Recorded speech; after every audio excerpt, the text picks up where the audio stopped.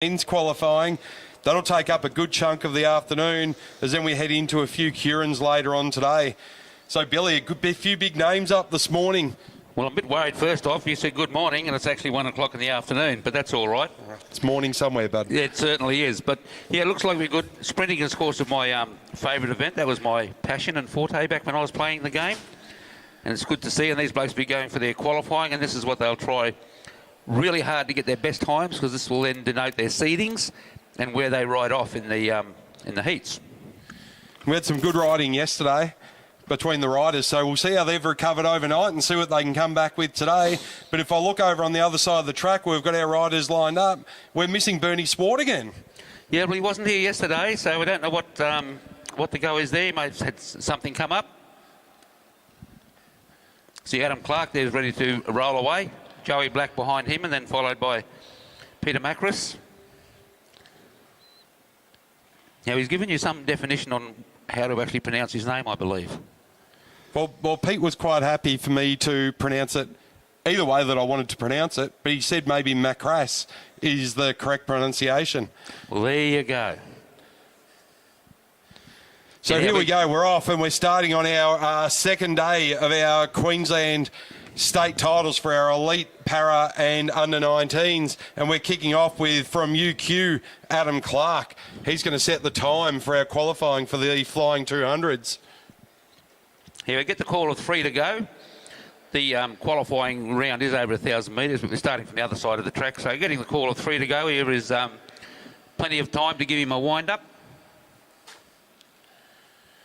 So this won't determine where they finish. This will just be determining who they match up against. So fastest time will match up against the slowest time. Second fastest against second slowest time. Yes, that's the way it is. They'll take the, it says they take the top 12 through to round 1.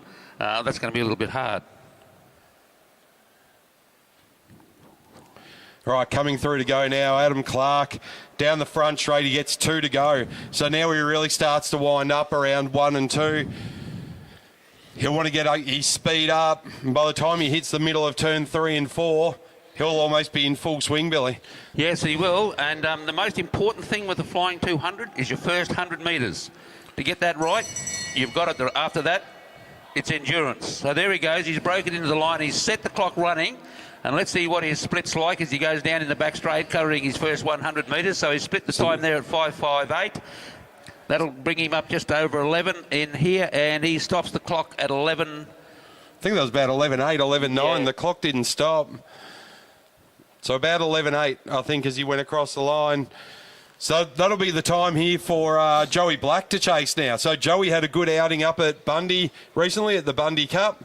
So let's see what he's got here at Animere's Velodrome today. So just so that you're aware of the speed these bikes are travelling at, 12 seconds flat for the flying 200 is an average speed of 60 kilometres an hour. So anything below 12 seconds, these riders are travelling over 60 kilometres an hour. Joey Black coming around now. He knows what time he has to ride. Well, not really, because he's like us. He's looking at a scoreboard that didn't give the actual time, but I'm sure he was watching it. I think the plan is just to go as fast as humanly possible, correct? That's about all you can do at the moment, yes. So as Joey comes around now, he's round 3 out of 4. He'll get the bell as he comes down the main straight. He's out of the saddle, going down the main straight now. There's the bell as he comes around. He's into the sprinters lane early, starts the clock, down the back straight. He was into the sprinters lane very early, stopped the 100-metre mark, so he's a bit slower than Adam Clark. 5.9, so looking for about a 12-second. Cross the line, it was about 12 again. The clock didn't stop, but he ran about a 12 seconds, so 60 kilometres an hour, Billy.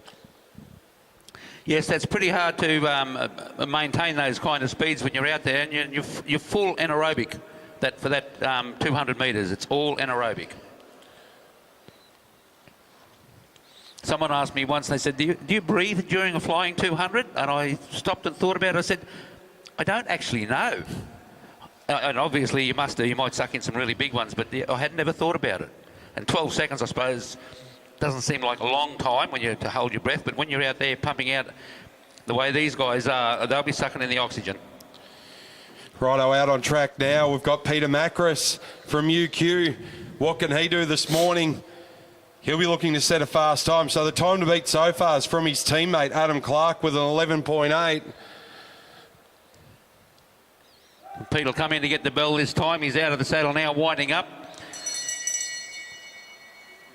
Coming down now, head up, looking around the corner, dropping the left shoulder, sets the clock running, runs a bit high out there, just let it drift back in, let it work its own way around, stops the clock at 5.8, 9.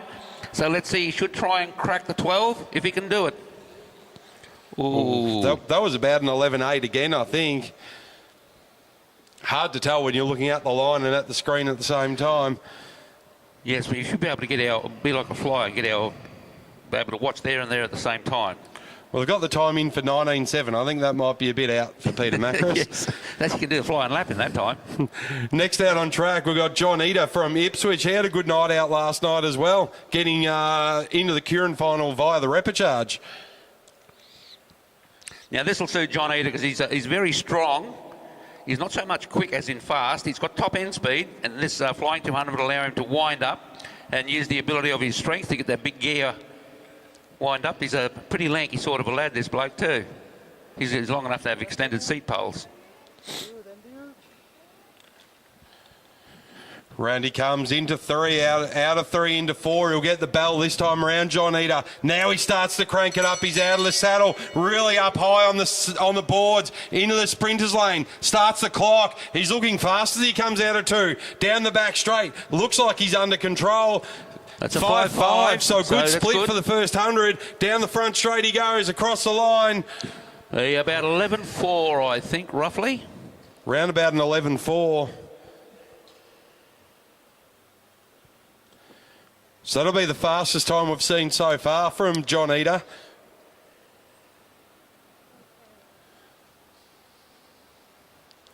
That'll bring us Glenn Searle from UQ. It's a bit of a UQ stack pack in a flying 200. And when you have a look at it too, Peter Macris, John Eder, Glenn Searle, most of the riders here could actually mostly qualify as masters. Even right up to, I think, Bryson Fletcher could. I think Josh as well. So therefore they're mixing it with the young boys, but it's strength and speed. But then there have been some great riders go through and win sprint titles into their late 30s. Bryson tells me he's too young to go in the Masters. He's got 2 years to go before he hits the Masters, so he's going to make the most of the next 2 years to see what he can do. Yeah, because when he knows when he gets into the Masters, it's going to get hard. He will. Round comes Glenn now. He's out of the saddle down the front straight. He's got it right up. He's right over the stem. Starting the clock now as he goes around the back straight. Glenn Searle from UQ really starting to push down the back straight. Good split. Oh, 6. 6 seconds. So see if he can bring it home in that last 100, whether he can sub... Oh, about a 12.2, I would think. Round about a 12.2.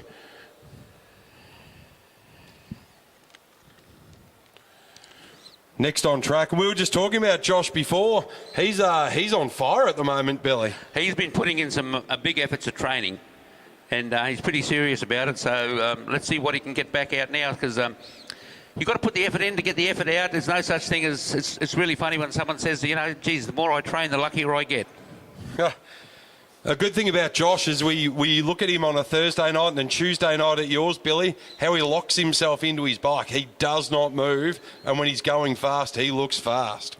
Well, if you're moving around on your bike, you're trying to control that as well, and the steadier you can keep yourself, the more stabilised you are in your position, the more energy you can get down to that back wheel, and that's what it's all about. He's the only person I know on a Thursday night can move the gate as he cracks out and listens for the bell. But around 4 he comes. He's way out of the saddle, Josh. Down the front straight. There's the bell. Into the sprinters lane. Kicks off the clock. He looks steady on the bike as he goes down the back straight. What can he do for his first 100? It's a good split. There's a 5.3 and he's riding the black line. He's taking the shortest way around, and there he's going to stop the clock at... That was a 10.7, 10.8 something. 10.8, I think. So great time from Josh. That's what we expected. Bit of a dark horse here this morning, or this afternoon. You've got to stop saying this morning. Yeah, you did. Maybe that ride in the sun did you more harm than you thought. It must have done, keeping up with the young fella. Next out on track, talking about having a good weekend so far, Bryson Fletcher. Yes, Bryson's been doing, he's putting in some good efforts on Tuesday nights too, concentrating on his training as there with the others that come along with the sprint guys on Tuesday nights. Doesn't shirk his duties.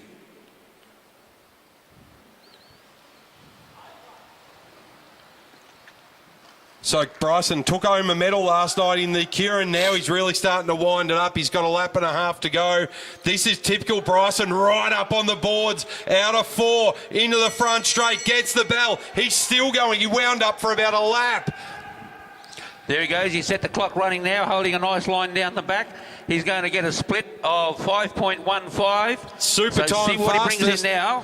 And he's going to stop the clock at around about 10.3. Good time from Bryson. Sorry we can't be more exact with these times, folks, but the clock's not stopping up there in time. So, but the time we look at it up there, it's split second. So we're going to be within the same day anyhow.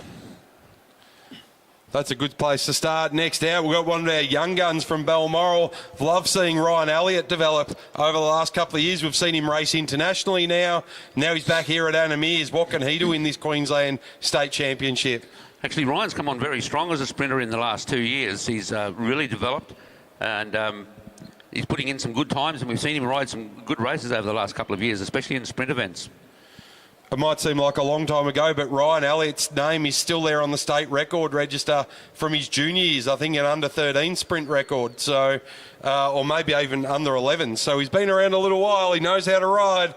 Oh yes, yes, he sure does. Now he comes, winds it up, down the front straight, gets the bell, Ryan Elliott. Looks smooth as he goes into 1, starts the clock, down the back straight. He'll be looking to go as fast as he can, beat Josh. He goes in about a 4.9. 4.9. Let's see if he can keep this. It'll be the...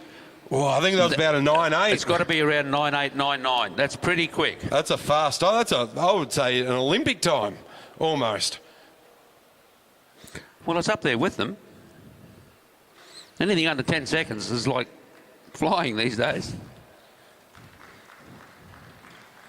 As I was saying before, with some of these riders, we're looking at the ages of them. Remember, Kurt Harnett, the Canadian rider, he actually won the World Sprint Championships at the age of 36. So still maintaining strength, probably not the endurance and the speed of younger riders and their things, and it depends on different sports as to what you're in. Remember, in diving, you end of Masters at 27. 27 be a Masters. 27 in their Masters, yes. Out on track now, also from Balmoral, Byron Davies. He starts to wind up. He's got a lap and a half to go now, Byron, as he comes around. Round 3 and 4, down the front straight. Big man Byron. Round he comes, gets the bell, out of the saddle. Across the line he goes, starts the clock, down the back straight. What can he do? He wants a 5.9 to beat Ryan. It's a 4.8. Incredible time. That is around about a 9.3, I would say, roughly. That was a quick lap. A very quick lap from Byron Davies. A little bit quicker than Ryan Elliott, we think. Sub-10s in a Queensland State Championship. You could go to the Olympics or World Champs to see slower times than that, Billy. Yes, you could. There would be time slower than that around, definitely. Right, as we finish off our elite men sprint qualifying, we head off into our under-19 men for their sprint qualifying as well. Looks like we'll have Cameron Tipple up from the Fraser Coast. He'll kick us off. See, Cameron rode there last night. Very, very clever race in the Kieran. He knew he wasn't going to be able to beat the boys like Mitchell Louis and Choi. Tay Choi, but so he made a bit of a hit out to go early. It didn't work, but you never know. Sometimes it does. I've seen it work at different times, where the other riders look at each other, see who's going to chase. So he only had one thing he could do, and he did. And it was good to see that he was actually thinking about what he was doing. He did, and off he goes. He's got the bell for the start of his lap, Cameron Tipple. What can he do? Our first under-19 rider. Down the back straight he goes. He'll set the 100-metre mark. Oh, the clock's a bit off, saying 27.5. That's a bit early, a bit slow as he crosses the line. So we haven't got a time there for Cameron Tipple as he comes across. Didn't look too bad out on the bike. He's got some big names to follow, though, as well. Yes, well, the clock's zeroed now for Woodley, so we'll see if the clock runs this time around. So we don't know the time there for Cameron, unfortunately.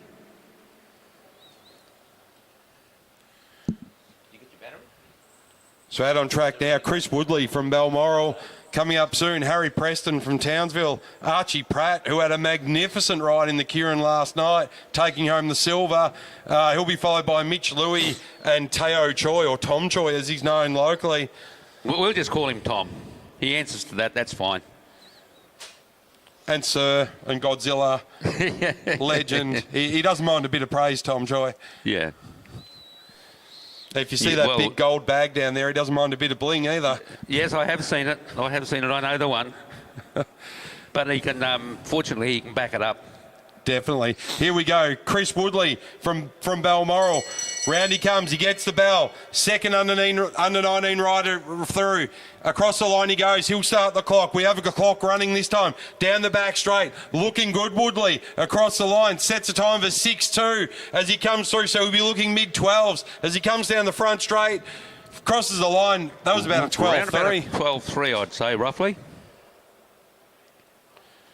Not a bad time from Woodley.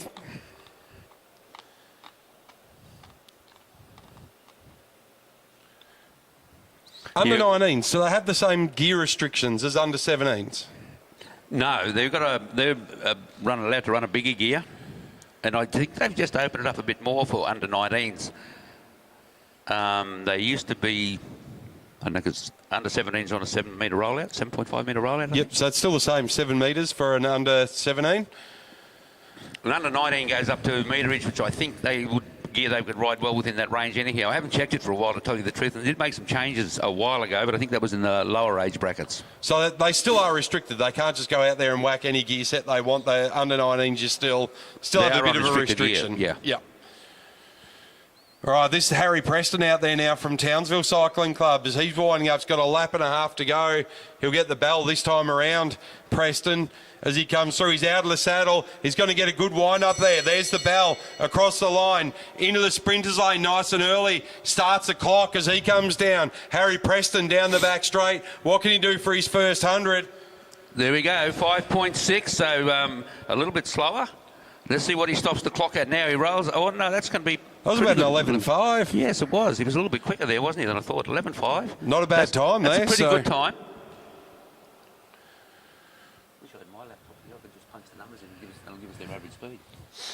All right, out on track now. We're just talking about this young man before, Archie Pratt from Bundaberg. He had a ripper night last night. Well, he held his own with Mitchell Louis and Tom Choi sitting in between them there at the finish of that Kieran. So we know he's got a reasonable sort of a top-end speed, but just see if he can explode it into a 200 time. Coming around now, so we'll get 2 laps to go now. This young man from Bundaberg, super concentrated, but a super nice fella. He'll talk to anyone and talk about anything. So let's see what Archie's got left in the legs today after his fast Kieran last night. Round he comes, out of 3, into 4, out of 4 now. Now he gets out of the saddle down the main straight. Really starting the push at Archie Pratt. Good line down to the sprinters lane, hits the clock. Round turn 2, down the back straight. Going to try and set a good 100 time. It is, it's a 5.5. That's going to give him a good time here. He'll be just over the... Oh! That's debatable. The clock says 11.5, but I'd say it was closer to 11 flat. I think that was 11 flat. That was very close to sub 11. It could have even been a 10.9 something. Good ride from Archie Pratt. Anyway, he went fast. Let's see what we've got in store now. I'm going to say it was 11 flat. We'll see. We'll get corrected later on. Next out on track, and another one we've seen come through the junior ranks, young Mitch Louis from Balmoral Cycling Club. Yeah, now Mitch Louis developed well over the last couple of years. He's, as you can see, he's muscled up a bit. He'll be able to push this gear. He has not moved his torso at all. Since he moved away from the fence over on the other side, he has been rock steady on that bike. You see him now winding up down that front straight. He's got 2 laps to go. He'll take the next 250 metres to get the gear wound up, and he'll come out of 4 absolutely on fire. It may not look like it, but these riders, when they're going around there, you don't realise it, but they are thinking about things and they're watching. They've got certain marks on the track where they know they want to hit it, so you'll know when to jump out. And there he goes now. Down into the sprinters lane, starts the clock running. Nice, little bit of a hook up there. Let's see what he goes through, and he has a split of 5.2, great so time. that's going to be really good. Let's see what he brings it home, and he'll stop the clock. That was about a 10.4, 10.5. Good time from Mitch Louis. He looked good. When you talk about having a restricted gear, he's setting world championship sort of pace that he's not a bad thing at all on for someone first year under 19s. Well, see, coming out of the junior ranks, he still remembers how to spin. So it's not a disadvantage. He doesn't have to rely mainly on strength. He probably still has a fair bit of cadence left in those legs.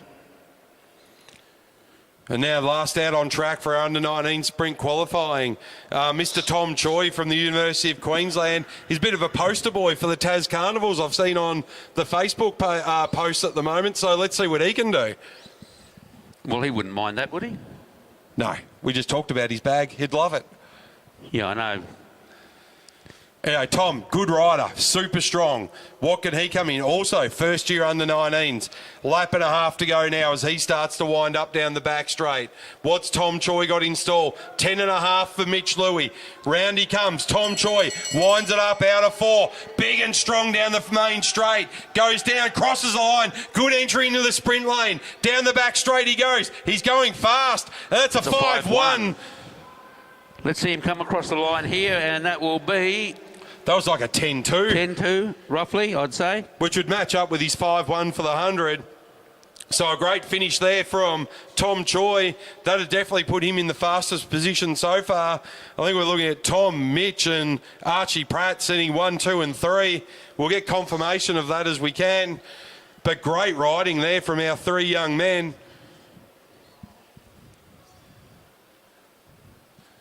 You got to remember, we're talking under 19s, but I think Tom Choi is only 16.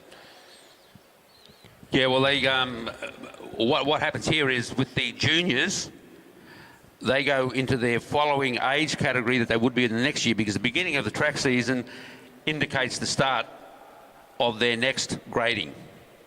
Because when they go to getting ready for nationals, if they ride an under 17 gearing now, and then they get selected to go to nationals, and if it's into the new year, they go up a gear. So they've got to get used to riding those gears now. Something was introduced many years ago. I pushed very hard for that to happen, because you see kids out there on their under 15 or under 17 gearing riding all through the season, and back then our states were usually at the end of January, and the kids have come back and all of a sudden they've got to go up a gear. So we pushed very hard to get it changed, and they said, yeah, that's fair enough. So what they did first of all is to put letters in, and we had to approve it. And then we said, look, this is silly. Just make it a natural rule that they can... First year under 17s can go up at the beginning of the track season, and it's worked well over the years. Yeah, so, and this is our 2024 state championship. So we're not 2023, we're talking about next year already, and the Nationals coming up in, I think, March next year. So, well, as I said, as you're aware, we always called it that because back those days, all our state titles for across the board were all held in January. And that way, and the Nationals, again, were still in March back then, so that your selections went to in January. That give your riders 6 or 8 weeks to get ready for Nationals. And so even though we're southern hemisphere, we still do line up our riding seasons with Europe. So our road season is our winter, their summer. Our track season is our summer, their winter. Well, that's their problem, isn't it? Yeah. We're not worried about road. We just want track. And the hotter it is here at Anna Meares, the quicker you'll go generally. Funny enough, if you get a... anyone that's ridden on a hot mix track will tell you that if you get a very, very hot day where you're flat out walking across the track during the daytime without sticking to it, you get a temperature drop and you get out on that track at 8 o'clock at night, it zings. They are really fast to ride on. So it'll be track warm, but with the air being a bit low, the temperature being lower, there's no humidity. You can zip through the air, less resistance. We used to get that down at Nerang. You'd get there of an afternoon riding, and it wasn't very good. But as soon as that night air come in and it got a bit cooler, the temperature dropped a bit, the pace picked up tremendously. Perfect. All right, next up in our program, we're going to have our elite men's sprint round 1. So the winners will go straight through to the quarterfinal, and our second place finishes, they'll go through to the repechage. So always a good thing to go straight through to the final. Every single race you can do less is a good thing. I'll tell you what, though, I have seen some of the top riders riding off against some of the, like 1v12, 2v11. I've seen the situations where the number 2 has sort of played around games thinking he's had it easy, and number 11's taken off and beaten them, so they still have to be alert even at that level. I think we might have even seen that at Olympics and World Champs. Matty Gleitzer. Don't mention Matty's name about that. He's done it twice. Not only did he do it once, he did it twice. Heartbreak kid, Matty Gleitzer. He hurts to watch sometimes, but he's been through some struggles and come through the other end even better for it. He does ride well, though. You can't take that away from him. You get a bit of a brain fart at times and things goes wrong, but at the end of the day, he does come through quite well. Great rider. So it looks like we're just waiting on the commissaires just to finalise the times. They didn't really come up on the board, so we'll wait to see who comes up on track. Well, they'll just be working the draw out now. They don't have 12, they've got 9 riders, so you've got an uneven number. So that'd almost mean the fastest qualifier would get a bye through the round 1? Well, technically no. You have to beat somebody to move forward, in theory, but how are they going to run it down there? They'll be figuring that out, because what you have done, if you've had in years gone by when we've had one short, one of the riders will have to ride twice. But I'll wait and see how the commissaires down here decide on it. The rules may have changed since then, but the thing was you had to beat somebody to move forward. At a state level champs, could you do a 3-up match sprint? Could it be, say, 1 versus 9 and 10? It's not the standard thing done in Australia, but you go overseas and match racing is in lots of three riders, and the worst place to be is in the middle. At Manchester at the UCI World Championships, 3-up sprints. Well, normally when we call them a 3-up, it's a derby like that, but that's how they do it. So does that eliminate a few rounds in between? Does that, if only one's going through and a couple going through the repechage, does that keep the event moving on and getting the event moving? Well, I suppose it'd cut the amount of rides by a third, wouldn't it? But it is a hard thing to do when you're riding a 3-up match race. The middle rider is the one at a disadvantage because he's got to watch the rider at the back and the front. He's got to look left, right, front, back, up, down, around, everywhere. Yeah. And the bloke at the back, he can watch the 2 in front quite easily. And the bloke in the front, he'll sit up on the rail and in a little case and just look over his left shoulder. Or he can go down to the bottom of the track and just look over his right shoulder. And he can see whatever's happening. More to the point, a lot of times you can hear what's happening behind you.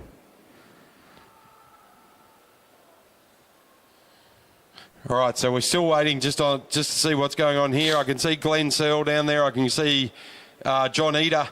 That might be our first matchup for our sprints. We'll wait and see. We'll wait for confirmation from our commissaires.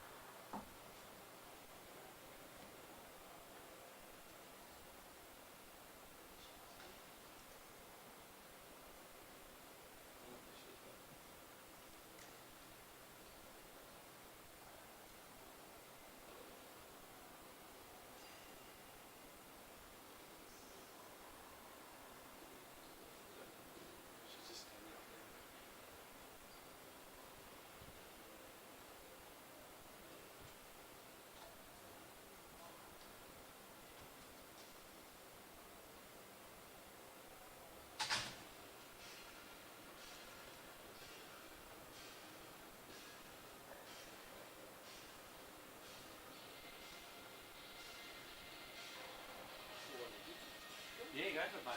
The gingerbread. They're there for everybody.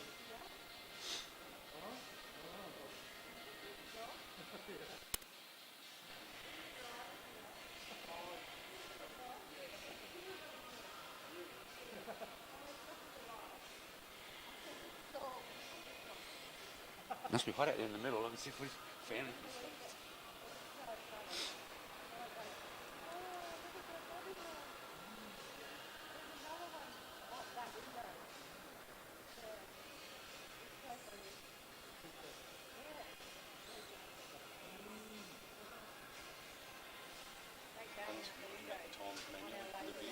I don't know.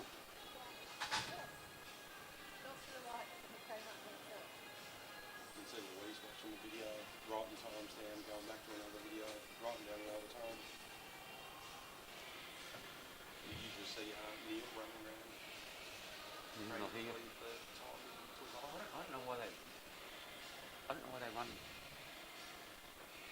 We've got to do something about it. I don't know why they run Saturday sessions of an afternoon. Because I've got blokes from Tuesday nights who can't make it Saturday afternoons. You know, 2 of them are in sales for bikes. So when's their busiest time? That's only 3 hours tonight, so while it's up at 6 like we did last night, it was great. Then tomorrow, 10 o'clock, I think, kick off tomorrow. You know, years ago we used to run the Masters and Juniors together. We'd start on Friday afternoon and we'd finish by Sunday afternoon, the whole lot. That's the way to do it. Masters and Juniors all together. Yeah.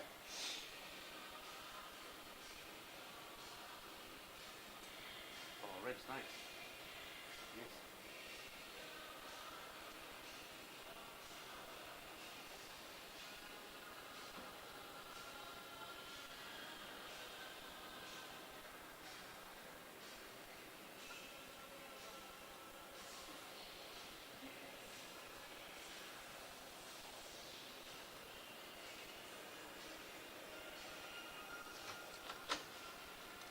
It's only a 3-hour session this afternoon. I think so.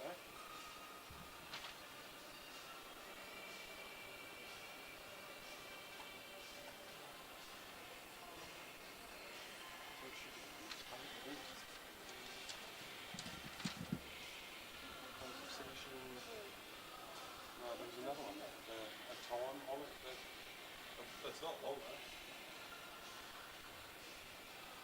though. I don't know about that. We got shoots.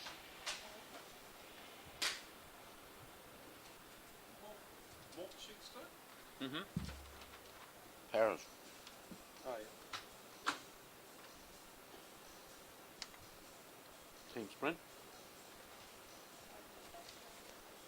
10k and a 25k.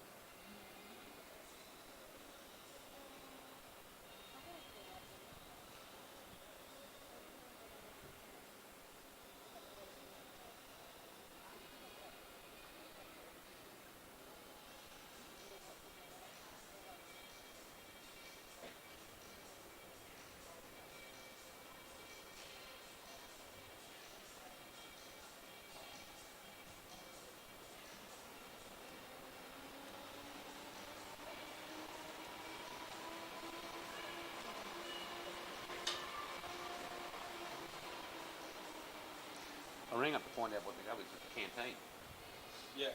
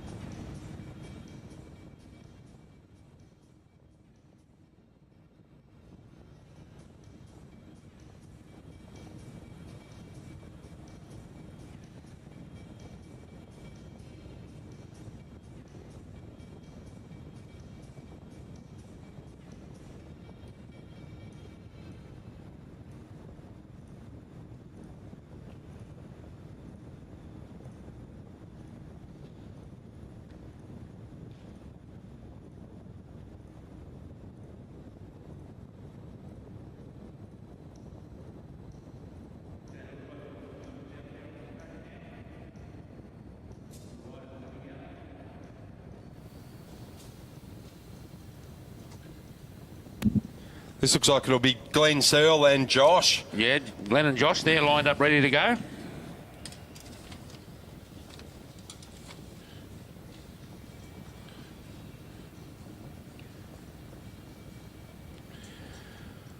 It's not bad. So Josh, we think, did about a 10.8 and Glenn a 12.2.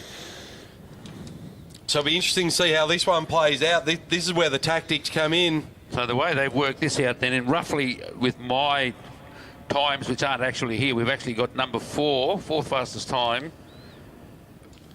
riding off against, what have I got Glenn down as 8th. Good story about Glenn Searle.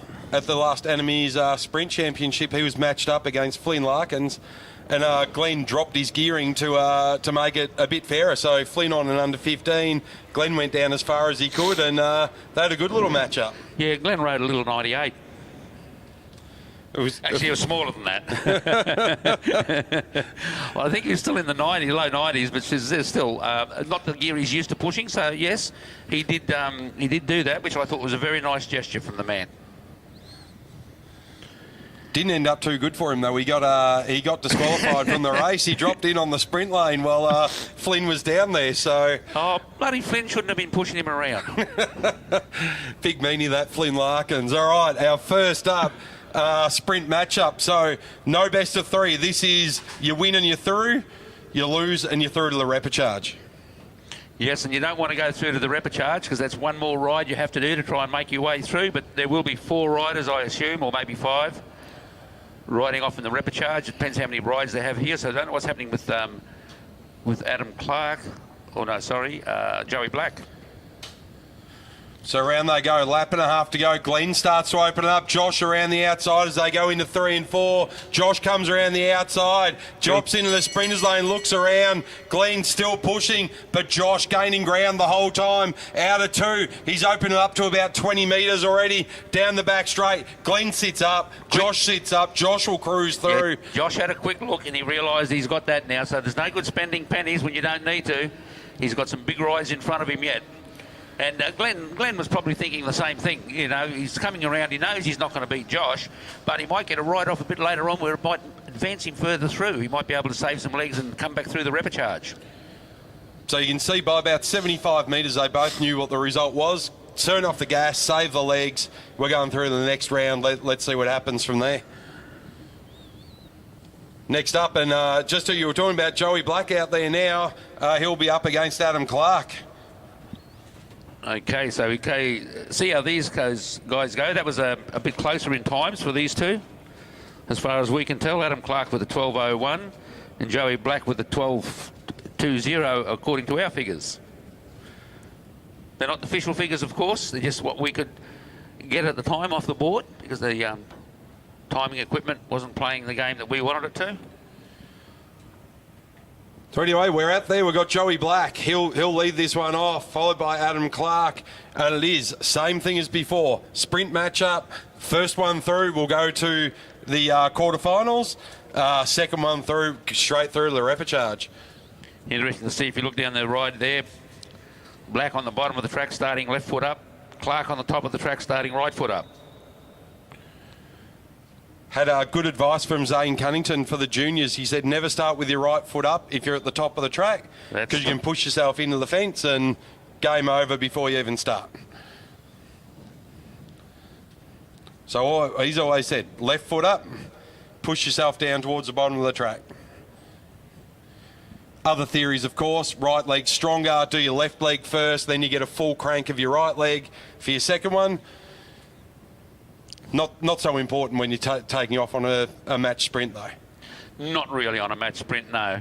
Something like a standing start or your handicap events, even though then in a handicap it's always a left foot start. Strong leg being right, your left foot gets it rolling, and then your right leg can come over and punch it through to increase your pace. The riders rolling now, both watching each other. These riders have raced each other before. Neither of them are going to be give each other much room. They have the respect for each other, not to let each other get out of sight. Both winding up a bit. They'll come in to get the bell this time. Clark on the bottom of the track, still staying up high. Both riders accelerating now. Still watching, still watching, still watching. Clark now drops in. Black drops in back behind him.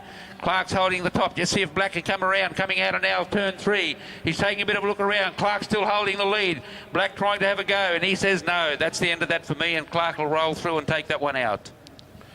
Smart move by Clark. He held Black all the way up around 1 and 2. He didn't want to start the sprint off before he had to, so held him right off. They both rode into the sprinters lane in a seated position, and Clark was able to just control from the front. Well, when your times are close like that, you know the rider in the front has the advantage unless you start too far out and burn your legs out and give the other rider a bit of a sit. And that was why Clark held off as long as possible before starting that sprint. So great move from Clark. He'll go through now to the quarterfinal.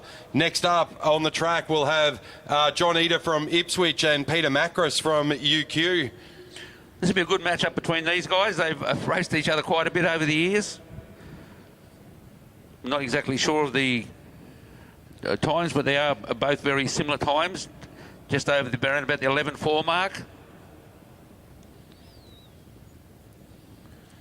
So both John and Pete loving a sprint round, so this will be a great matchup between the two. Jerry O'Connell and Steve Brown out there holding the riders. Fat boy holding the fat banana.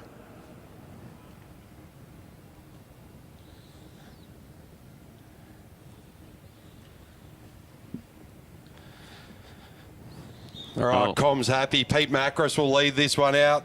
John Eder, he'll jump into second wheel as they start to move around the track.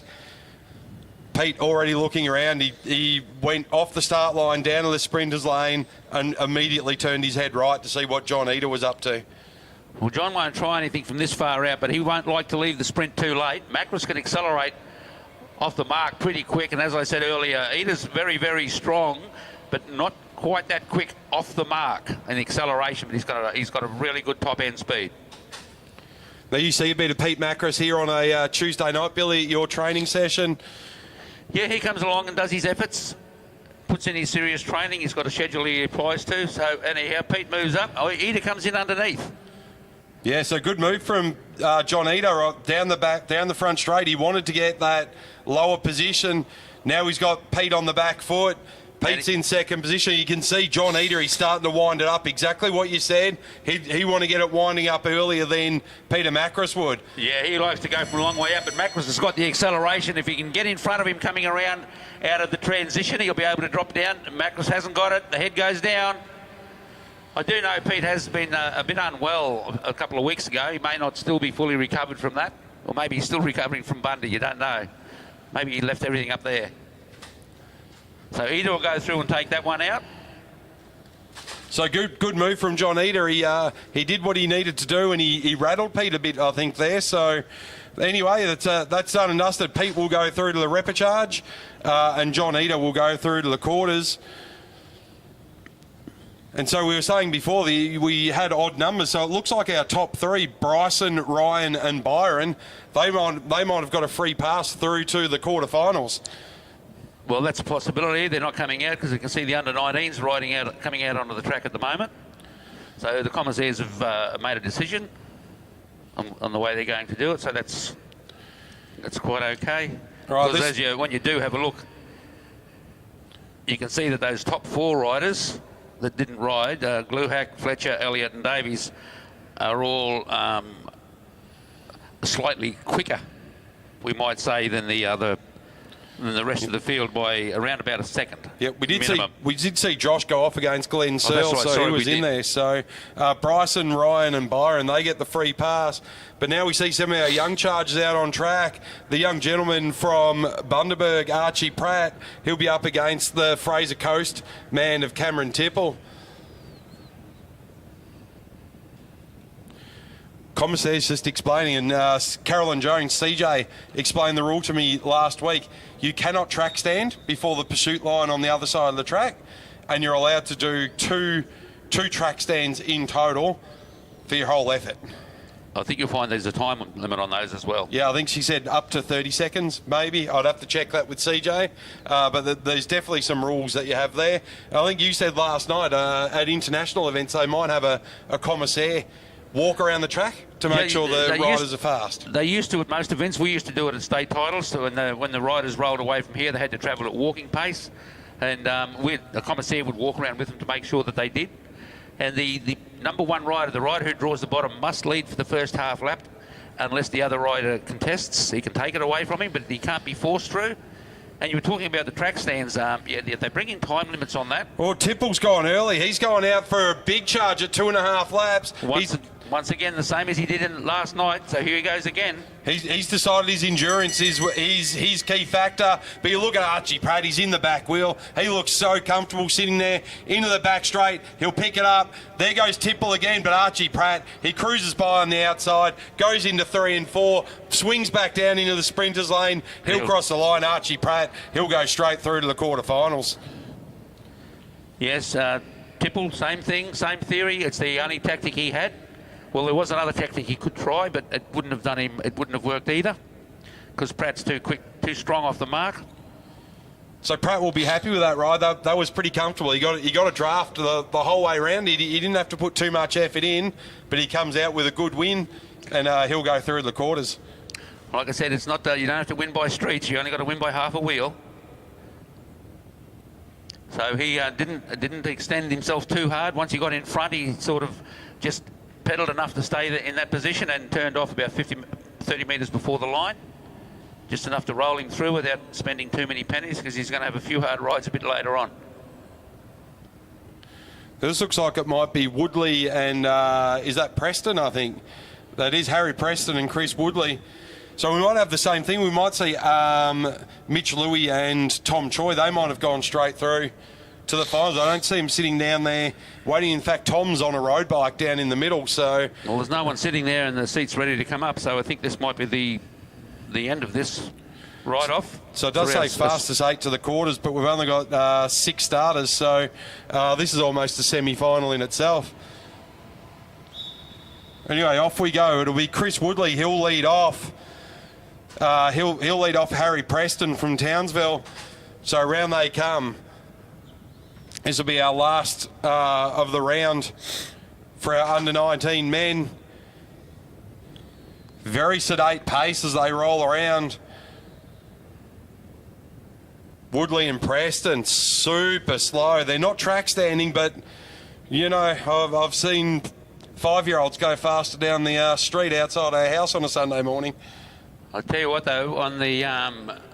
very careful around here on the banking on these. If they get around up on the top end and try travelling at that speed, once you get under about 11 or 12 kilometres an hour, you lose traction. And don't ask me how I know that. Experience. Now, they can ride around on the duck board, Billy. Well, in theory, you can't improve your position. So, yes, you can ride on the duck board, but you can't improve your position. So you can't undertake the rider in front of you on the duck board. You've got to go around on the boards. But unless they're above the sprinters lane, you can come in. You can come in underneath in the sprinters in that position, lane. yes. Yep. So around they go. Now we're getting a bit of pace in. So a lap and a half to go. Woodley and Preston as they come round. Now they've gone from sedate to we're going to sprint it out for 250 metres. Round they come, and it's Woodley. He's in the sprinters lane. He's got prime position, but Preston comes around the outside, down the back straight. Preston, he drops into the sprinters lane. Woodley still trying to catch up. He's out of the saddle. Preston looks around. He's got this one under control. Rolls across the line. Harry Preston with a good win there over Chris Woodley. Yeah, well, Preston was looking over the shoulder at the 140 metre mark. He knew then he had it in the bag, but he did check a couple of times just to make sure. So he, once again, smart riding, just used enough effort to take the win, not trying to win by streets. And we saw Harry, he set a time about 0.8 of a second faster than Chris Woodley, so we knew he was quick, and he used that to his advantage to get around Woodley, and took quite an easy win there at the end. They both sat up and conserved some energy. Yes, well, 0.8 of a second is a fair sort of a gap in this type of event. So we just wait now. We'll start running out with our elite men. They should be making themselves ready to come out. Maybe still working on the final draw. Haven't seen anyone come out yet.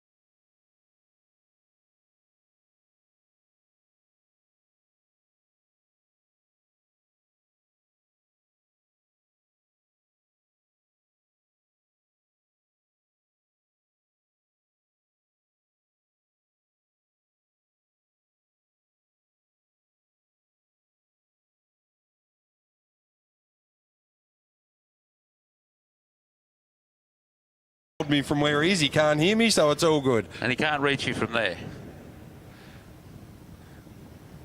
But at least with the motorised Ernie, we can hear it coming.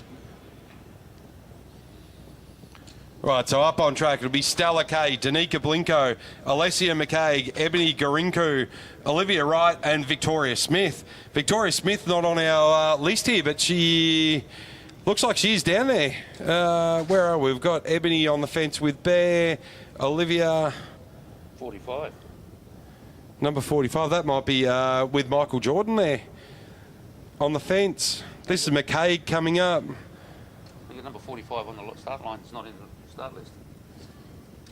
See? Oh, yeah, sorry, yeah, that is Victoria Smith. Oh, of course, held by Ray Smith. Yes, from Rockhampton. There you go. I just wrote it down. As I said, I could see number 45, and it's not on the sheet I have in front of me. So it may have been a slight technical error there somewhere along the line. So Victoria Smith already got some gold last night. She walked home with a gold medal from the 500 TT. So what can she do now? So 1 and 2 will go through to the gold final. The rest will go through to the repechage.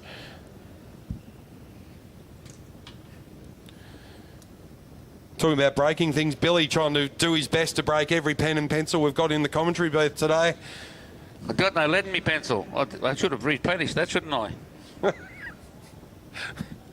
It's all in your diet. That's open to suggestion. Anyway, so we got Vic Smith, we've got Ebony, then we've got, it looks like that might be Olivia Wright down there. Then we've got McKaig. I think Stella Kay is there in the light blue. Stella Kay, top, and then Danica Blinko. Danica Blinko at the top.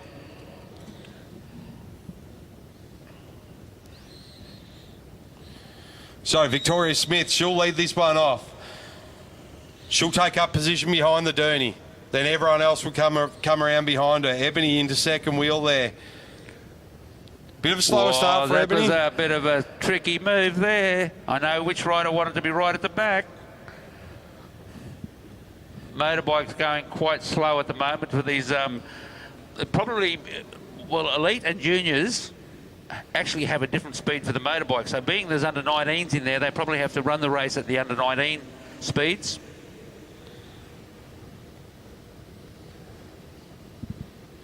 Danica Blinko put herself at the back. She wants to be there. She just wants to watch what's happening in the front. Remember, the motorbike comes off with 3 to go. So that's 750 metres. It's a different race to when it comes off with 2 to go. So the riders can afford to be back a little bit and just watch what's happening, and they still have a chance to make a move forward. So advantage and disadvantage from the back. You don't have to look around. You don't have to look left and right to see who's coming behind you. But disadvantage, you've got to get around 5 other riders to get across the line first. Well, that's right. And if there's a gap between the riders, as you can see there's a couple of small gaps opening up. And you can see Blinko coming up around the outside now. She doesn't want to leave that open too long. Victoria Smith swung up the track then, and she just let Ebony straight through. So she's out in the front. The riders are all watching now. Danica Blinko's moved into the position where she wants to be. She knows who to watch. She's right there next to McKaig, and she knows McKaig had a good hit out last night, so she's deliberately come straight up next to her. Now she's sat in her wheel. She knows McKaig will have a go. Now Stella Kay is having a bit of a go around up the top at the outside, which is good to see from a new rider. Not scared to mix them with the others. Now we're getting serious. Now the hit out. It's McKay and Blinko. They're out the front. They're the 2 strongest riders from the field. Now we see Victoria Smith. She's going to give it a go. She wants to try and get through as well. Blinko will just watch over the shoulder. She's not trying to go past. She's saving her legs. She'll just watch it. There's no rider coming. Victoria Smith's trying to bridge that gap. But you'll see these 2 riders now will just cruise because they know they're through. So there's no advantage to coming first or second. When it's 1 and 2 go through, there's no advantage if you get first. 1 and 2 go through. So too many times have I seen in handicaps and things like that where they're taking the first 8 through, people try and win it. And there's, well, you go down to Tassie though, and South Australia in some cases, Victoria in some cases, there's prize money up for the heats. So riders do try and win the heats of the big wheel races. But here in an event like this, no advantage to winning. If 2 are going through, second place will get you through just as much as first. All right, now we've got some big riders coming up again. We've got Sophie Watts from Balmoral, Molly McGill. We've seen her at the Enemies Track Series. Thomason Clark, Sandra Stoy, and Lily McLennan. Good to see Lil back on the track. I didn't see Ella Liang's out there as well. I didn't see her name on the list, but she is out there in the orange. Ella Liang. So there she is. She is down there too. Now that I look the other side of the post.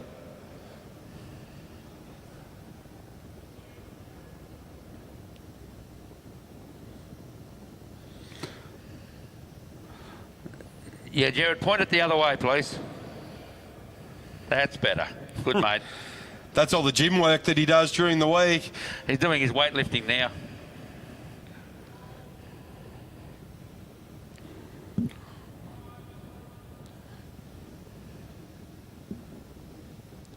There's only 2 4 riders there. Who's missing? 4 5. Oh, no, 6. Yep. Okay.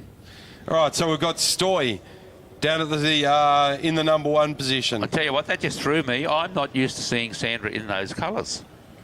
Yes, Sandra's usually black on black on black. Usually black on black on black, yes. And today she's chosen to wear university club colours. Now, the new kits did just come through for UQ, so I reckon this is probably fresh out of the plastic bag this morning and ready to race. No, okay, that's a possibility too. So here we go, motorbikes coming around now. The rider's getting ready for a start. So it looks like it'll be Stoy, followed by Clark. Then we'll have, is that Watts or McGill? That'll be McGill in third. McLennan there as well.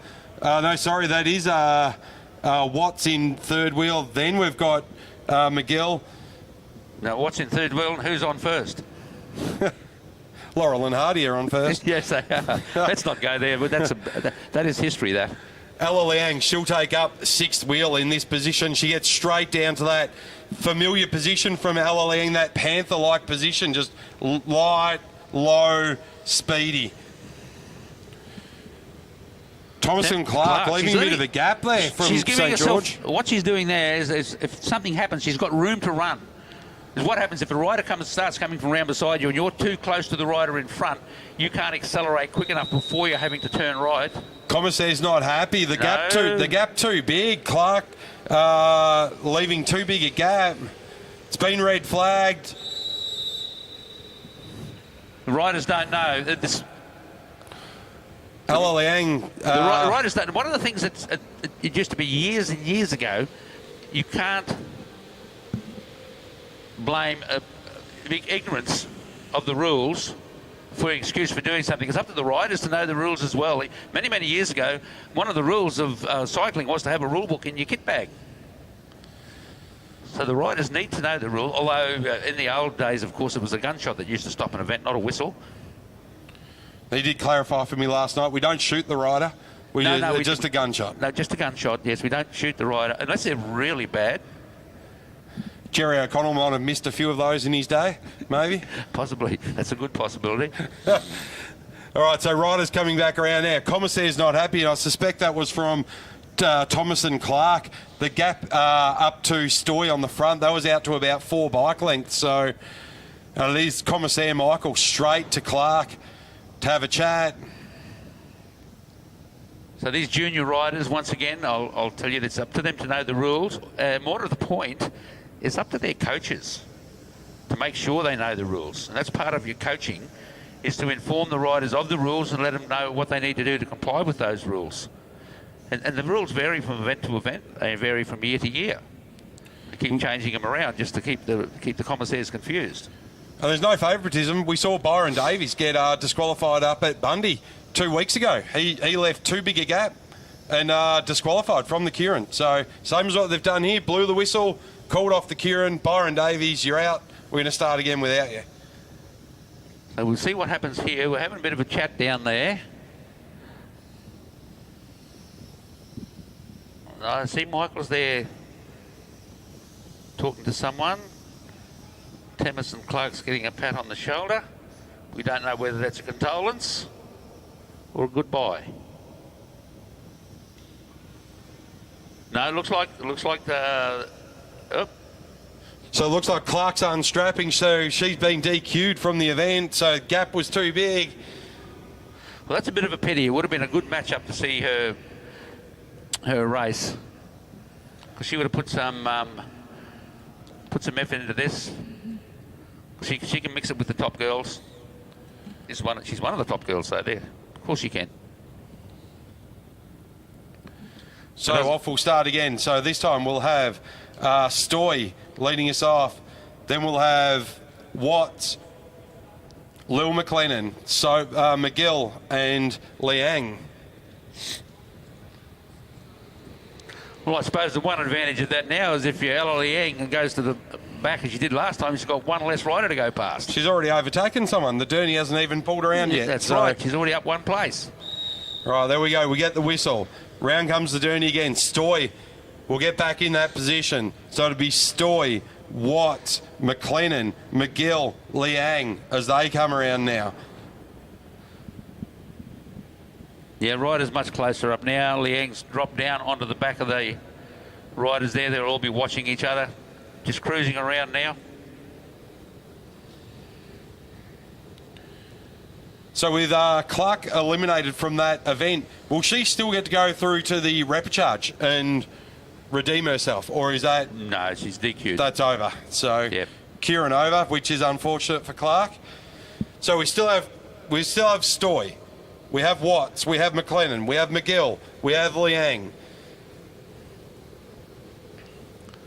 2 laps now behind the Derny, 1 more to go. It's still Stoy up the front. McLennan starting to make her move up. She's got Ella Liang right onto her wheel. Now the 2 riders, see how they've got them boxed in like that, and you leave Sandra Stoy on the front, and the other 2 riders stay right where they are for as long as they can. They'll keep the others boxed in, but let's see what they do. Smart riding by Lil McLennan, and I've seen this happen to Lil before. She's got boxed in exactly the same way, so she said there's nothing she could do. Now they come around. There's still 3 laps to go. Stoy rolls up. Now she's back in the sprinters lane. She's only taking it steady. She's just watching over the shoulder. She's not started anything yet. They'll come. Still got 2 laps to go, so it's still 500 metres. So you can see McGill off the pedals. She comes around the back. She's like, I'm not going to get boxed in here. I need to get around. So she's come around the back. Now she's on Liang's wheel. It's still Watts stuck there in the bottom. McGill now starts to make a move around the outside. Now McLennan starts to go. Stoy starts to go.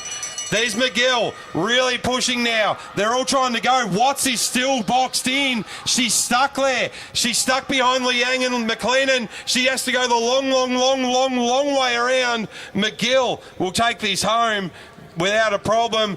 Watts finally getting around the outside, followed by McLennan, Ella Liang and Stoy. Well, that's the way things go in a sprint. In a Kieran like that, you get put into a box position. The only way out, as McGill had to do, was to go backwards and come around the outside. Unless years ago things used to be different. I've seen Danny Clark in the same position on second wheel, and the rider come up and put him in the box. He just grabbed him by the shirt and pulled him backwards. And you're not allowed to do that anymore, apparently. Grabbing the other rider is deemed not acceptable. So good move from McGill. She saw it with 2 laps to go.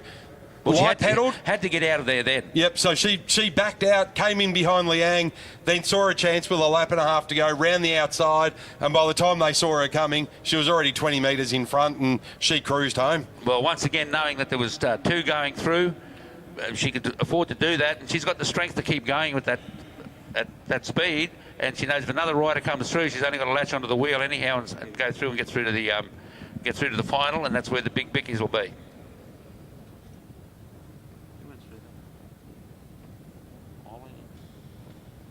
Safety, wasn't it? Yep. All right, up next, our quarterfinals for our elite men sprints.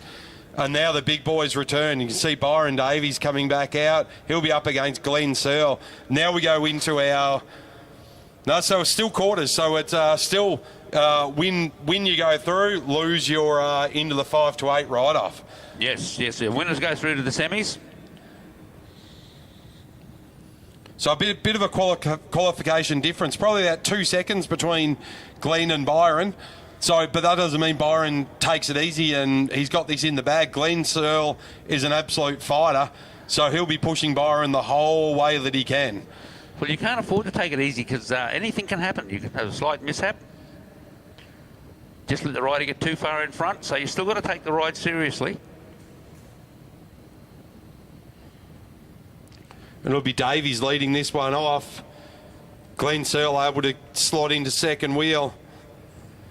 That's the other thing that's changed over the years. Many years ago in the sprints, the number 1 rider had to start on the pole line. or in the sprinters lane at least, in between the red and the black. But now you see the riders will start halfway up the track. Byron just giving that bit of a sprinter stare across there, supposedly to intimidate the other rider.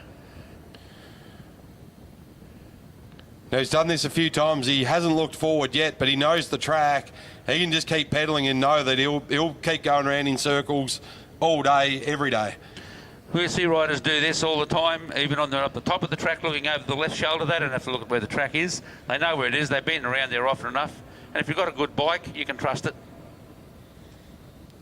So you can see Byron Davies, he's taking no chances here. He's not taking it for granted. He's got Glenn Searle right on his wheel. Byron not doing anything crazy. He doesn't want to risk going out in this heat, because if you're out, you are straight to the 5 to 8 write-off. You're not through to the semis. No, and that's where Byron wants to be. Okay, Searle moves up the track now. Byron takes him up just a little bit further.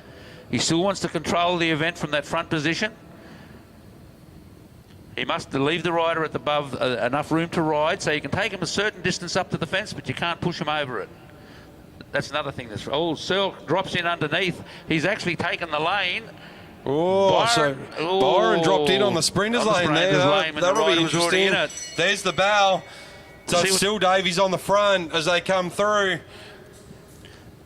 Well, Byron will look over his shoulder on this. He'll give a bit of a kick, open up a gap, and you can see now Glenn Searle switched off. That's it. It's over and done with. So half-lap sprint there for Byron Davies.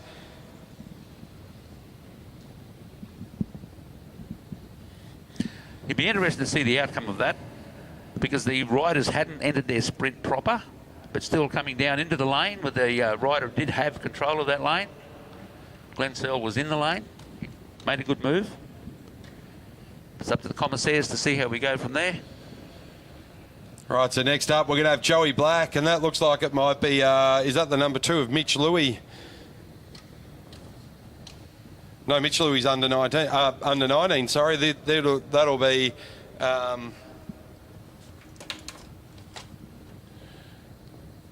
that'll be Ryan Elliott in the number 3. Yes, it will be. He's got the QAS colours on, so... Sorry, I've already put Mitch Louis up to the elites. He rides like one already, so Ryan Elliott out there now. He'll be up against Joey Black. Well, even though the big time difference there, Joey Black won't take this line down. He'll still have a hit. He's a fighter. We've seen him race quite a bit over the previous AMV series, the sprint series here.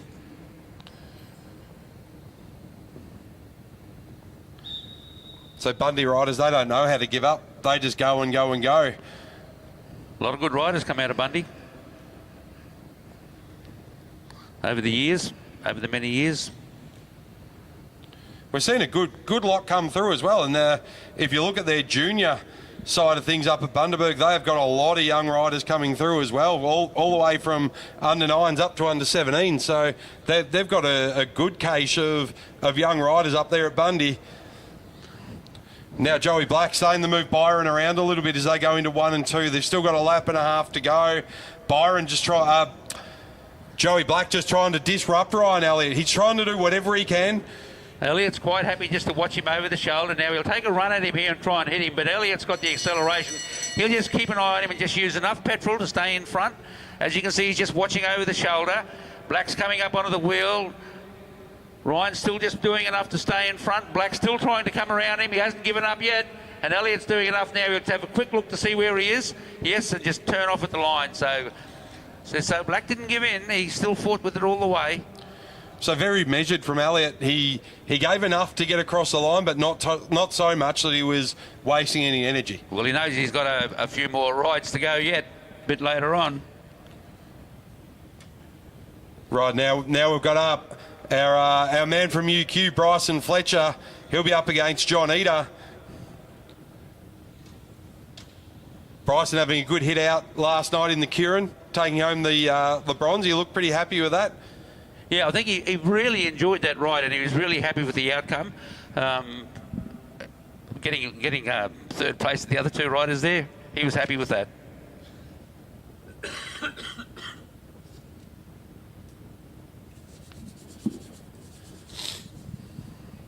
Ida on the line.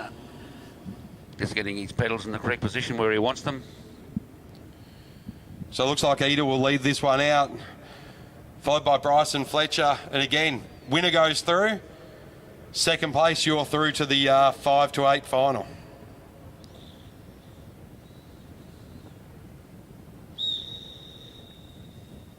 What'd you lose? No, I was thinking we're on that page, but we're on the other page. Yeah. But there's all the names. I just got this over for the Yeah. names and times. That's why I write times down, so we've got something we've got reference to use. Yeah. So qualifying time, Bryson Fletcher, he did it about a 10.3. We look at John Eder, he did about an 11.4. So a bit of a difference there, about a 1 second difference. But you can see again, same thing that we just saw from Byron Davies and Ryan Elliott. You don't take it for granted that you're going through. You take your opposition very, very seriously because you don't want to get caught napping and miss out on your chance to go through to the semis. Well, that's right. You can't afford to do that. And we see now that Fletcher's quite happy rolling around there at the back. He's up and down. This is what happens when you're at the back. You can do this and the rider at the front doesn't know. You try the old 1, 2, 3 trick. That works reasonably well at times. Okay, Fletcher's decided he's going to mix this up at the bell. He wants to get that gap. John Eder's already sat up. John Eder's already sat up. Bryson got the advantage. He saw John not watching. He got in underneath him, straight down to the sprinters lane. Bryson completely switched off now, rolls across the line. He'll save his juice for the semi-final now. He's coming in with his hands on the tops of the bars. So he's quite happy with that, and he'll be quite happy that he's moved through the next round without spending too many pennies. And that was part of the tactic from Bryson Fletcher. He was moving around a lot in John Eder's peripheral vision, so John didn't know where he was going next. So Bryson able to catch him just a bit unawares, slipped down to the sprinters lane, got there first. John Eder can't come into the sprinters lane from there when Bryson's there, so had the advantage. John Eder sat up immediately. Bryson went on, got about 50 metres and then sat up. Yeah, that's why with you, the front rider, a lot of people play different games, but if I was the lead-out rider, I was either right at the top or right at the bottom. Because when you're in the middle of the track and the rider behind you is doing what Bryson did, your head's turning from side to side, and that's when they can catch you unawares. If you look right, they go left. That's it, they've got the jump on you. By the time you figured out what's happened, they're already accelerating, and then you've got to try and catch them. Right, up next, Adam Clark and Josh. They're going to be fighting it out now. Remember, Adam hasn't got a bad turn of speed, but he's an enduro rider. I mean, you've got to put him in a point score and see what he goes like. Josh wouldn't race him in the point score. Actually, Josh wouldn't ride a point score.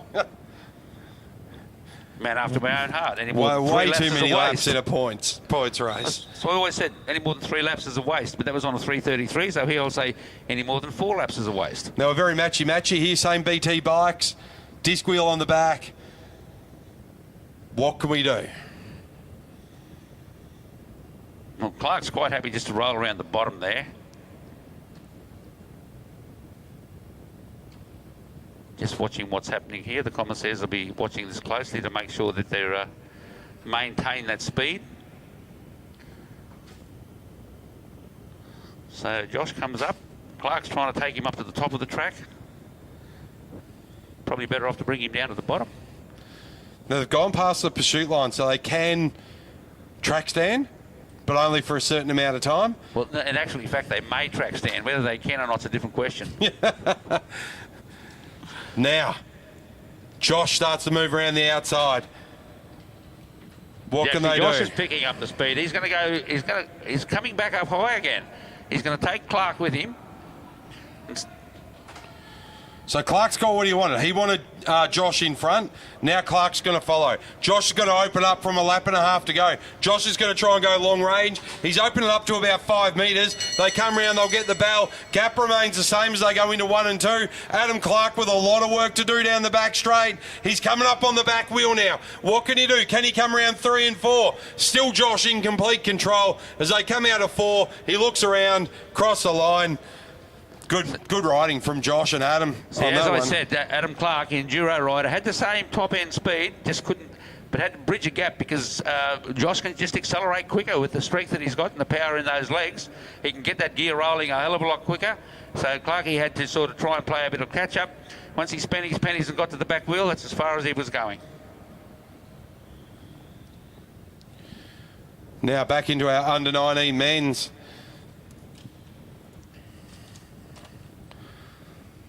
This looks like it might be Cameron Tipple from the Fraser Coast. And I think that's the 28 of Chris Woodley. Yes. Yeah, it's Woodley. I'll see what Tipple does this time, where he does his standard attack. Although we unfortunately we didn't get a time for Tipple, so we don't know what his 200 time was like, because the clock wasn't working at all at that particular event. So around we go. It'll be Woodley leading out Tipple as they go round 1 and 2. Tipple quite happy to go to the front as they come round. Now Woodley just making sure he's not going to lose his wheel down the back straight as they go into 3 and 4. It's Tipple in the front. Woodley quite comfortable on the back now. Tipple constantly looking right as they come across the line. 2 to go.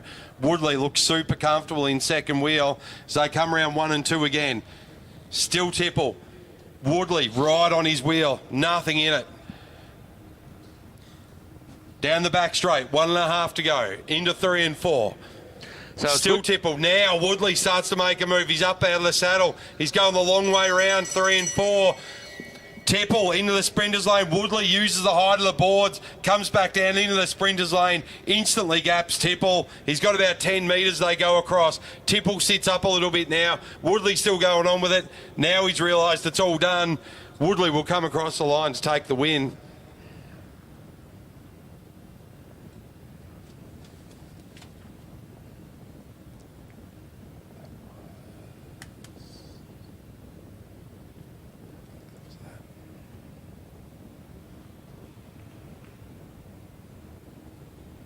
Just waiting for our next 2 riders to come up onto the track. We've done that. We're on to...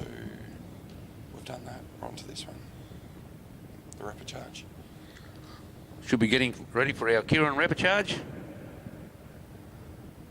for the elite and junior under 19 women. We see them roll up onto the track there. Motorbike rider are getting ready to come out.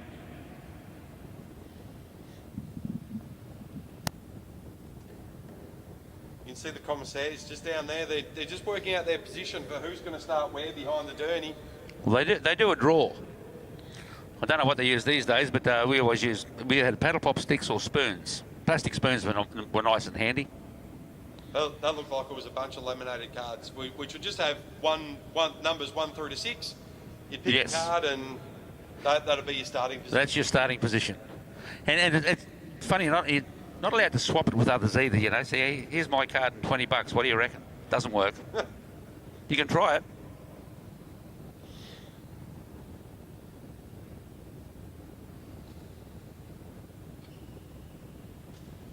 All right, so if we look down there now, it'll be Ella Liang. Is that Olivia Wright, maybe there in the white? Then we've got Stoy, McLennan, Ebony, Victoria Smith. That's Stella K. Stella K at the back. So 2, 4, 6, 7 in this Kieran repecharge. Only 2 to go through.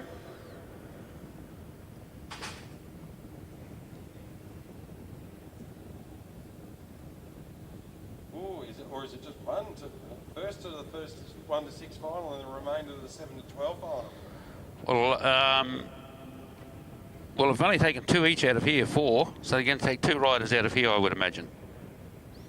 Let's play it safe, and if you're going to do something in this one, go across the line first and guarantee your spot. Oh, they would have been advised by the starter down there, by the clerk of the course, as to what's happening. So he would have told them that I would suspect.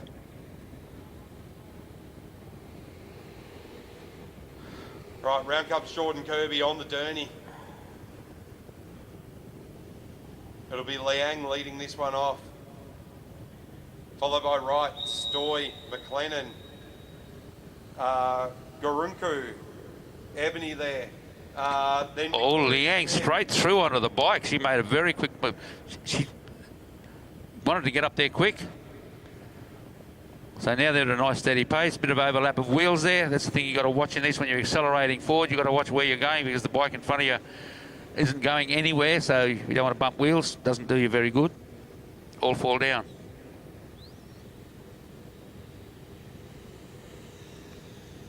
Okay, round we come. 1 lap down. So only 2 to go through. 5 are going to miss out on this one.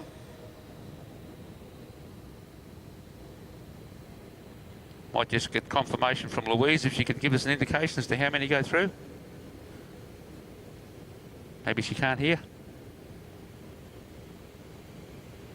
Round they come. It's still Liang on the front. She'll take over from the Dooney with 1 lap to go. You can hear the speed of the Dooney pick up. Each lap it goes a tiny bit faster than the lap before. Now McLennan's starting to make a move around the outside. She's got Victoria Smith for company there as well. They're going to come up and try and get onto Ella Liang. Dooney off, 3 laps to go. Sandra Stoy sitting up high on the outside watching what's happening here. She's moved up onto the shoulder of Ella Liang. No one's getting real serious there at the moment. Victoria Smith's moved herself up onto the outside. The rider's still quite steady. Still got 2 laps to go, don't forget. Kay looking comfortable at the back. She hasn't moved. She's in prime spot. Now Stoy opens it up, followed by Liang. They're side by side around 1 and 2. Round they come, still side by side. McLennan sitting on Stoy's wheel. Stoy edging out Liang. Now she drops down in the sprinter's lane. What can Liang do? She's coming back on the inside. They're 3 wide as they go across the line. There's the bell. It looks like McLennan's saying to make the move. Victoria Smith as well. She's in there. Victoria Smith with her as well as they come through. Good ride from McLennan. She's got Victoria Smith.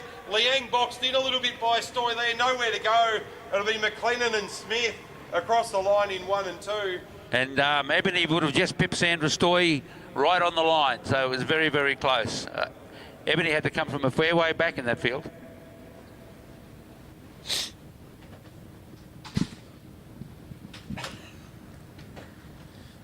I've been talking to thin air.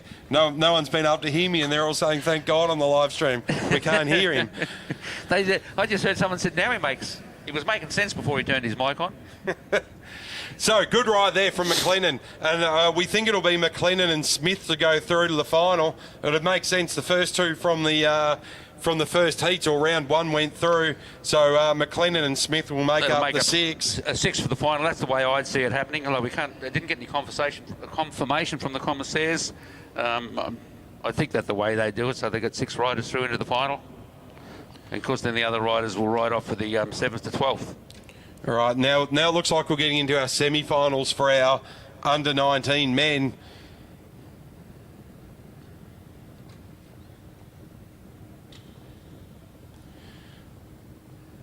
So this should be a best of 3. It is. So at the moment we have out there, we've got Tom Choi.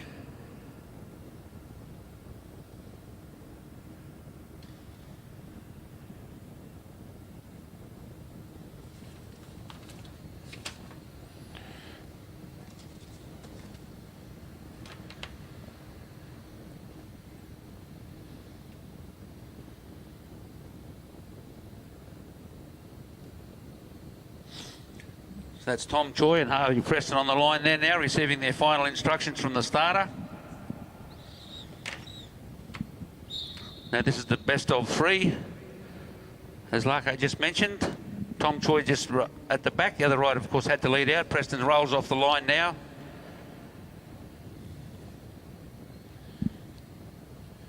It's always good to win in 2. Same as before. You don't want to race any races you don't have to. Well, it is always good to win in 2, yes, but sometimes, depending on the event, you might like to make it 3.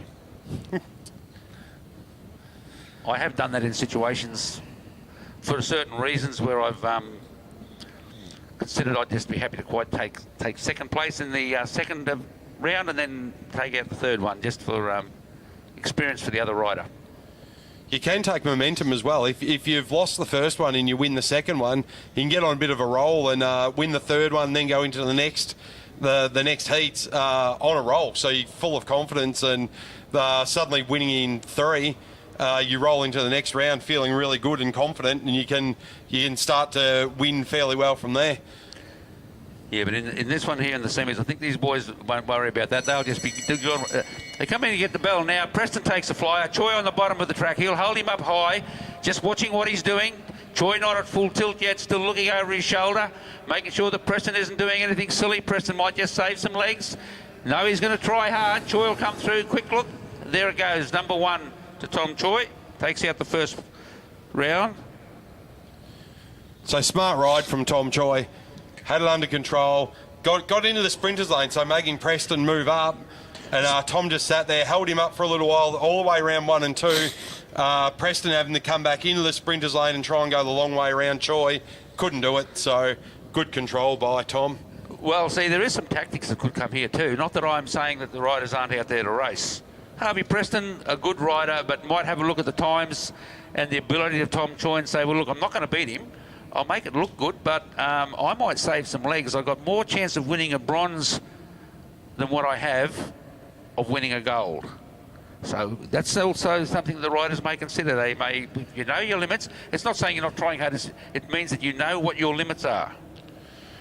Right, next up, speaking about to the limit, we have Mitch Louis from Balmoral and the young man from Bundaberg, Archie Pratt. This is their first matchup in their best of 3.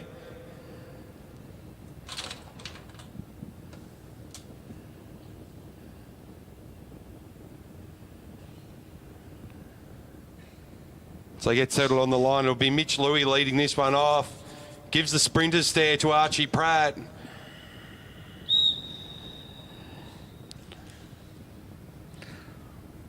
Archie rolls straight to the front too. And as that's I where said, he wanted to be. The second rider is allowed to take the lead if he wants to. The number 1 rider, they draw lots, number 1 rider cannot force the other rider through. But if the second rider wants to take the lead, as Archie did, he can do so. Now Archie leaving Mitch Louis up high. Just around the stayers line now, Archie Pratt, Mitch Louis. From about a bike length back, just a bit higher, up more against the fence. Archie slows it down now. Now Mitch Louis starts to play the games. So Pratt's dropped down into the sprinter's lane now. He's taking him back up the track again. Mitch Louis quite happy to ride up there with him. Pratt riding with a bit of confidence here too. He's not intimidated by Mitchell Louis. Mitch now starting to wind up. Archie holds him up high as they come into 3 and 4. He's really reading Mitch Louis well. He's holding him up, seeing when Mitch is slowing down. Hasn't left him anywhere to go, so he's got to come around the outside.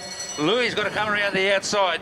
Pratt tries to go. Louis quick look under the arm, sees where he is. He'll do a quick acceleration, get a bit of a gap. Just keep checking over the shoulder to make sure he still has that same gap. Pratt still hasn't given up, still trying hard. Having a look to come around the outside. Louis has to hit it hard again. So Mitch had to do a second and third kick there to make sure he didn't lose to Archie Pratt. He nearly had it, and then Archie came home strong. He swung out of turn 4 with a good load of pace. Mitch Louis just having to kick again and again to get across the line in front. Yeah, well, you can see as he come around that bend, Pratt give it a good hard kick, and he got over just past the back wheel of Mitch Louis, and Mitch sort of having a bit of a look, and had to, as you said, he had to kick again, but that's what he can do. He can kick again, so he still had something there to go with. Replays. Okay, so next up on our program, we'll go through to our next, our best of 3 for the sprints for the elite men. Now we're starting to see the big hitters come out. So it's Josh. He'll be up against Byron. So this would be a good hit out between Josh and Byron. See how they go here.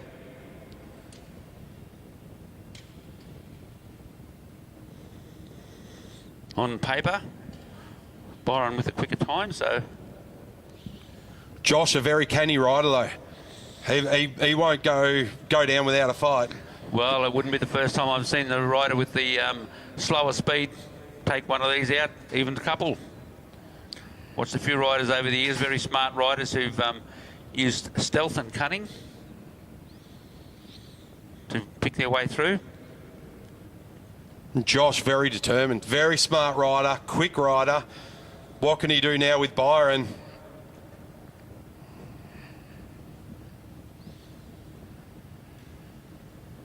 That was a good effort by that handler to pick him up like that. Not bad. That's Not what I thought. bad. How are we getting on here? Okay, Byron goes out, rolls away. Josh quite happy just to drop down onto the wheel at the moment. These riders have ridden against each other in the past, so they know each other pretty well. So they each know others' strengths and weaknesses, and that's one of the very good things about to know when you're a sprinter, is to know your other riders' strengths and weaknesses, and should watch them at all time and observe what they do. So they come down the back straight, so it's still Byron Davies in front. Josh very happy in second wheel there as they come round. Byron again, similar tactic. He hasn't looked forward for the whole time since they've taken off. Josh is going to go up towards the fence now. He's going to try and rattle Byron, try and get him off his guard, catch him unawares, and any momentary lapse of loss of concentration, Josh is going to try and take advantage. Well, that's all it takes. Oh, there was a little gap there. Now let's see what happens here. Oh! So Josh was in the sprinters lane, Byron coming back down, Josh having to roll out a little bit as they come around now into 1 and 2. Josh onto the back wheel. Byron opens up a gap of about a bike length. Josh takes a foot off the gas. He's turned off. Yep. So I think once Byron dropped in on him and he had to backpedal a bit, he was on the back foot and had to really work to get back up to speed. It's hard to do that when you've got to break your momentum and then try and regain it again. You're using extra energy that you don't really want to.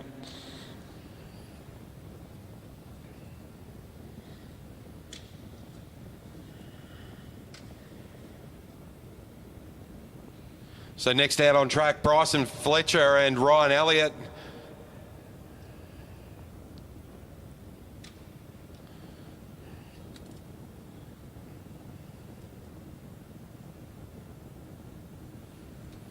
It'll be Byron leading this one out. Bryson will slot into second wheel. Well, these two were much closer in qualifying, so we'll see how this goes. This will have to be can't rely just on speed now.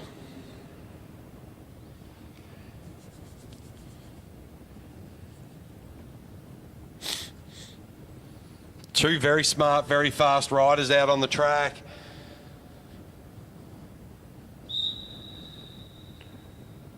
Ryan leads this one out. He's followed by Bryson. What can Bryson do? He's going to try and interrupt Ryan Elliott as much as humanly possible.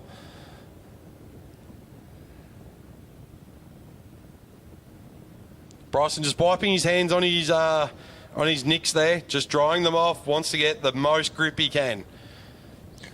One of the reasons why I always recommend, I've always worn gloves racing out there. Several reasons for that. One is that thing with the sweaty palms, trying to grip onto the handlebars. The other thing is when, and I don't say if, I say when you fall, your gloves will help give your hands protection. Yep. Seems to be a thing. A lot of the sprinters, you can see both of these guys gloveless yes, out there. I have noticed quite a few. I've noticed that a while ago they started getting into the trend of no gloves. But Byron Davies, he just walked out. He didn't have gloves on. I don't think Josh had gloves on either. So it's the thing. But Bryson forcing Ryan Elliott up high. He dropped down in underneath him and come into the right position. All quite legal. Coming around to get the bell now. Now he moves up to the boards as well. They're both going to use got the run on advantage. him here. Ryan's going to try and have to take him down the back straight.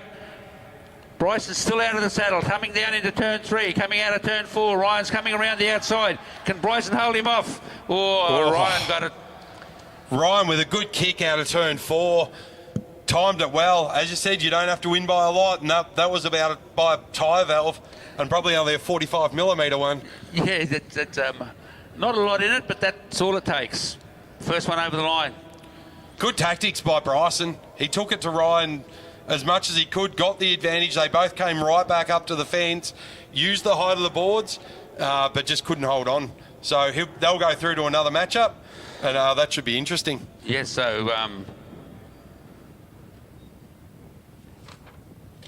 yes, the next one will be a good one to see what happens there, because they'll both be extremely pushing hard. Although they don't all the time. Next up, we've got Joey Black and Glenn Searle. So this is a sprint for, so just the best of. So this will be for 7th and 8th place.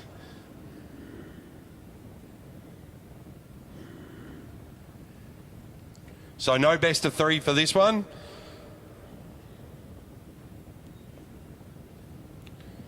Be interesting to see what Joey Black does here.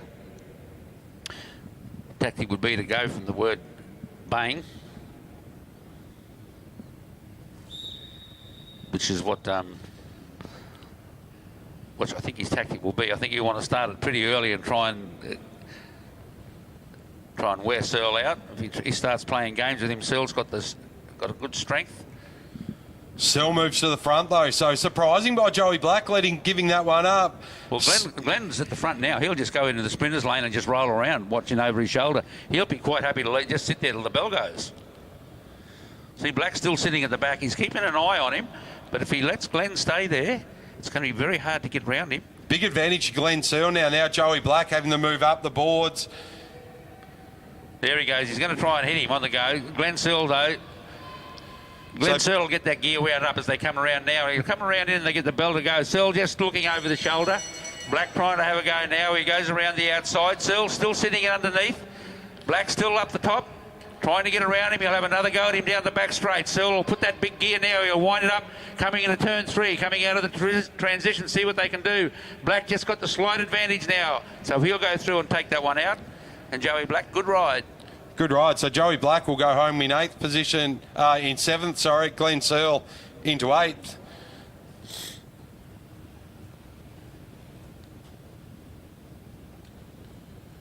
So next up we'll have John Eder and Adam Clark. They'll ride off the 5th and 6th.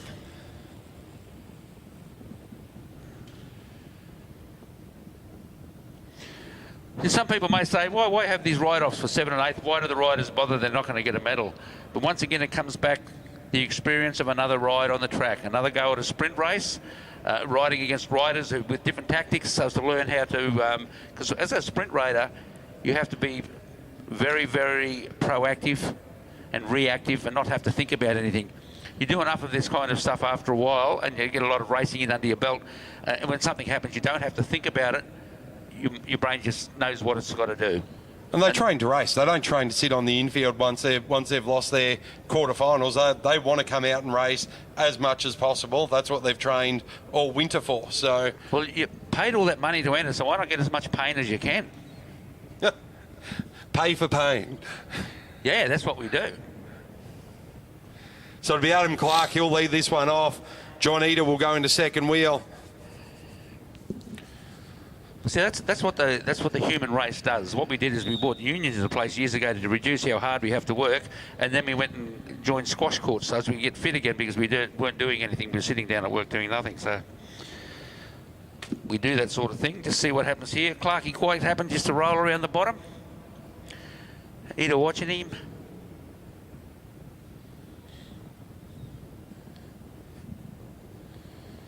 Very serene pace as they come down the back straight. We saw Clark do this earlier on as well. Just keeps the tempo where he wants it.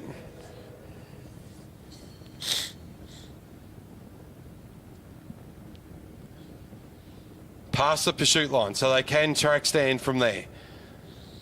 Looks like Eder doesn't want front position.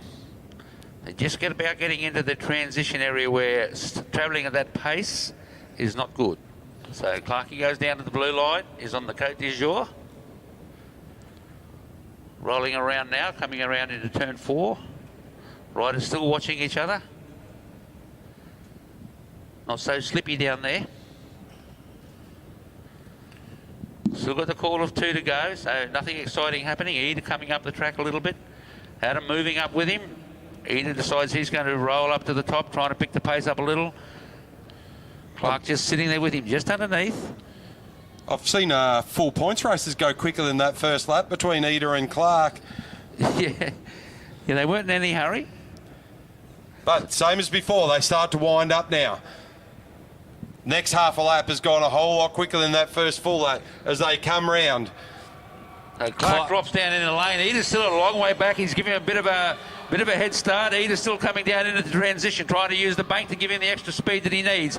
Coming around the outside. He's gaining on Clarkey, but is he gaining quick enough? Clark's still holding it now as he comes out of turn 4. John Eda travelling quicker out of the 2 riders, but he left it just a little bit too late.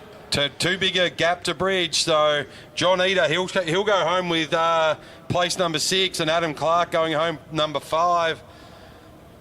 So that just leaves our 4 big hitters still duking it out. We'll go back to our under-19 men now for their second heat of their best of 3. So we'll have Preston and Choi up first. Choi had all the goods over Preston in the first one. Can he do that and go through 2-zip? Well, Tom's got the stroke on the board at the moment, so he'll need to take this one out and leave it at 2 rides. I just said earlier, they don't want to go through to 3 if they don't have to. It's just more energy spent, more recovery you need to do.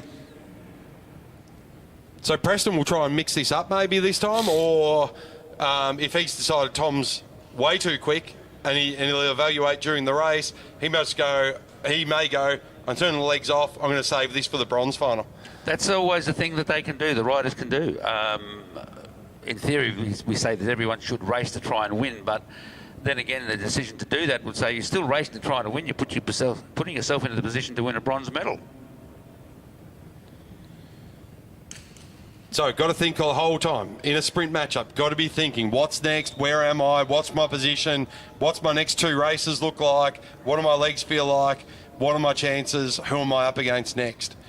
Well, they're all the things you need to think about when you're going out there riding around the track.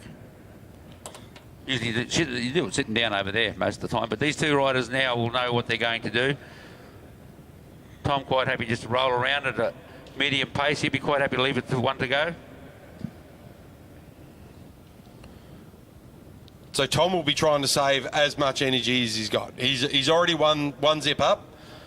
Preston, on the other hand, he'll be willing to go into the pain locker to try and get it back on even ground. He doesn't have a choice. It's the only way he's going to do it. If he wants to try and do something, he's going to have to go into the pain locker to do, see what he can extract out of there. Joy just watching him. Preston still moving up. Just gaining that little bit of height, still watching down, still got just over a lap and a half left to travel. Choi in control of this race. He hasn't got any faster than he has to. He's controlled the sprinters lane, hasn't left a gap. Now he starts to open up. Now Preston, it's all up to him. Can he come from the back as Tom climbs the boards up to the fence? He'll get the height advantage as they come through. Tom, not at flat stick yet, but he opens it up. He goes out to 10 metres. Preston sits up. Tom Choi, he takes his foot off the gas. Round they come, looks around. Choi will go through to the gold final. Preston will go through to the bronze.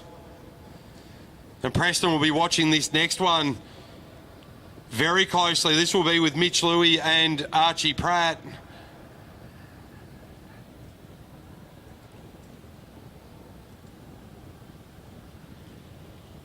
So Tom Choi, he'll go through to the gold final.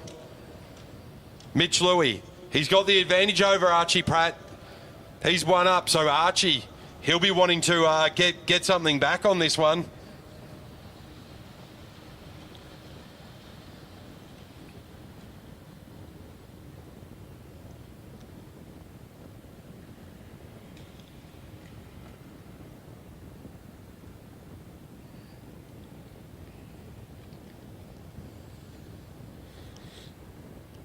Rider starting right up at the top of the track for this one.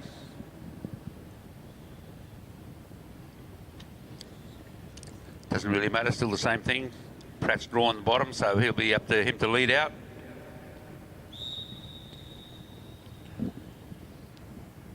Archie Pratt, we saw in the last one he went straight to the front. This time he tried to force Mitch Louis through. Didn't quite work for him, so Archie's still on the front as they come around 1 and 2. Well, he actually not allowed to force the other rider through. Tries that, he'll get in trouble, but just watching now. Louis taking a little bit of height. Pratt said I must go up with him. Still got 2.5 laps. Just just under 2 to travel. Louis giving himself a little bit of room back there, and there he goes. He wanted that bit of room to drop in underneath.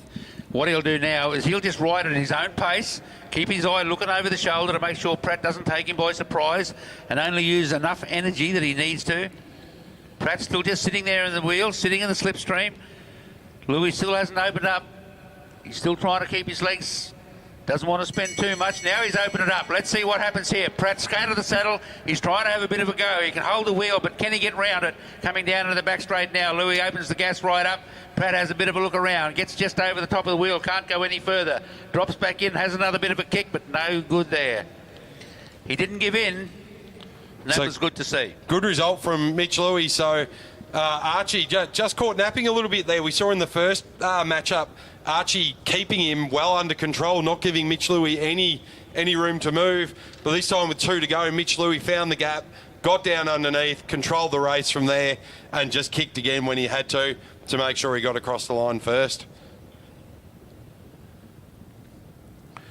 Next up, we're going to have our elite men back into their sprint. So it'll be Byron Davies and Josh back on the boards. So Byron taking out round 1. So Josh will be trying ever so hard to get through.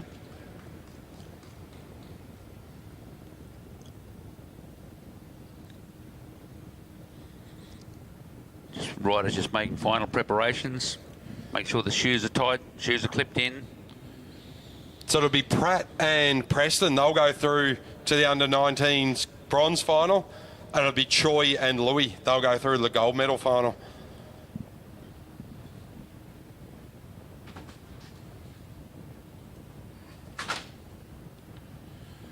All right, Josh, he'll lead this one out. Byron Davies into second wheel. You can see there, Byron Davies, he's one up over the top of Gluhack.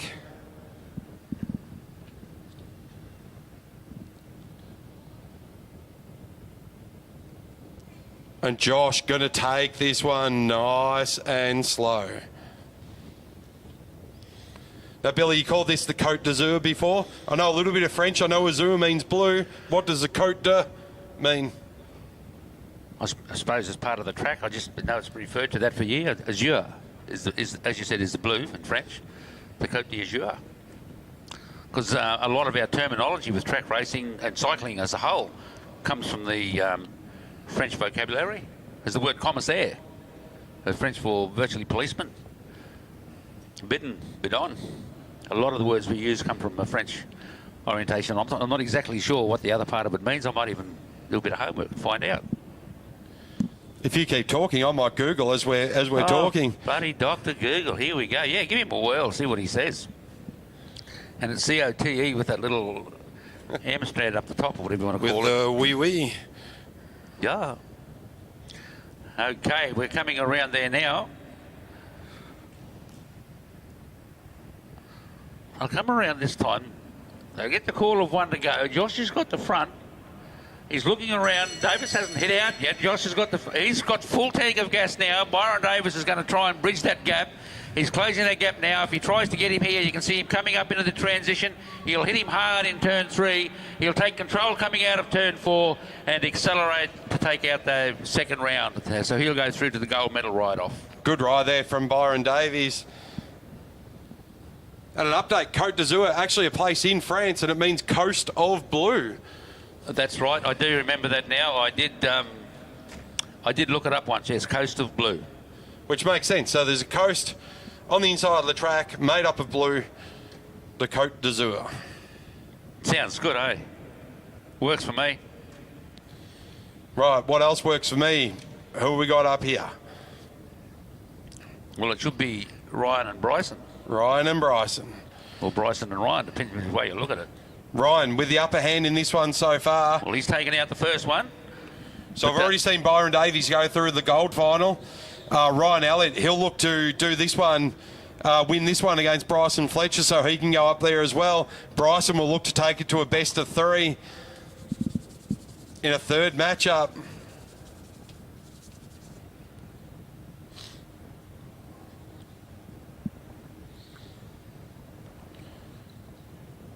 So Josh Gluhack, he's already in the bronze final. Byron Davies in the gold final. What have we got here? Bryson fighting to stay alive in this best of three. He's one down to Ryan Elliott. Well, Ryan won't take it too easily either because he knows that Bryson can put in a good hard hit out, so they'll have a bit of respect for each other. They know that they've got to give it their all. Neither rider can let anyone get a bit of an advantage. And both riders can get up and boogie. They're no slouches. We saw that from their qualifying time. So Ryan going sub 10 or a 10.2, I think. And Bryson Fletcher going not far off that. Well, coming around. Still got the call to go. Bryson sitting down there, just keeping an eye over the shoulder. Now he decided he's going to go up the track a bit. Just out of the saddle, not going too hard. Just keeping the pace moving. He doesn't want to get a... Well, it's taking a look now. What's going to happen is what I thought would happen. Bryson just taking this one out. He's going to go a bit faster this time. He wants to try and stretch Ryan Elliott out. As they come around, they'll get the bell. Bryson's got about 10 metres. Ryan right up high. Bryson still looking around. Hasn't hit full tilt. Now he goes down the back straight. It's Bryson Fletcher, but he sits up. He sees Ryan Elliott go around the outside. Nothing left to go to conquer that. Actually, Bryson didn't start hitting it hard enough around here as he's coming out of two because Ryan was already on the gas and accelerating. And knew once he got to him, he went straight past him and Bryson was still trying to accelerate. So once Ryan got that bit of a gap, it's a good night, nurse. So through the bronze final, Bryson Fletcher, Josh Gluhack. Through the gold final, Ryan Elliott and Byron Davies. What a matchup that's going to be for the gold. Well, both rides are going to be good. It'll be a good ride off for the silver, bronze as well. Not a very nice thing to say, but I did have someone tell me once. They said, I won a silver medal. I said, no, you didn't. They said, yes, I did. I said, no, you lost the gold. You're a hard man, Billy Wright. You're a very hard man. So no more semi-finals for the 19s or for the elites. We're going to go straight through to our elite and junior women 19 Kieran final. Starting up, we're going to have our placings for 7 to 12. Or 7 to 11, I think it might be. And then we'll have our gold final for our top 6. So we're having a race for 7-11. For 7-11. We are. Haven't I heard that before? The Slurpee race. I thought it was I thought it was a cologne. 7-11 ice cologne? Yeah. Haven't heard of it? No. White riders use it. Is that true? Cools you down. Yeah. That's a little bit of humour there. Jared would know what I'm talking about. Something that used to play around with the bike riders many years ago, in the belief that it refreshed you.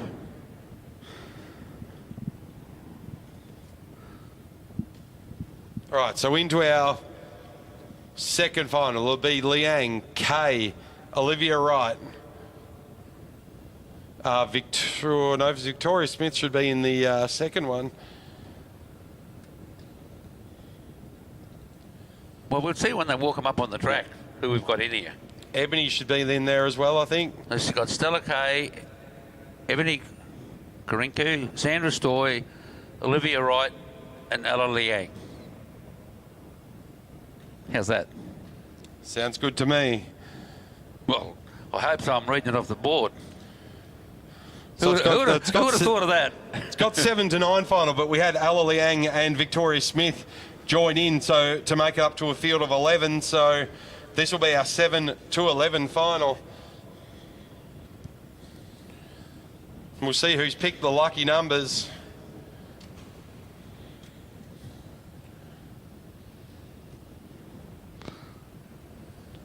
So we see Bear Liang just stroll out onto the boards looking cool as a cucumber.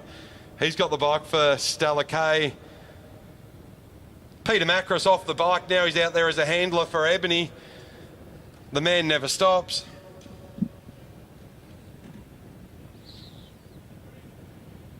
So we'll have Kay off the start, going into the wheel behind the Dooney. Then we've got Stoy.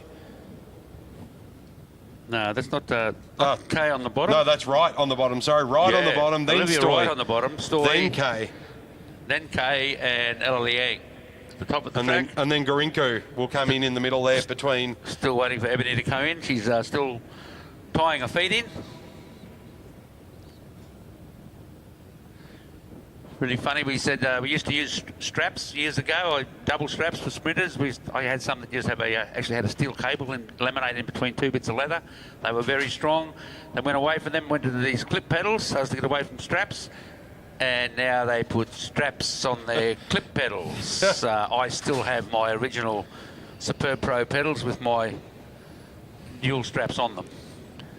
So it would have been the little toe clip cage at the front. That's the one. And then the dual leather strap. So you'd have a buckle in there, tighten it up, buckle in, off you go.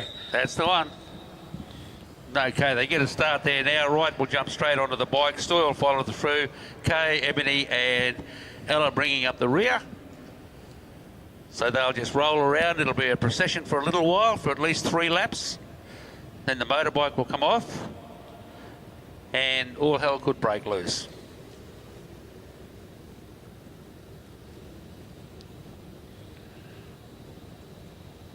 So this is fighting out for 7 to 11.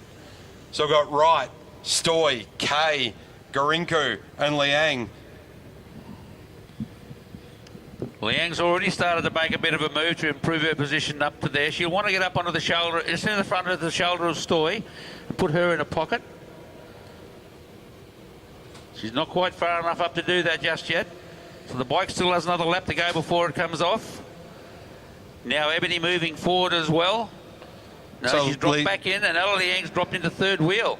Yeah, so she'll be happy with that. That's where she wanted to be. She's jumped in right behind Stoy. Well, now, she knows Stoy's a good lead out because Sandra is a pretty strong rider. Okay, Dooney rolls off. Olivia Wright inherits the lead. She's followed by Stoy, Liang, now Kay and Garinku making their move around the outside. Garinku making a big move around the outside. She wants to get right up the front with the action. Ella doesn't like this, so she's moving forward as well. Stoy just looking down over the shoulder. Olivia Wright trapped in underneath. Sandra Stoy just having a quick look around. 2 laps to go. They're rolling around now, no real urgency just of yet, trying to hold positions. Ella Liang coming up into the outside of Stoy. Ebony has moved a little bit further back. Wright coming up now, trying to have a bit of a look around the outside. Stoy starting to open it up now with a lap to go. She starts to go. Liang goes with her as they come through. It's still Stoy and Liang. Stoy in the front. Liang pops out of her back wheel. Down the back straight. Stoy up out of the saddle. Good strong move down the back straight. Kept Liang at bay as they come out of 4 into the front straight. It'll be Stoy, Liang, Wright, Garinku and Kay. That was a good ride. Ella did everything right. Just Sandra was just that little bit stronger and didn't try and go too early. That was the big thing here because they were all messing around there at 2 to go. But saved everything there. Didn't turn the tactics on while they were coming in to get the bell. So saved a little bit of legs. Stood Sandra in good stead. I'll tell you what, isn't that a tongue twister? You try saying that. Stood Sandra in good stead. There we go. Yes, good ride. Nice to watch. Entertaining. Right, so this will be our gold final for our Kieran. And some big names out there too. We've got McGill. We've got McKay. We've got McLennan. Victoria Smith. Blinko is in there. And Watts.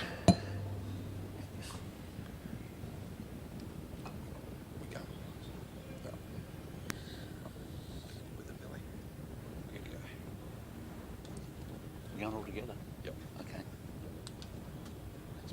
There's no barrel.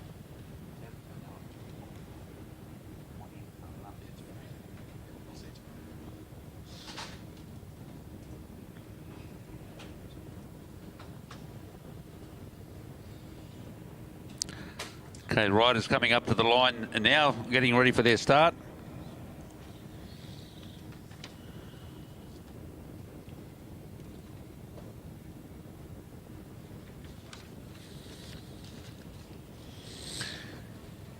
The starter gives his signal now over to the Durney.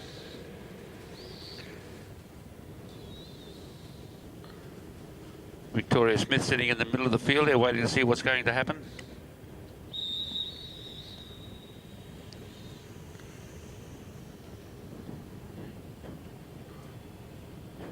So Sophie Watts moves up onto the bike. Danica Blenko sitting on her wheel. Victoria Smith just sitting back there waiting to see what happens.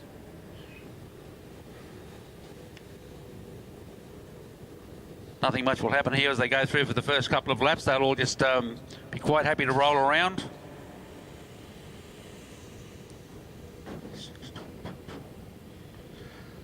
Liliana McLennan just having a quick look around over there. Watson McGill sitting there in place. McGill bringing up the rear. She'll be, wait till the bike comes off, probably start moving a little further forward.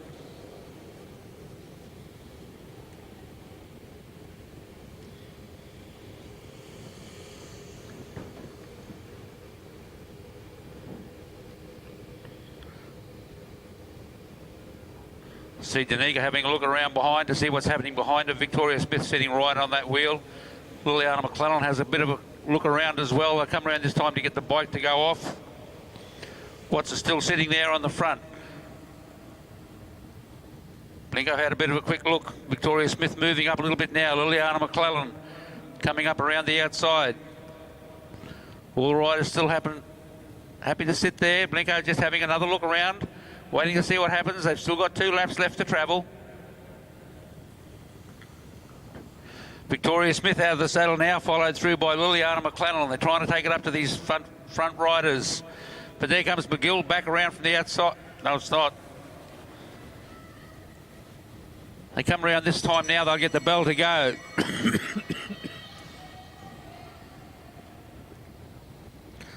So Elise McKay come through there to take the lead in this event. The girls are all fighting it out as they're coming through over the line. It's going to be a very tight finish. They'll come through now. Elise McKay had taken that one out. Molly McGill rolled through there for second place. So that will be our medal write-off for that event.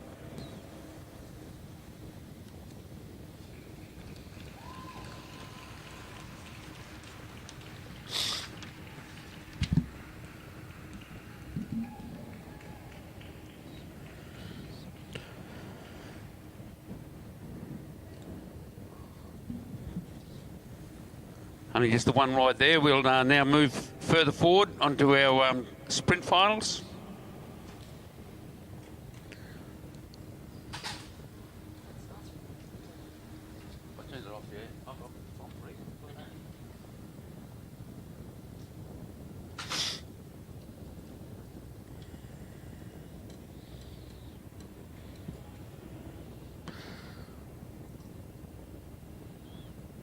So Harvey Preston, Archie Pratt.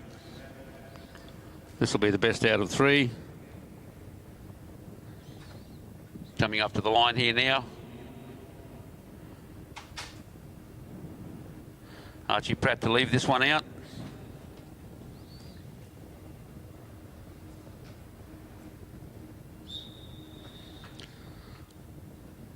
To get the whistle, roll away from the line. Archie to lead it out. Preston quite happy to sit on the wheel.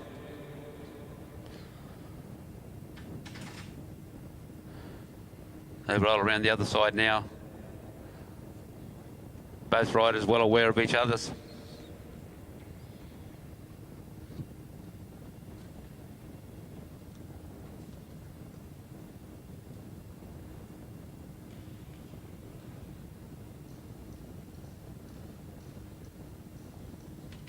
Come around this time through to get the call of 2 to go. Preston just watching Pratt up the top of the track. Pratt out of the saddle now, trying to get things happening. Rolling down back into the slipstream, playing the old 1-2 up and down the track. Preston moves into the sprinter's lane, trying to hold Pratt out. They'll come in around this time to get the bell at 1 to go. Preston still leading it out. Pratt out of the saddle now, trying to come past him. Preston out of the saddle as well, trying to kick away. Both travelling at around about the same speed. Preston holding it down the back. Pratt trying to come around the outside. Can he keep that speed up coming around through the transition? Preston holding it up on the outside on his hip. Archie Pratt accelerating again. Now they'll come over to the line, and Preston will hold on to take out. That's 1. A very close finish there, so that's 1 up to Preston. That'll be great to see what happens in the next one around. These blokes won't give in that easy. They'll fight their way through. So now we'll have our ride-off First round for the gold medal ride-off.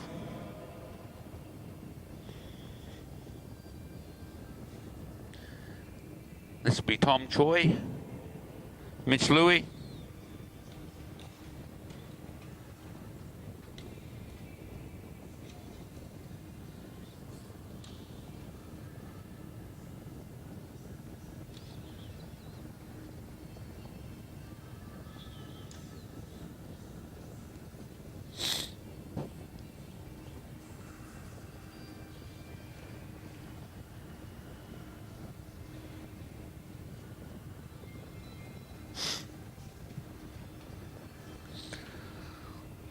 So according to what I have here, which isn't exact, there's only 0.2 of a second between these two guys in the flying 200. So that's going to make it very, very close. And we've got a bit of a strap problem down there with Mitch. Tom on the line, ready to go. Mitch Louis just having a bit of a problem with his straps. Okay, all good now. Up he comes.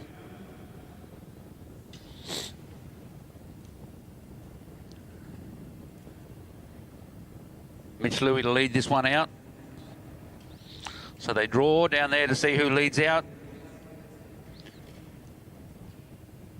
Then the next time around at the next heat, the other rider will lead out. So you get the whistle, both riders trying the sprinter's stare, looking at each other.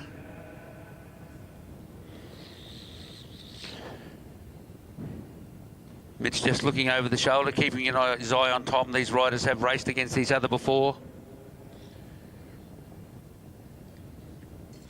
So they know what each other goes like. And as I said, not a great difference between their times for the flying 200. But now it comes down to tactics. Sitting on the bar like that, I don't know what sort of a tactic that is, but anyhow, if it works, go for it. I thought it would be uncomfortable personally. So Louis just looking over his shoulder. Both riders, considering that for the times they ride at the flying 200, they're probably travelling at around about 10 or 11 kilometres an hour there at the moment. Coming around in to get the call of, still got 2 to go. Louis still sitting down on the bottom of the track, riding around on the Côte d'Azur. Moving up now into the sprinters lane. Choi out of the saddle, just watched him, doesn't want to be caught unawares. Can't afford to give too much away to either of these boys. Young men, I should say. Louis looking over the shoulder, slowly picking the pace up because they'll come in this time to get the bell. Tom gaining height on the track to get the advantage of a drop down. Still a bit of a gap there. Louis comes around, starts to hit out, has a look over the shoulder. Tom comes around the outside, uses his height advantage to get that acceleration.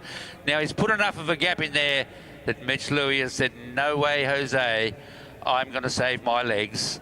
So the first round there will go to Tom Choi. So they'll come in for another ride-off.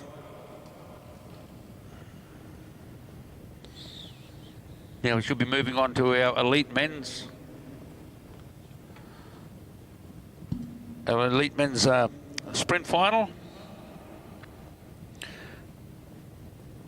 And it will be Josh Gluhag and Bryson Fletcher.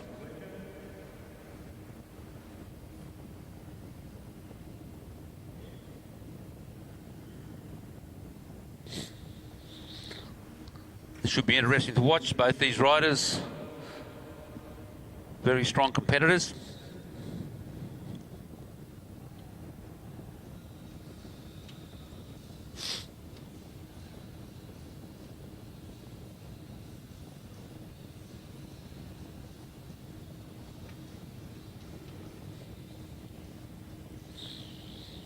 Both opting to wear black.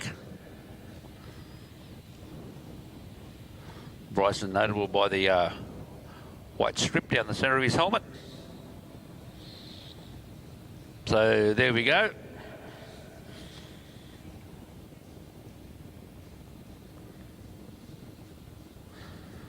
There we go. Come on, see, put the computer back on there for Josh.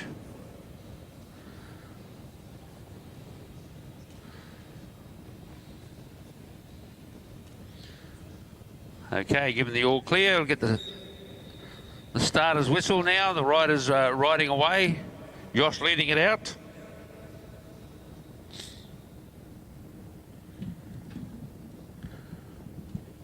Bryson following the wheel around there now.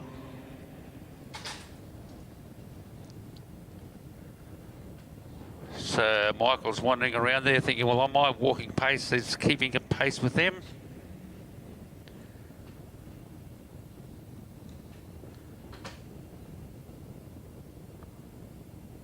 Riders may have to pick it up a little. There we go. He's heading up the track, and now he's allowed to play games. Whoops, forced Bryson through to the front. Let's see if that's what Bryson wants. Come around now, still get the call of 2 to go. Bryson just sitting there. He's just watching over the shoulder. Josh now going up to gain a bit of height. Bryson watching him over the shoulder. Josh got the height on here now. Playing a bit of games. Oh, 1, 2, 3. See what happens here.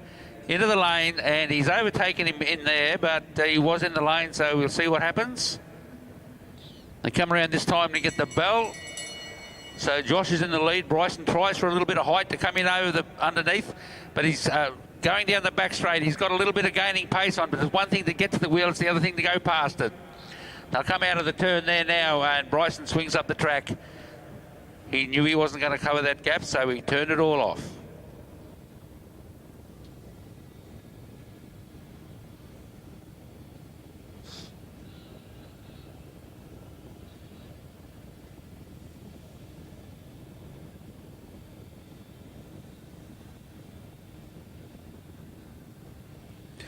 And next riders on the track now should be Ryan Elliott and Byron Davies. These guys rode pretty similar times in the, well, not a big gap between them in the 200. Actually, it is a bit, possibly half a second.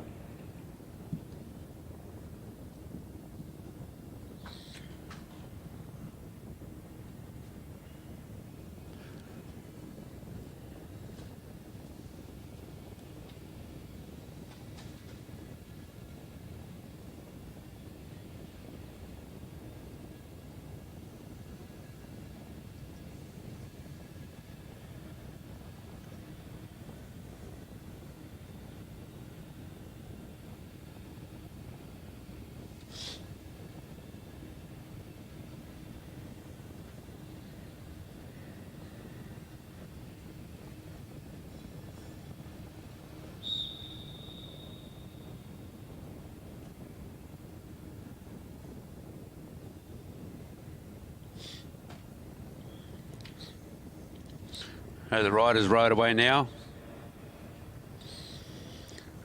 Quite happy just to roll around for this first lap.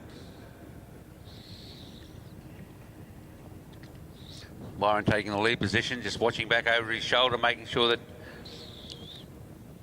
Ryan doesn't have a bit of a quick hit. They're sitting a bit close to try that anyhow.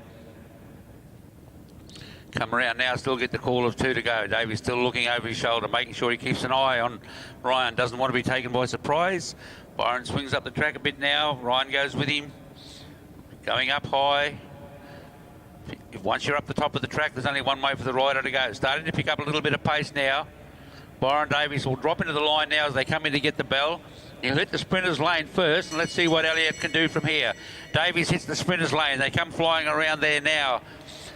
Elliott coming around the outside. He's got the transition on him. Davis out of the saddle, kicking hard. Elliott just holding him up on the top of the outside. They come out of the transition, come down to the finish line, and it will be Elliott to take that one out. So that's one up to Ryan Elliott.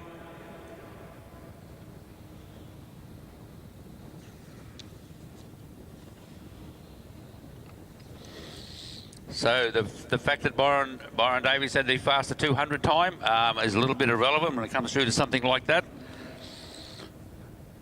But that could depend on lots of things, could play out of lots of things. Ryan Elliott may have easier rides through the semis and the heats. Byron Davies may have had hard rides for his. These are all the things that are contributing factors when you get into this at this level. That's why you'll see some of the riders will save as much energy as possible. They're going into trying to win things by 100 metres when there's no need to. So we just wait now. Should have our junior under 19 men come back up, I think.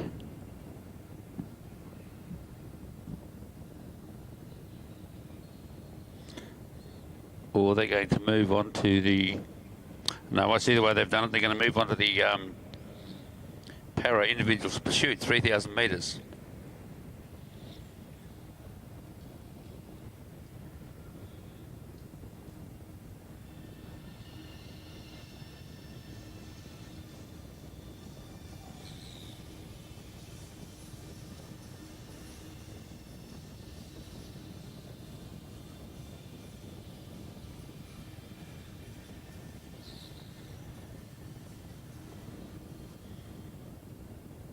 Okay, the comms just checking a few things out there on the event.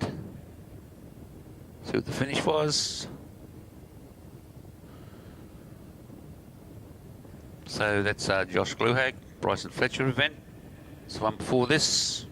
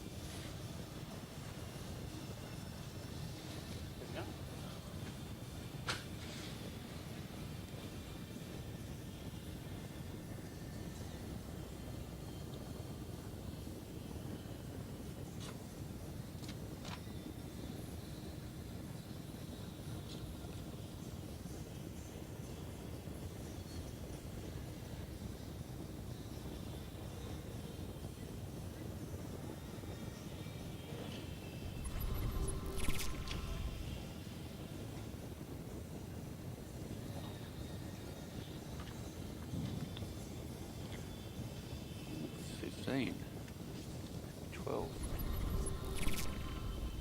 12 laps, not 15. So what have they changed?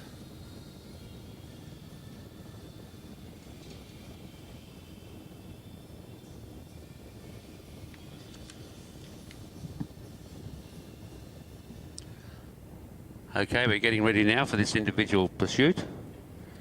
The schedule here says 3,000 metres. But the scoreboard, the lap score over there says 15 laps. And that's a seconds countdown. Silly me. Here we go, 10 to go. So we've got Keely Kitkovacs and Oliver Hutchison, both in the same category. Both riders away pretty well. It's Keely Kitkovacs starting in the front straight, Hutchison in the back straight. So Kitkovacs with a little bit of an advantage there at the moment. Also has the pursuit bars on, the other rider just ordinary standard bars, and that's a bit of a gap there of 2 seconds. You'll see that will gradually start growing as Kitkovacs travels around there now. You'll probably find with the way things are going that Kitkovacs will lap their opponent. But see what happens there, what the judges want to do with that. Riding nice, and Kitkovacs in a very nice steady pattern. No upper body movement, just rotating from the hips. Oliver Hutchison, nice pedalling action as well, but still not in it here. But these riders are both para AW2, so therefore they're riding against each other.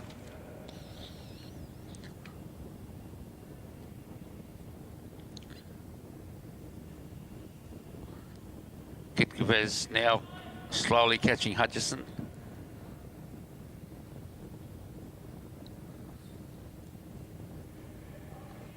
See what the starter does here. No, looks like they'll let him go for a ride for a time. Because as I said, had said previously, normally on the catch, the whistle will blow, but if the riders have discussed it with the commissaires prior to it, and they need to ride for a time for some event.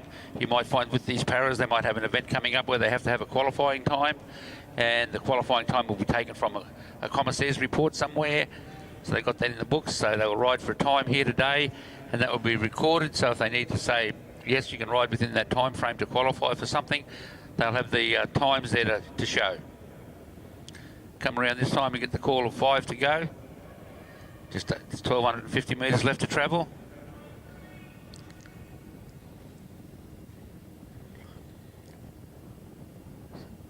So Jordan given times here, so I'd say they are riding for a time that they want for a reason.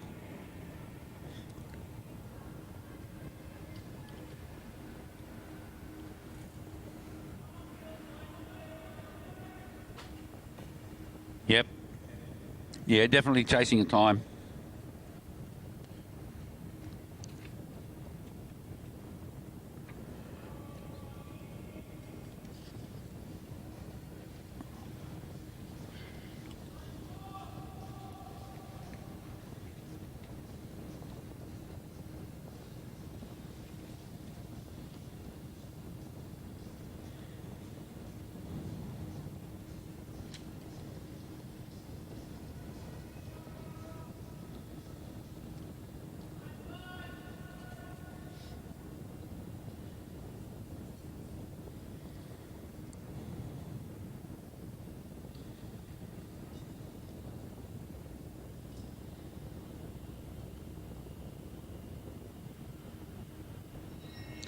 So Kitkaver's coming through to get the bell that time, at a time of 3:33 at the moment. So see if he can stop the time under the 4 minutes.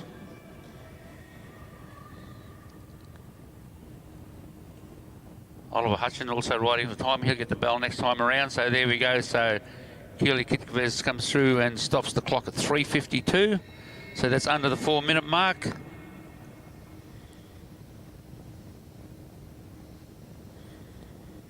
And let's see what time we get for Oliver Hutchison. Going around now, 100 metres left to travel. Coming up there now to stop the clock in a time of 4:19.9.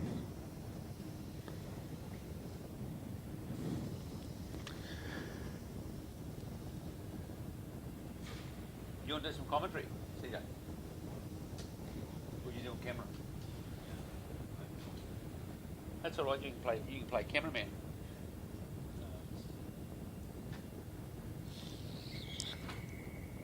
Okay, moving on to our next event now. Individual pursuit, Para C3. We've got David Nichols from the Sunshine Coast and Kyle Willis from Moreton Bay Cycling Club. And look at that, let there be light. And there was, there is.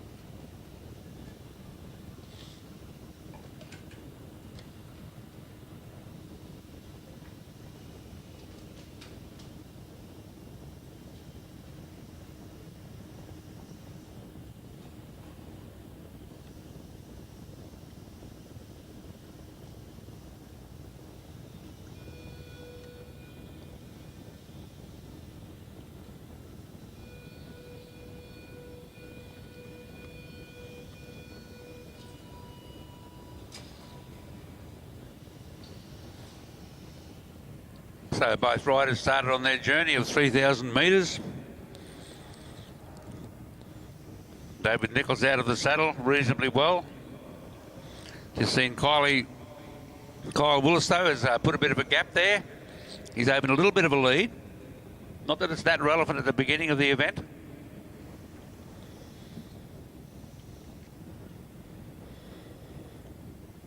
And still holding that little bit of a, well, it's actually grown a bit bigger of a gap.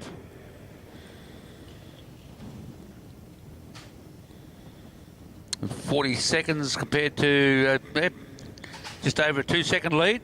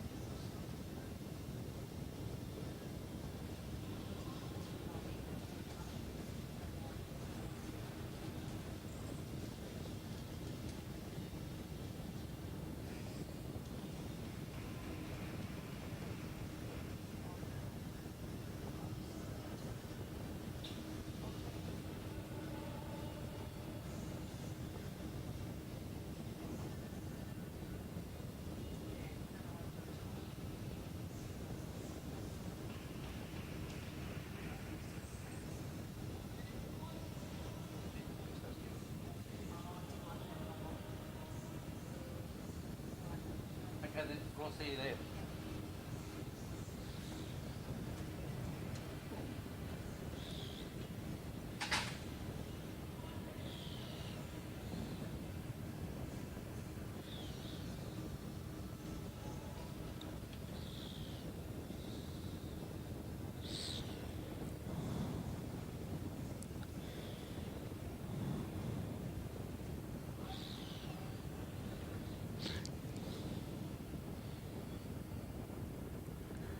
Yes, so it seems like Willis did go out a bit too hard.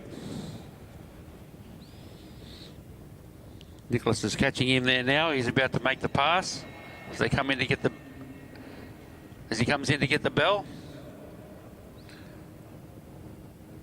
Not too sure what's happening with our clock there.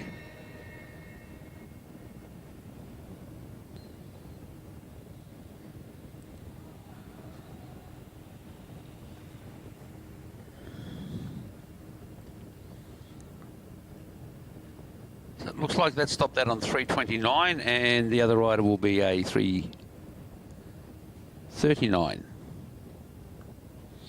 So there we go.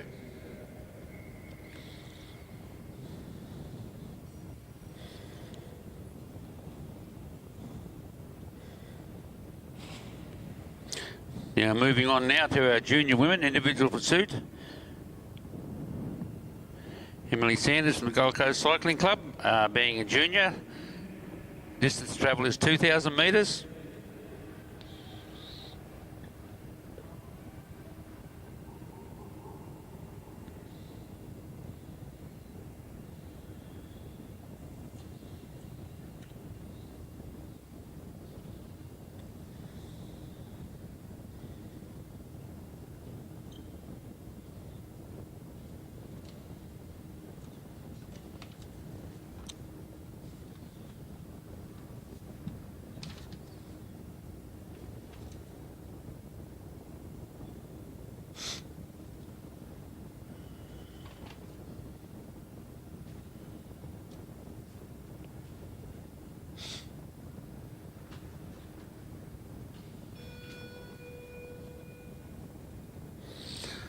There we go, the 30 seconds to go.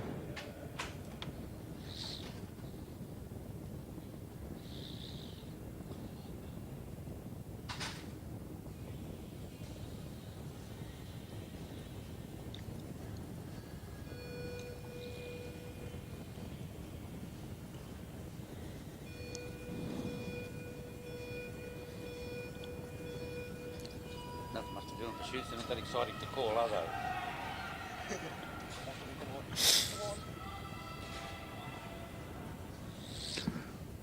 Okay, off the mark to a good start. although not racing against anybody, but yes, definitely after a time. As I mentioned before, some of these riders need to have a time. So if they want to enter national events, they can come within a certain time. There might be a time criteria that they have to be within before they can ride at a national event. So Emily might be looking at doing that. Jordan's down there with the stopwatch, so I assume he's got a schedule that she's running to.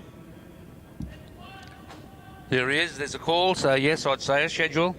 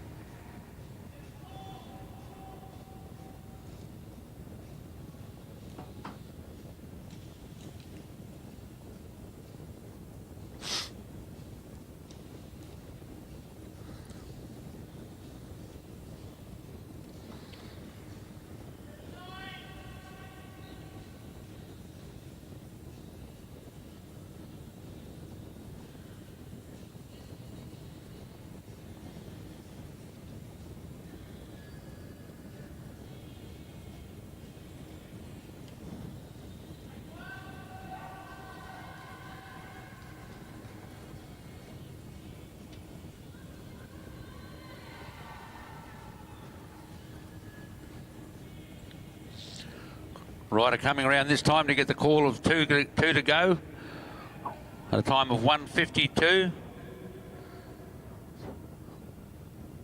So they're trying to bring this at 2,000 metres. It's going to be a reasonable sort of a time.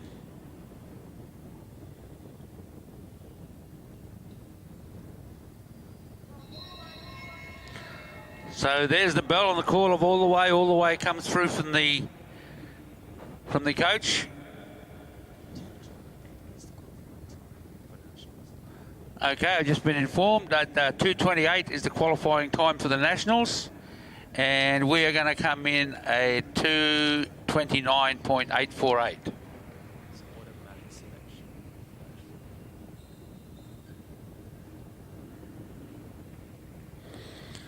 So JC's just informed me that was the time that's required. So we see how we go from there. But that was a good ride, and I'm sure the rider left nothing on the sandbox, took it all out on the track.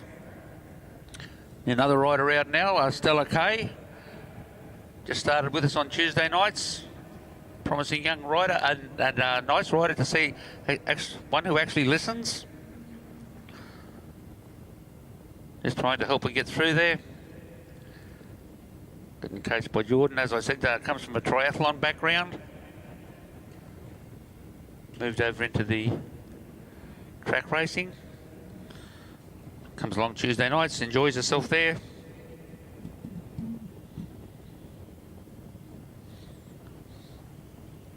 So coming from a triathlon background, riding pursuit should be something she's used to, individual events. But probably not 3,000 metres, probably used to 10Ks and 15K rides. See how we go here. No pursuit bars, no gloves.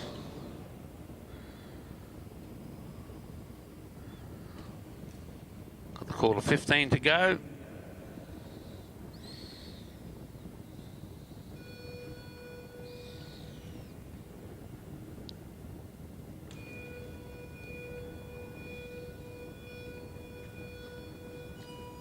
So there we go, Stella out of there, nice straight start. Holding reasonable form there. Getting the bike underway.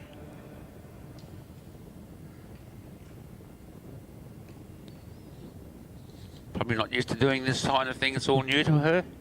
A great learning curve here at the States.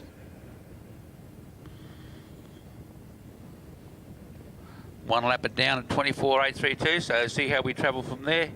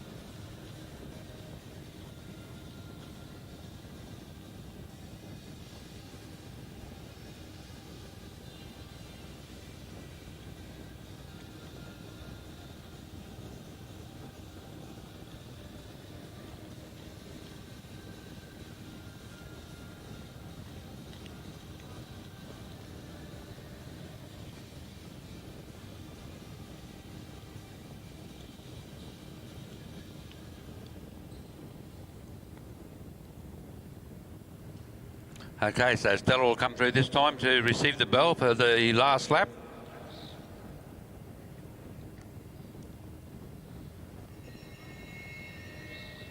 So the head goes down a little bit. She tries to put a little bit more pressure on the pedals. Knowing she's only got 200 metres left to travel. She'll come around here, and I know she'll be very, very, very thankful to cross that line.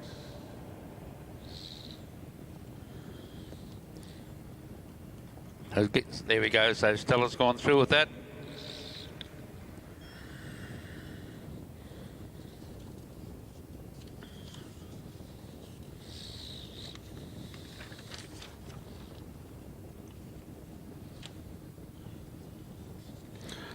Okay, now we'll move on now to the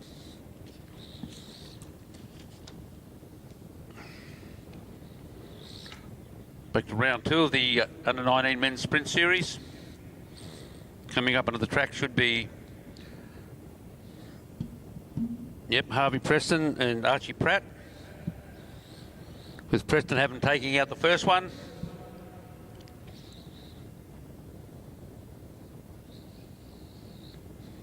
Pratt will try and redeem himself and take one out and try and push this out to 3.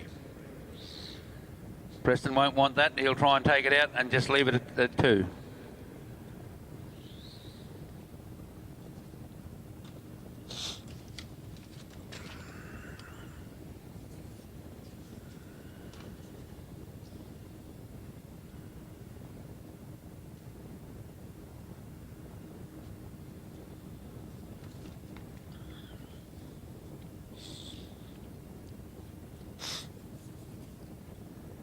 So Preston coming to the line now. Archie Pratt coming over to the line as well.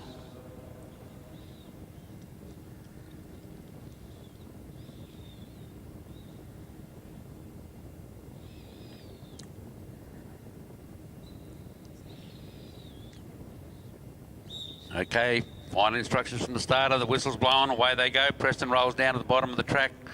Pratt puts himself in the position right on the wheel. Now he comes back up over the shoulder, wanting to have a bit of a look. Rolling forward. Picking the pace up a little.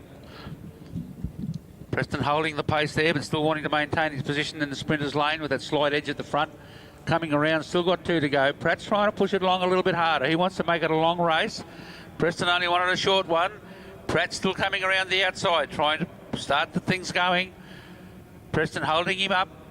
Pratt pushing up high. Pace has come off a little now. Pratt's going to drop back down as they come in to get the bell. Now he's coming out, taking a bit of a run at him, trying to get the jump on Preston. Archie Pratt does. He gets the jump on Preston. He's going to make Preston work for it. He's going to go. Archie Pratt has ridden away and Preston has dropped the head. So that's going to go to number 3. So a good ride by Archie Pratt.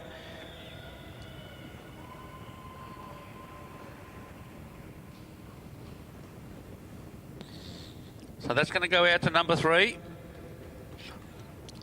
As we've seen Archie Pratt do a few things, unconventional. That's what you have to do. He couldn't stand down and have a drag race. So he gave him a bit of room. Gave himself a little bit of a room, then took a flyer at the back wheel. Ducked around the outside. Took Preston a little bit by surprise. Once he got that 2 bike lengths gap, Preston tried kicking to chase that down. Didn't quite work out the way he wanted it to, so good ride to Arch. He'll go through now and they'll make the best of 3. Up on the track now should be Tom Choi and Mitch Louis.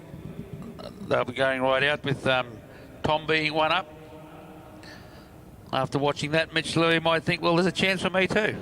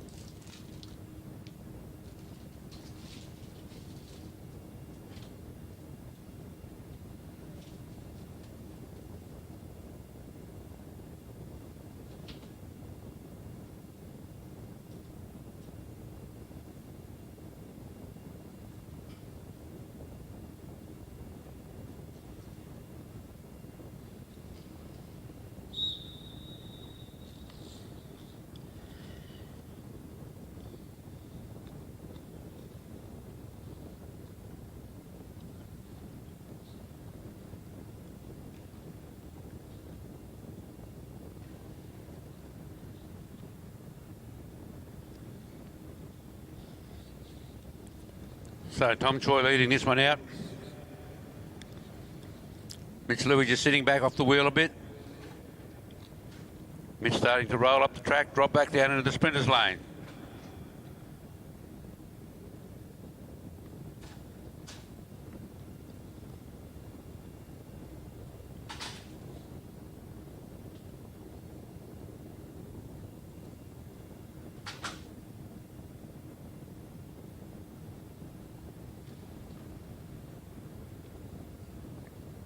They come around now to get the call of 2 to go. Tom just sitting down there looking.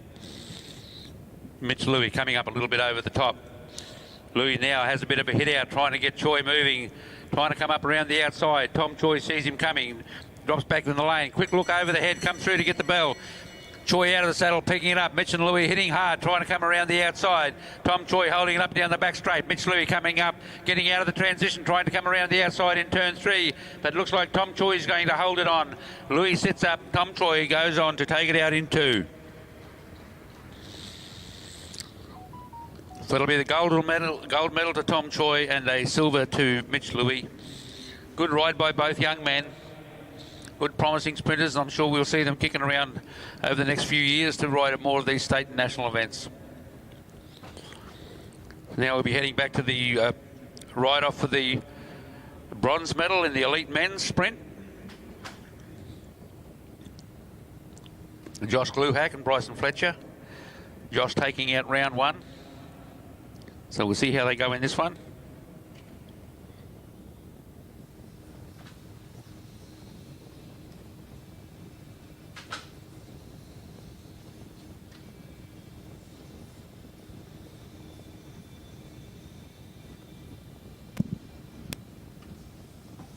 As we'll go.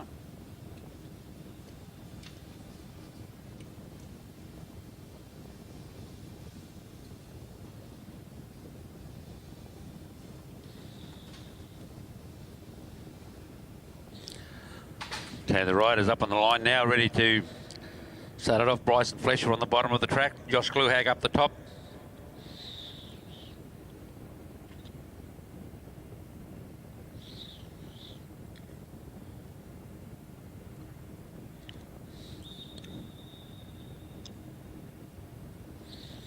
Roll away off the line. Bryson Fletcher leading it out. Josh sitting at the back, so we're interested to see what they do as they start picking the pace up a little. Bryson's still quite happy, just riding on the Côte d'Azur.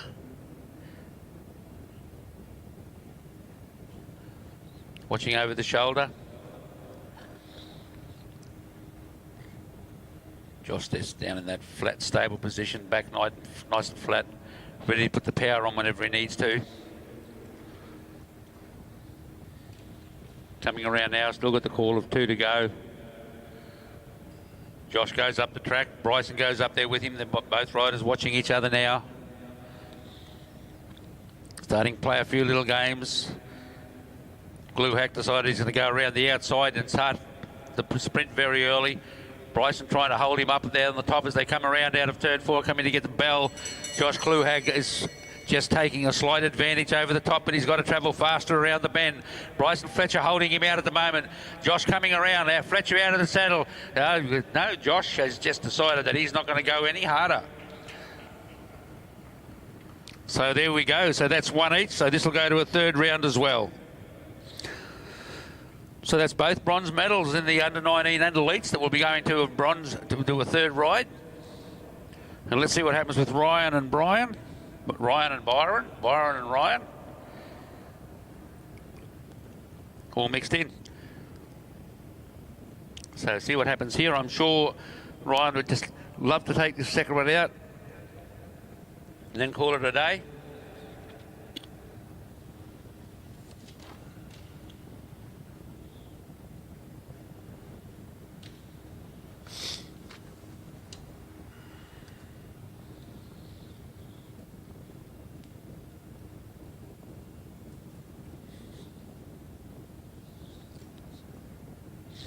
Okay, riders being called to the mark there by the starter.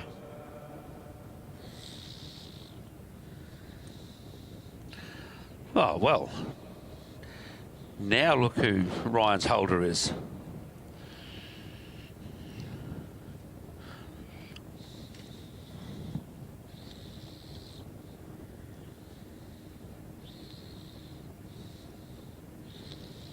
Okay, there they go. Ryan Elliott, one up at the bottom. Byron Davis, one down at the top. So let's see what happens when they roll out, make a match out of this. I'm sure Ryan doesn't want it to go to 3.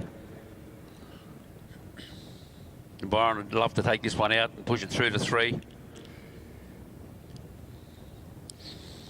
I don't know, but looking at the last one, it's considering Byron Davis had the fastest 200 out of the 2. And Ryan managed to ride him away in the last one. Maybe Byron Davis's endurance might not be the same.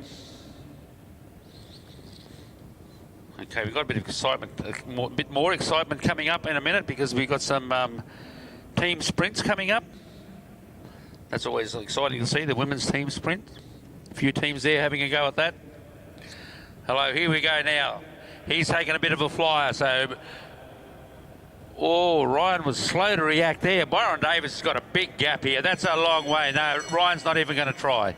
He's not even going to try. The reaction time there was very, very slow.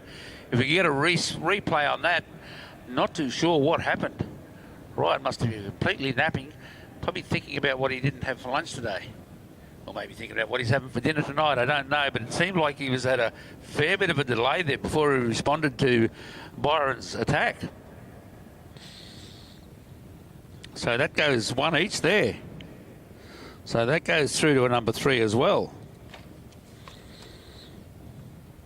So it looks like we're going to be in for some presentations in a moment. Unless we ride those off.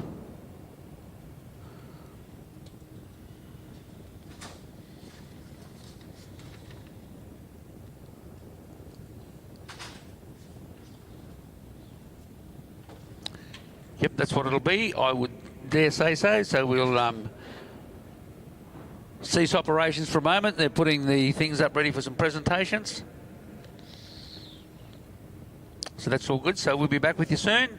You can enjoy and watch the presentations here. These young riders receiving medals.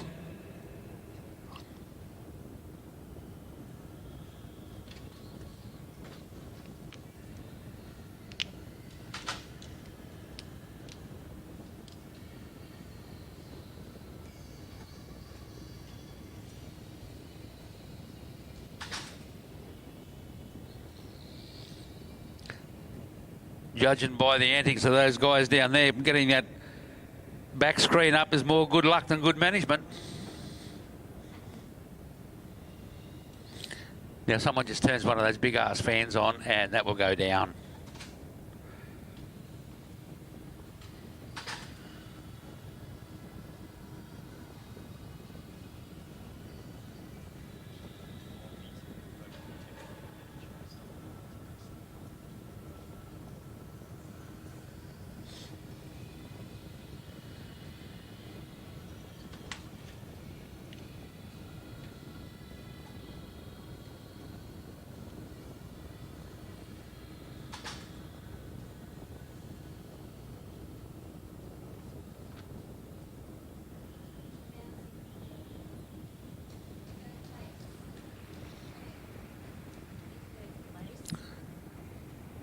Wright from Balmoral Cycling Club. Okay, 3rd place we have Olivia Wright from Balmoral Cycling Club. 2nd place, Ellie in Balmoral Cycling Club. 2nd place was Ella Liang from the Balmoral Cycling Club. And in 1st place we have Victoria Smith from the Rockhampton Cycling Club. What event is it? It is the women's keirin that was mixed with the under-19's keirin. Ladies and gentlemen, the junior women under 19 women's keirin gold medalists.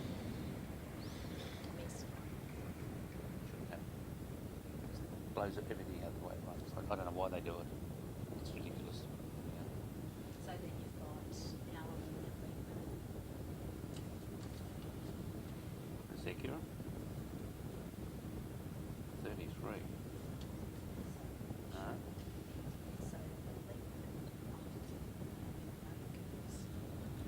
That's wrong. It says event 34, 33. Oh, over here. Maybe a live stream.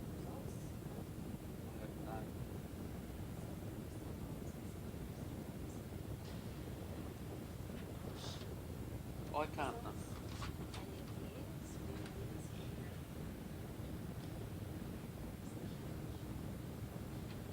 It says here events 32, 33, 30, event 33 is in the pursuit. That was 29. I've got the wrong figures in here, look.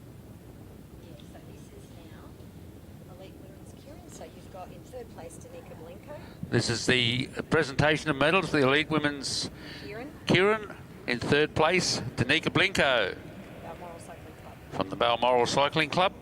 In second place, Molly McGill. In second place is Molly McGill, representing the Balmoral Cycling Club. And in first place, Elisa McCaig from the Bendigo District Cycling Club. Ladies and gentlemen, I give to you the Elite Women Kieran finalists and medalists for the Queensland Track Cycling Championships 2024.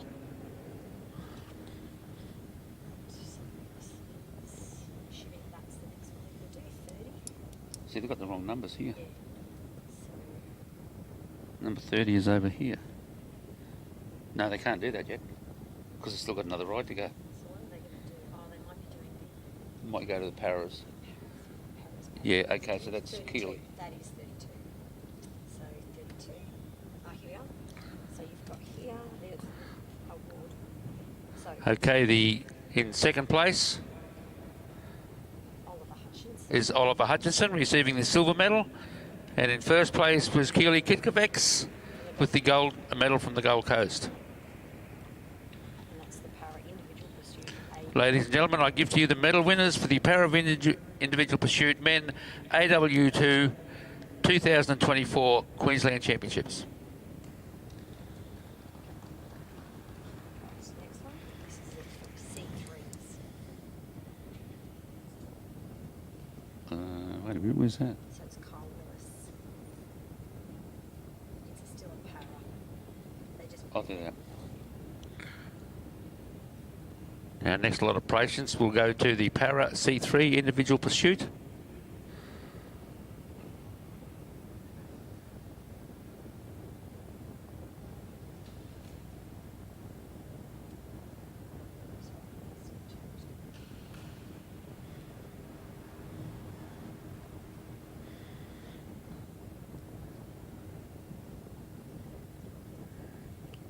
They should be ready.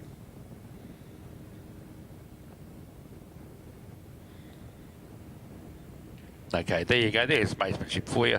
The silver medalist helping the gold medalist get his kit on. Hey?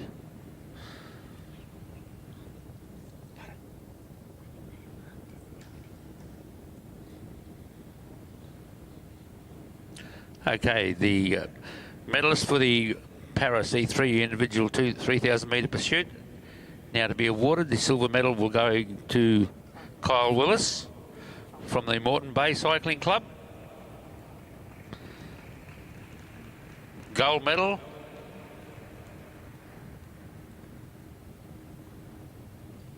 goes to David Nicholas from the Sunshine Coast Cycling Club.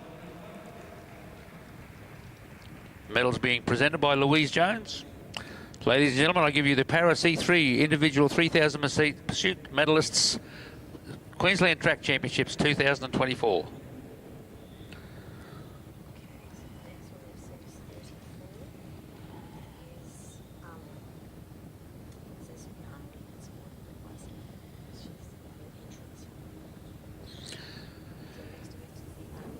Now this is the junior under 19 women's individual 2,000 metre pursuit. The gold medal won by Armely Sanders from the Gold Coast Cycling Club.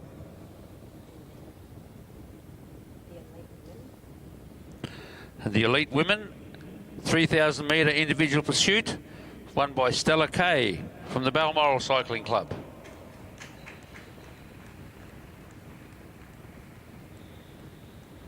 So, ladies and gentlemen, on the dais we have the gold medal for the individual, for the junior women under 19, and the elite women 3,000 metre, 2,000 metre pursuit for 2024 state championships. Perfect. That's it. That is it. That's 35. And now go on to the break. So the only one was different for Kieran's medal. What break? So now we're going to Team sprint. Qualifying.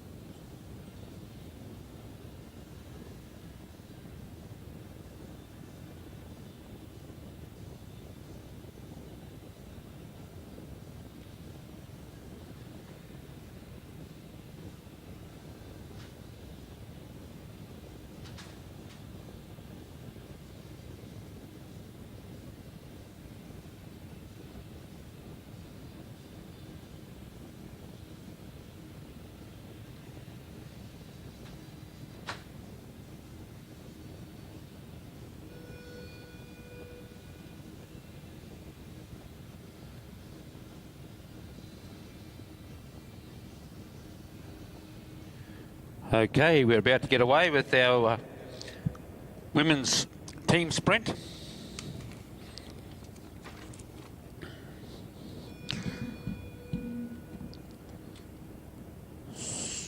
So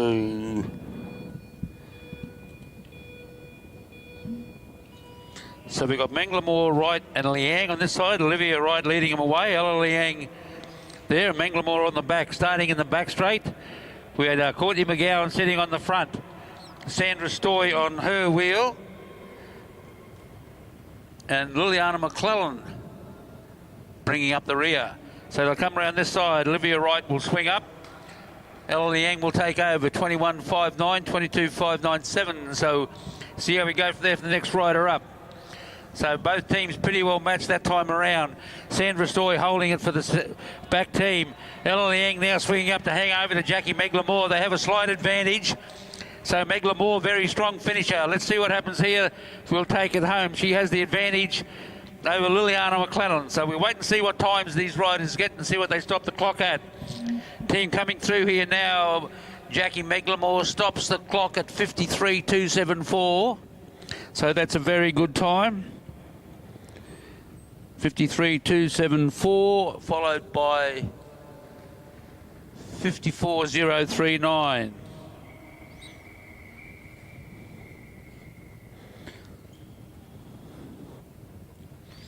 Okay, next up on the track for round 2, we'll have, hello, they got 4 in the team.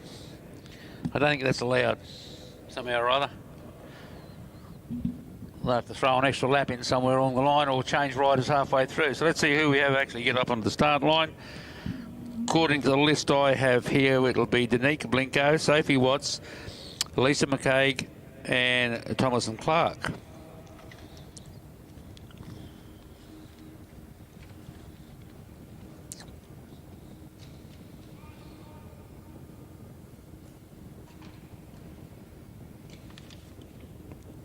Okay, so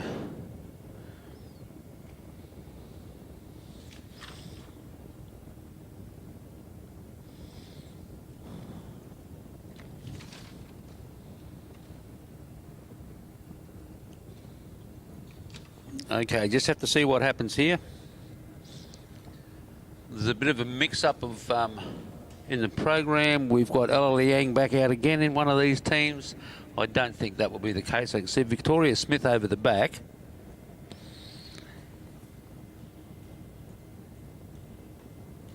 That could be Emily Sanders over the far side there.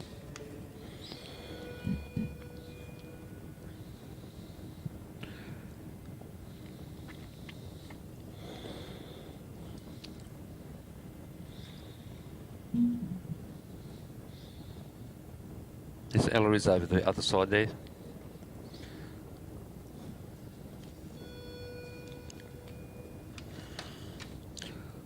So that's Victoria Smith, Ella Liang, Liam, and Emil Sanders over the far side. On this side we have the riders. Sophie Watts is the starter for this time around. She's had a big song start. She's taking this riders out. But let's see what happened here. Victoria Smith gapped Ella Liang, so that made her having to fight. Ella cannot hold the wheel of Victoria Smith, so that's a disadvantage. Hand over there now. And Elisa McCaig has taken the lead over for this one here. Blinko will be bringing up the rear. Ella Liang's trying effortlessly to put in a good effort to get around there to send her other partner through. There's a big change over there through now. And Danica Blinko takes over the run from the side team. And they're very close to gaining on the other team within 750 metres. That's going to mean a pretty quick time for that team. They'll come through now and Blinko will stop the clock at 48.556.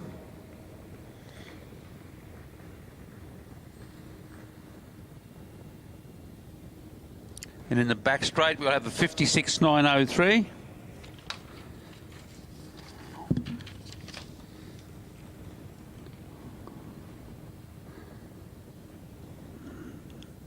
Okay, now we should be moving off to our third round ride-off for the Junior Under-19 bronze medal.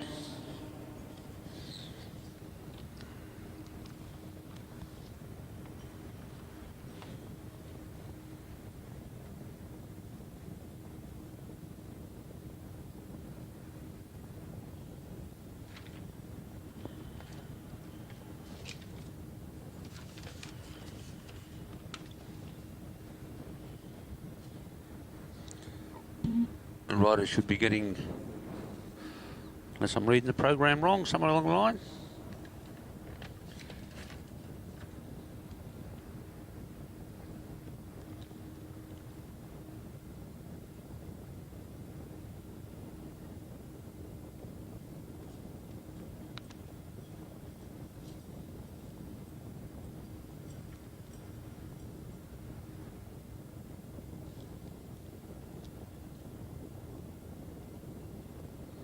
Just having a quick look around to see who's getting ready. Can't see anyone getting ready anywhere.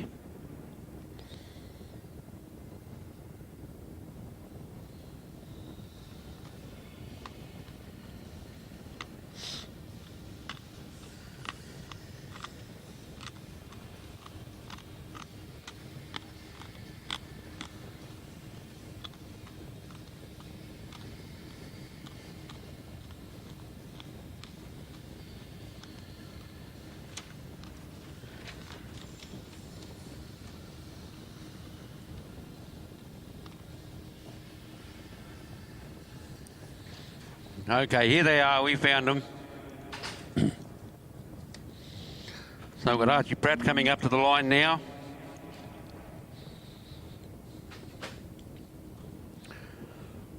Preston getting ready to come in.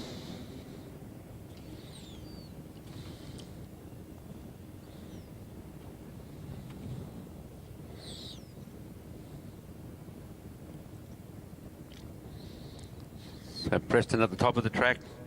Archie Pratt to lead this one out. They've got one each. Now each one's going to be thinking, what do I have to do to take out this one?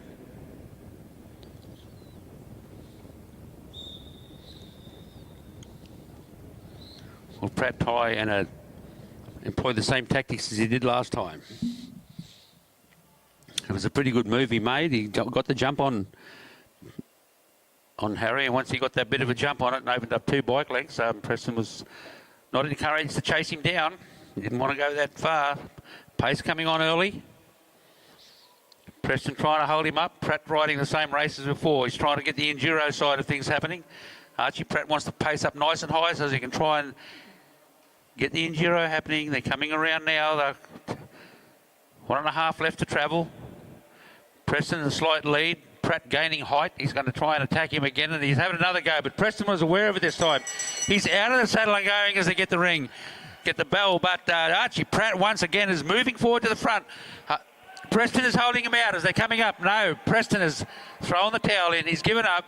That will be a brave ride from young Pratt as he comes through there now, and that will give him the third heat, his second win, and that will carry him through to the bronze medal. Next up should be Ryan and Byron. Coming out for their third round. Very good to see what happens here. Once again, very evenly matched riders.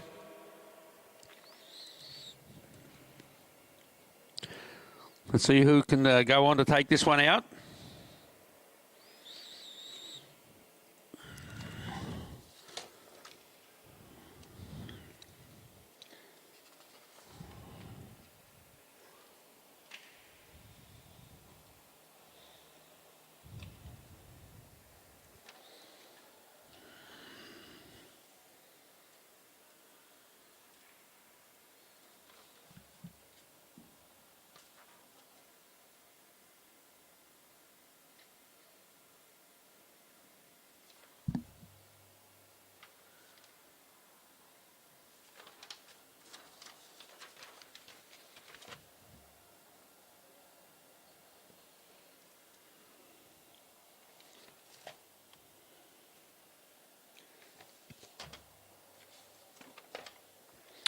Okay, riders on the line now receiving their final instructions from the starter. Okay, not too sure what happened here. We've got Josh and Bryson back out there again, so something must be happened that wasn't aware of them. A relegation maybe. So not sure where we're at here. In that case, it would indicate that they have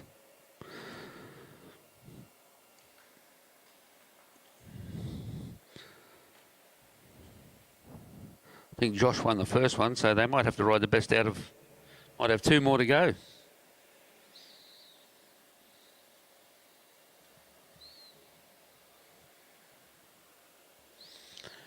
Anyhow, Josh Gluhag starting to lead it out from the front. Come around this time to get the bell. Josh has got the upper hand at the moment. Bryson Fletcher just sitting on the wheel. Maybe he's just waiting for the right moment to get around the other side and see what happens now. Fletcher now out of the saddle, give him a bit of a kick, as is Gluhak. They're coming around shoulder to shoulder, hip to hip. They're coming around as they turn up out of the transition area. And Bryson Fletcher will go through and take that one out.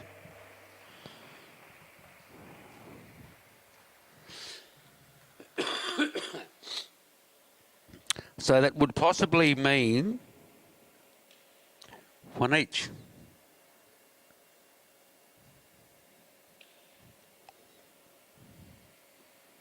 Oh, that's right, they had a write-off, didn't they? Sorry, my blue.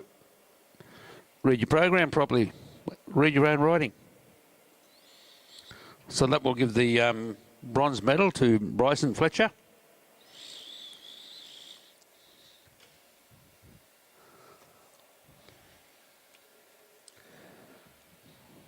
Now we'll have the gold medal right off between Ryan Elliott and Byron Davies. Both young men making their way up to the start line now.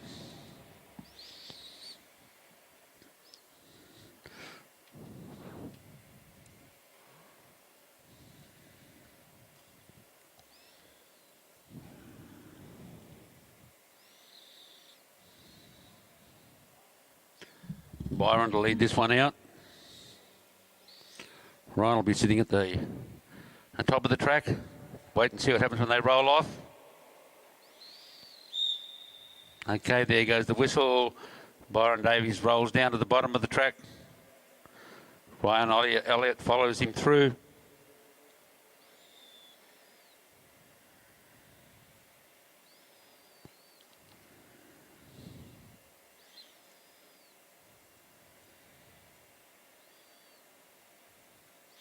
Not much happening around in the back straight. Byron Davies just cruising along. Ryan Elliott quite happy just to sit on the back wheel. Just watching him slowly go forward.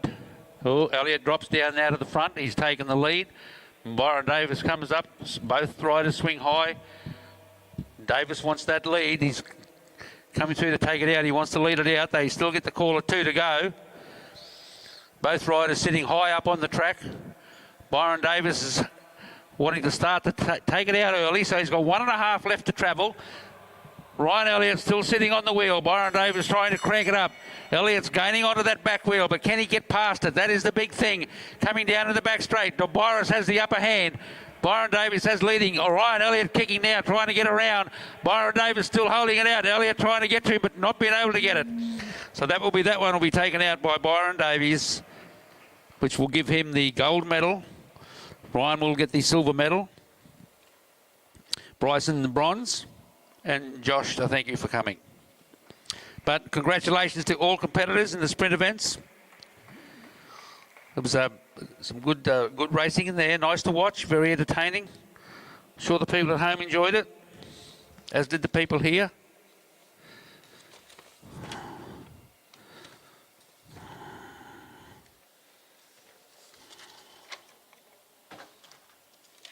Presentations, 39:40. Yep. Do you have those? 39. Event 39:30. So those. Yeah, I do have events. Because they do it wrong. They do the programs, in my opinion, they do them wrong. Okay, you tell me who they're from. So the silver medal. All right, let me pull the results up for you again. That's the semi-final. Well, the finals is over here. Silver medal is Arch Davis from Bundaberg Cycling Club, is he? That's right. Mitch Louis was silver. Now bronze is Arch Davis. Bronze is Arch Davis. Yep. Bronze, Mitch. The silver. Silver from Tom. Balmoral Cycling Club, and Tom Choi Yep. from University of Queensland. Okay, the next medal will be Bryson Fletcher. Bryson Fletcher from the University of Queensland. Is he? Is he? No, maybe he's Maybe he's Balmoral. Oh no, he's Balmoral. I'm aiming. I'm taking him on that. Let's have a little look. Then What is his- Ryan Elliott. He's he's Balmoral. He got the silver. And Byron Davis. Byron Davis is what is Byron? Balmoral now? I think so. He's got the gold. He got the gold. Let's have a little look. That's elite. What event was? So who's that? That's event 30 and 31. But are they announcing that now? 39. No. That's why they do this wrong. Yep. That is event. 39. That's the final event of 39 and 40. Yeah. So let's have a look. See this way. Here's our 39 and 40. So I do it all in one. I used to do when I used to do these programs. I used to have a table up here, and there'd be 39. Bryson Fletcher, University of Queensland. Yeah, but this one will be first.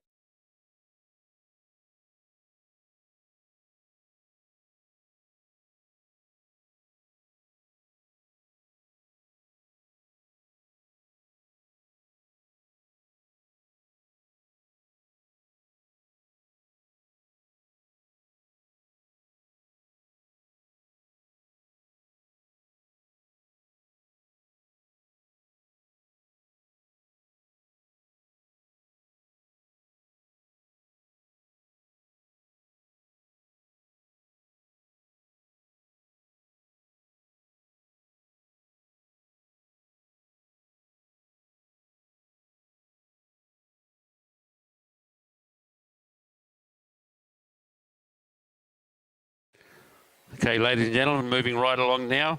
We'll have the medal presentations for the Junior Under-19 Men's Sprint Championships of Queensland 2024. Receiving the bronze medal and riding for the Bundaberg Cycling Club, Archie Pratt. Receiving the silver medal and riding for the Balmoral Cycling Club, Mitchell Louis. And receiving the gold medal, representing the University of Queensland Cycling Club, Tom Choi. Medals presented by Bear Liang. Ladies and gentlemen, I give to you the finalists and medalists of the Junior Under-19 Sprint State Championships 2024.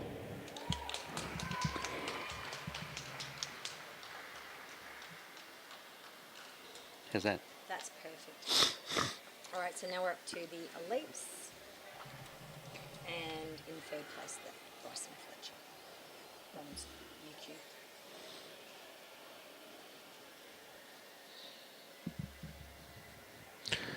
And now, ladies and gentlemen, moving right along to our next lot of presentations, and they will be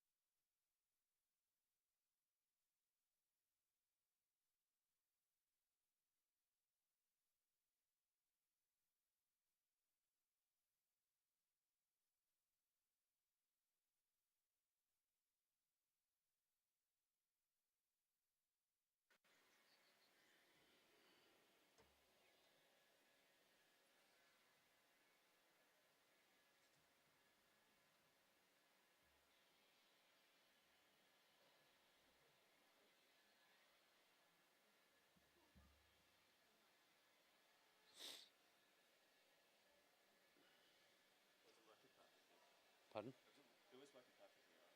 Yeah, is it on?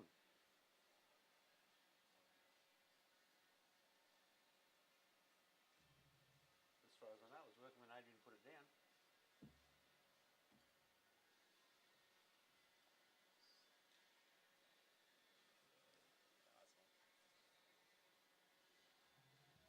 What's it there? One of those is live streaming, one of them's... I know this one would be for the live stream.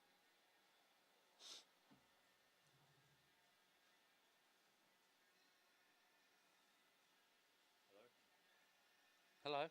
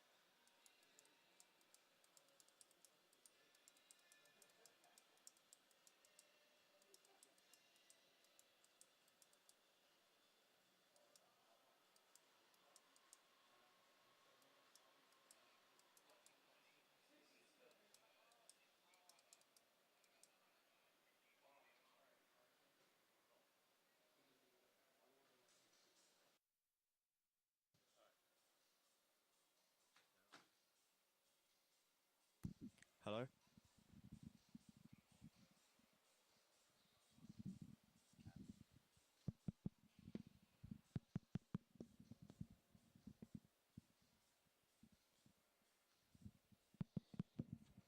Okay, looks like we're underway now with the event 41, the elite and junior women under 19 scratch race. See Eden Sealy-Cunnington make her first appearance for today. Courtney McGowan, we've only seen her in the one event, so Eden's at the front there at the moment. And if I know the way she rides, she'll want to get it up and going, hit it out from the start. She's followed through then from Stella Kay. And we have Emile Sanders rolling through there as well. Victoria Smith sitting in the middle. Ella Liang done a lot of riding today, so her legs will be tired. Courtney McGowan has only done 250 metres. She was the lead out for one of the team sprint rides.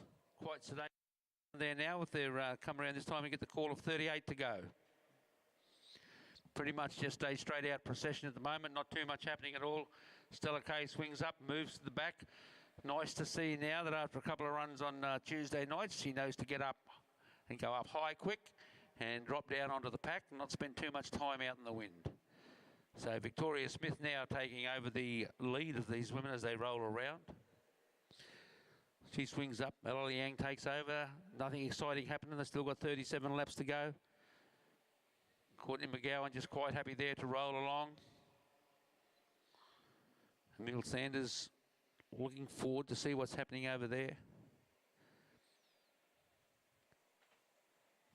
Courtney McGowan was going down the path becoming a sprinter, but decided she wants to try and have a go at enduro racing now, so change her tactics of training.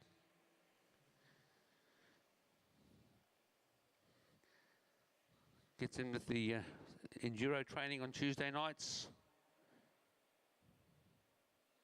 So let's just see, all just rolling around down there at the moment. No one willing to make much of a go of it. They come through the call of 35 to go, so they've still got a little way to travel.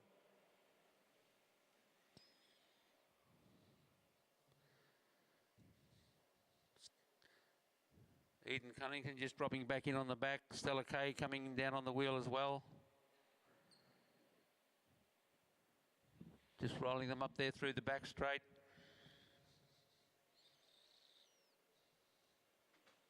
Still got a fair way to travel, 34 laps left to go.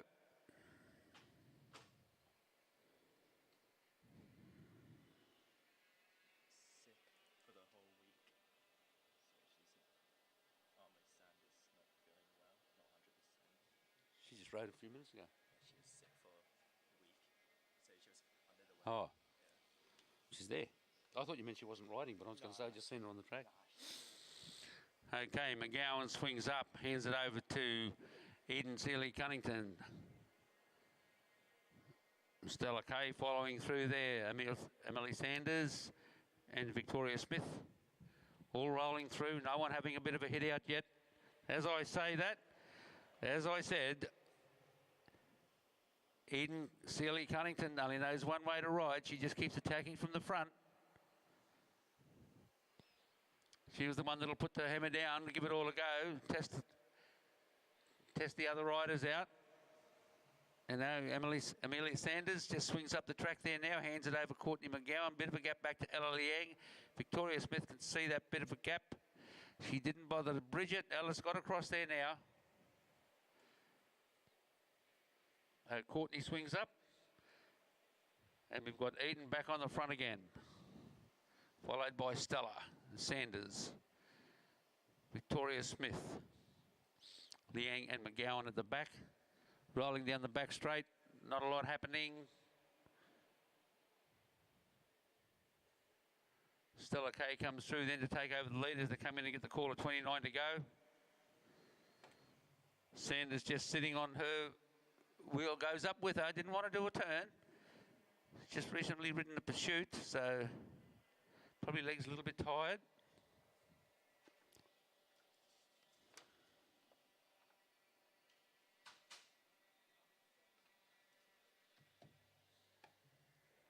Come around this time, get the call of 28 to go. Courtney McGowan leads them through. Victoria Smith sitting up at the outside of Liang, not worried about dropping all the way to the back.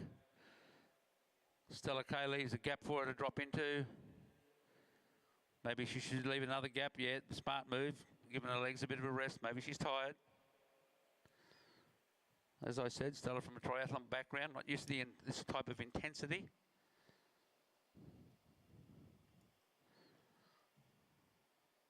Victoria Smith leading them out a little bit there. Courtney McGowan followed through. A couple of small gaps need to be bridged. And here we go again. That'll be Eden hitting out again, having another bit of attack, trying to work the bunch up. Courtney McGowan goes with us. Stella Kay lets a little bit of a gap happen. And that's the sort of thing, that's all it takes at times. Once that little gap happens, the other riders can keep it going, but so Stella's got to be aware of that and either cover the gap or swing up to let the other riders come through.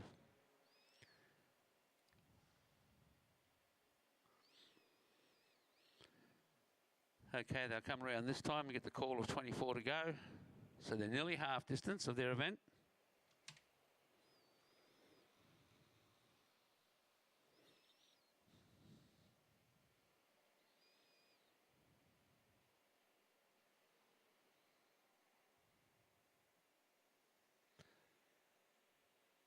No pace on now. Everybody's just sitting back, watching, waiting. Eden Cunnington rolling through at the front. Not really an attack, just rolling off the front a little bit. Stella Kay follows her through. Emily Sanders comes up next on the list. Victoria Smith, Ella Liang, Courtney McGowan bringing up the rear.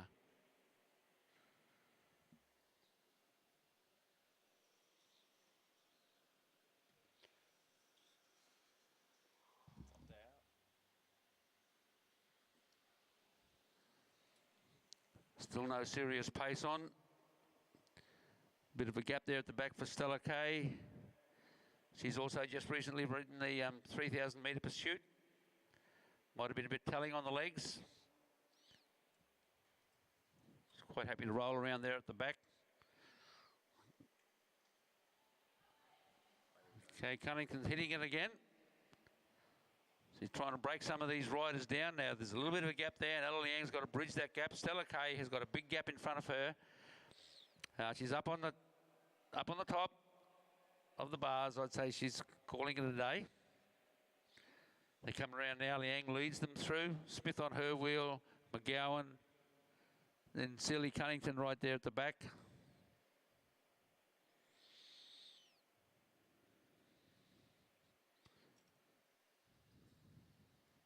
Still no urgency in this race.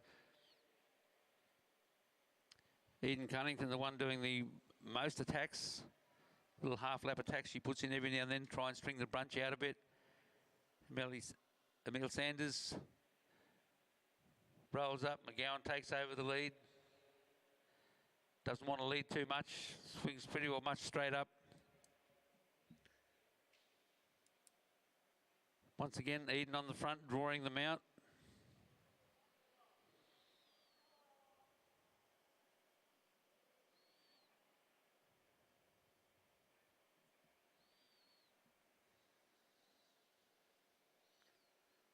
Okay, now we can see that things starting to happen a little bit now.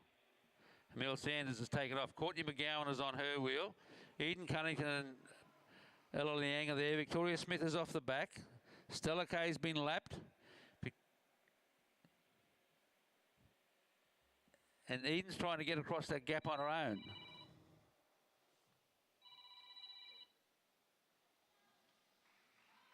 Hello? Yeah, look, I'll get back to you. I didn't make it today. I meant to call you. I'll call you later, but I'll come tomorrow afternoon. I'll do it anyhow. Is that okay? Okay then, that's good. Okay. No worries. I'm calling some racing, so I better go. Okay, bye. Okay, coming around now. Still got 14 laps left to travel when they come around to get the bell this time. Stella Kay in with the bunch, although she has been lapped.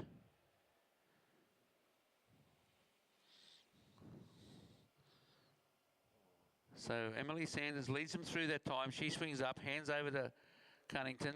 But Ella Liang's still there. Courtney McGowan leaves a bit of a gap. So Stella Kay, a bit of a gap there at the back. So she has joined in after being lapped, but I don't think she'll stay with this bunch much longer. Emily Sanders goes to the front again. McGowan on her wheel. Followed through by Eden Cunnington.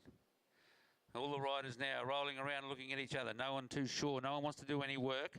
Cunnington out the front. A little bit of a gap back to McGowan. Stella Kay still in there.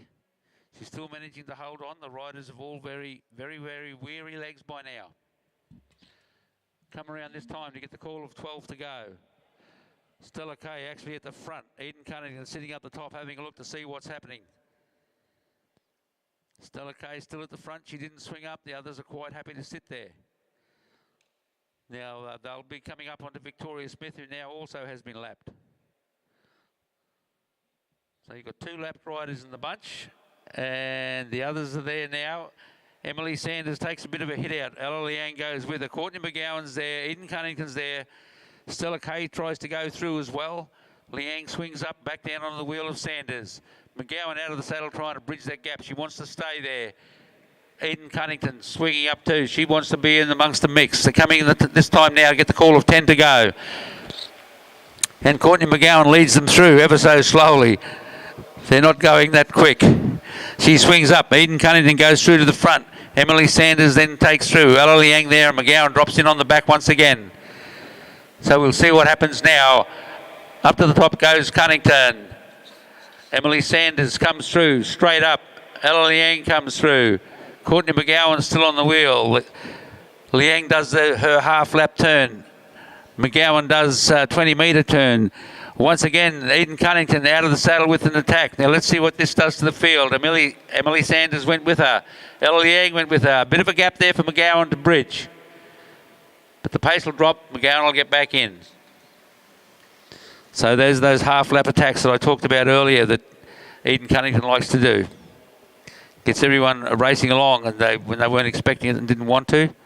Next minute the legs are cooked. Oh, she's about to go again, but Courtney got in the road. But there she goes. Cunnington's back up out of the saddle. Hitting it hard again. Emily Sanders goes. Ella Liang goes. Courtney McGowan still hanging in there.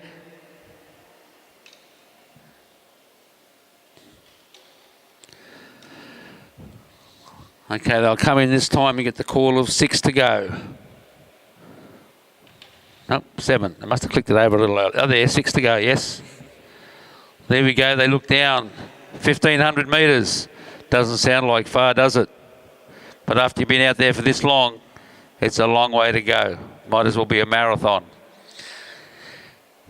Okay, Eden Cunnington lead them through again. Emily Sanders didn't want to be second wheel. She's already swung up to move into the back. Cunnington goes up. Liang goes up. McGowan just rolls through. They're coming back around now for Stella Kay to lap her again. There we go. Cunnington off the front again, having another bit of attack. Sanders goes with her. Liang is going across there as well. Sanders goes straight past. Liang's coming up to the back wheel now. Oh, yes, I want that little bit of spot. But anyhow, Liang is now chasing down Emily Sanders. They come in and get the call of 4 to go. Eden Cunnington still trying to get across. Stella Kay going flat out. Courtney McGowan has got the head down. Ella Liang can't get across that gap. She's dropped back onto the wheel of Eden Cunnington. So Emily Sanders is still leading it out. She'll come through this time. Get the call of 3 to go. Ella Liang will come through. Eden Cunnington on her wheel. So it'll be interesting to see what happens there.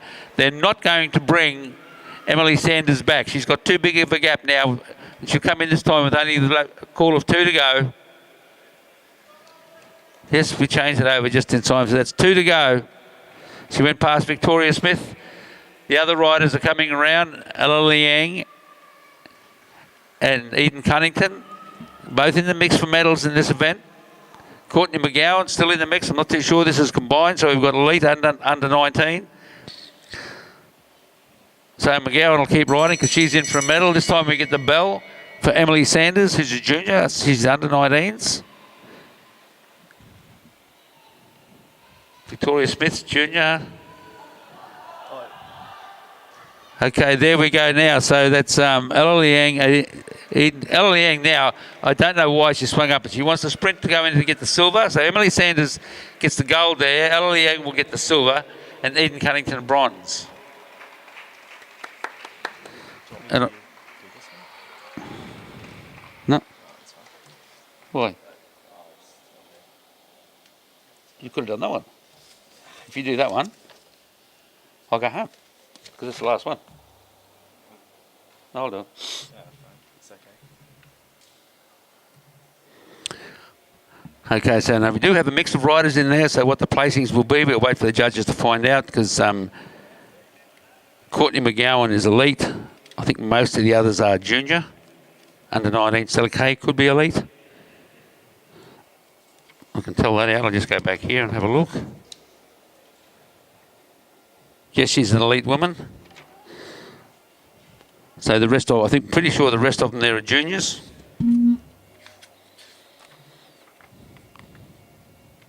It's a good race. Okay, we got once again we've got a combined event coming up. Most of the races here, one is solo. So the points race, Tyler Tompkins. Yeah. So see how these go. So once again, we've got a mixture here of elite and under 19s. But they'll all just be racing against each other, so the points will work their way out as they go across the line. Archie Pratt back out there again. We know Bernie Swart hasn't been here all week, so he won't be in there. Tyler Tompkinson's out there. He'll be a good hit out for this. Alex Hughes will want to have a go at it. Archie Pratt, once again, he's been in everything so far. I hope he bought tickets in the raffle. If he didn't, it's the only thing he's not in this weekend. Luke Rickett back out there again. And, Henry Goodwill also having a bit of a hit out in this one.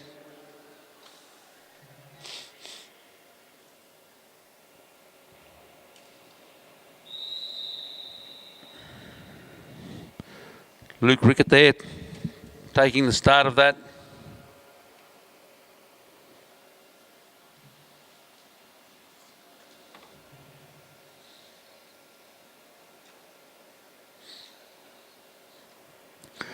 They come rolling around this time.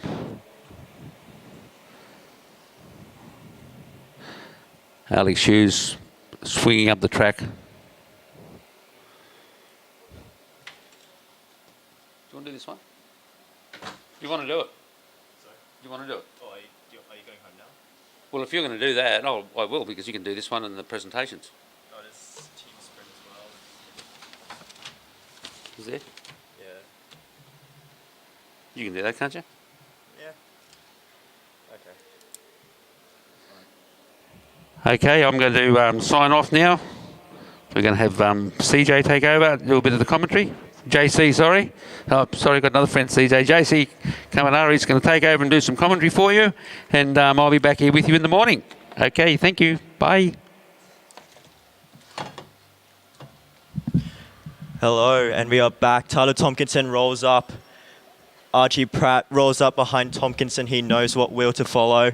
Noah Blannon at the front there for QAS and Gold Coast. Number 38 on his wheel. That is Henry Goodwill from the Townsville Cycling Club. Luke Rickard, another good rider to look out for in the sprint. 96 laps to go. Every sprint lap, every 10 laps is the sprint. Toby Jones rolls up. Not much is happening as of yet. You wouldn't want to waste your energy this early in the race. Remember, it's 25 kilometers. Every rider rolling up now.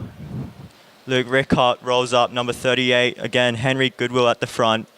Bit of a gap now. Starting to... No, it's being closed off now. Quite passive at the moment. 93 laps remaining.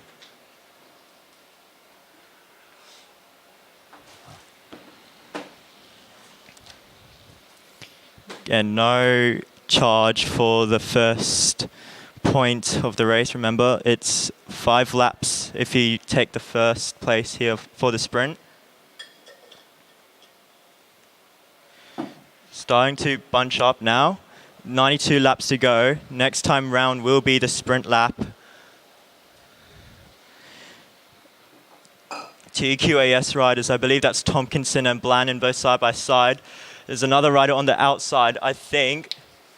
I don't know who that is, but he's gone off. I think that's Alex Hughes going on for the first point of the race. Alex Hughes at the front now. Tompkinson chasing him down, Blannon on his wheel. Who will take the first points of today? Alex Hughes still at the front. Tyler Tompkinson chasing him down. And Tompkinson looks like he'll take the points there. Alex Hughes will be second place. Noah Blannon right there. And now the gap is starting to grow there. Luke Rickard needs to close that down right away. And they're all back together now. As you could see the points, Tyler Tompkinson, 5 points, Alex Hughes, 3, Noah Blannon, 2, and Archie Pratt. Brilliant ride from him, 4th place, taking 1 point. 88 laps to go. Alex Hughes at the front. He rolls up. Noah Blannon rolling through. 88 laps, quite a long way to go. You need to manage yourself in this race especially. Everything can go wrong right in an instant. Pace slowly right now. Alex Hughes right at the bottom, number 34. Noah Blannon rolls up. Luke Rickard now rolling through. He will be off to Germany next year. Tompkinson now. No, that's Toby Jones. My apologies. Toby Jones there. First year 19. Number 32 there. There's Benjamin Rudd from the Bundaberg Cycling Club. Good representation from the Bundaberg Cycling Club. Alex Hughes at the front. Not wasting too much energy. 85 laps to go. Very passive at the moment.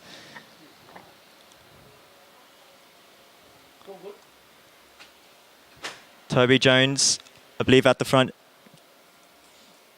Now it's Tyler Tompkinson riding for ARA next year again. Good to see him still kicking about. Number 38, that is Henry Goodwill. He was at the front now. Alex Hughes rolls up right at the top of the track. 84 laps to go, 3 more laps till we have the sprint lap. Luke Rickard at the front rolls off. Toby Jones at the front rolls off. Tyler Tompkinson takes charge. Looks like Archie Pratt right on Tompkinson's wheel, so he knows what wheel to follow.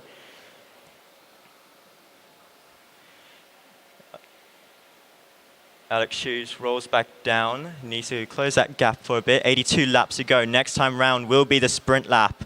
Luke Rickard at the front. Number 7, that's Noah Blannon on the outside. He starts to accelerate now. Who will be at the front there? Noah Blannon at the front. He takes charge. Now, next time round, bell lap.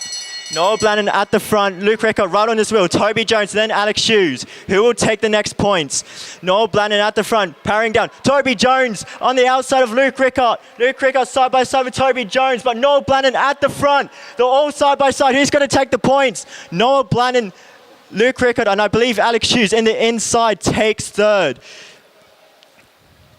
80 laps remaining. We'll wait for the confirmation from the commissaires. As we're all slowly back together again.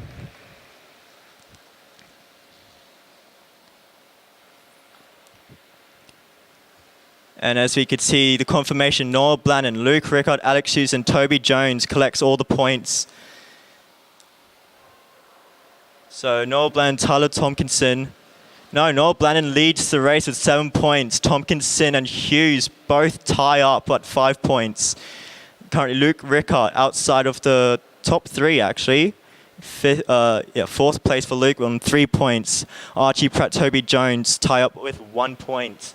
Henry Goodwill at the front rolls up. Noah Blannon, he looks quite tired, and I wouldn't be surprised. It's a very tiring day. I think he did ride this morning. I didn't think he'd be racing today.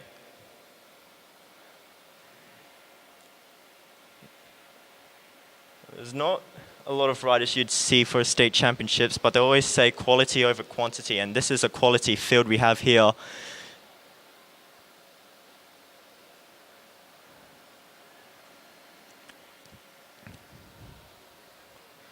As Noah Blannon at the front, Alex Shoes, my apologies.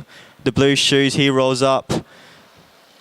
Number 32 follows suit, Benjamin Rudd.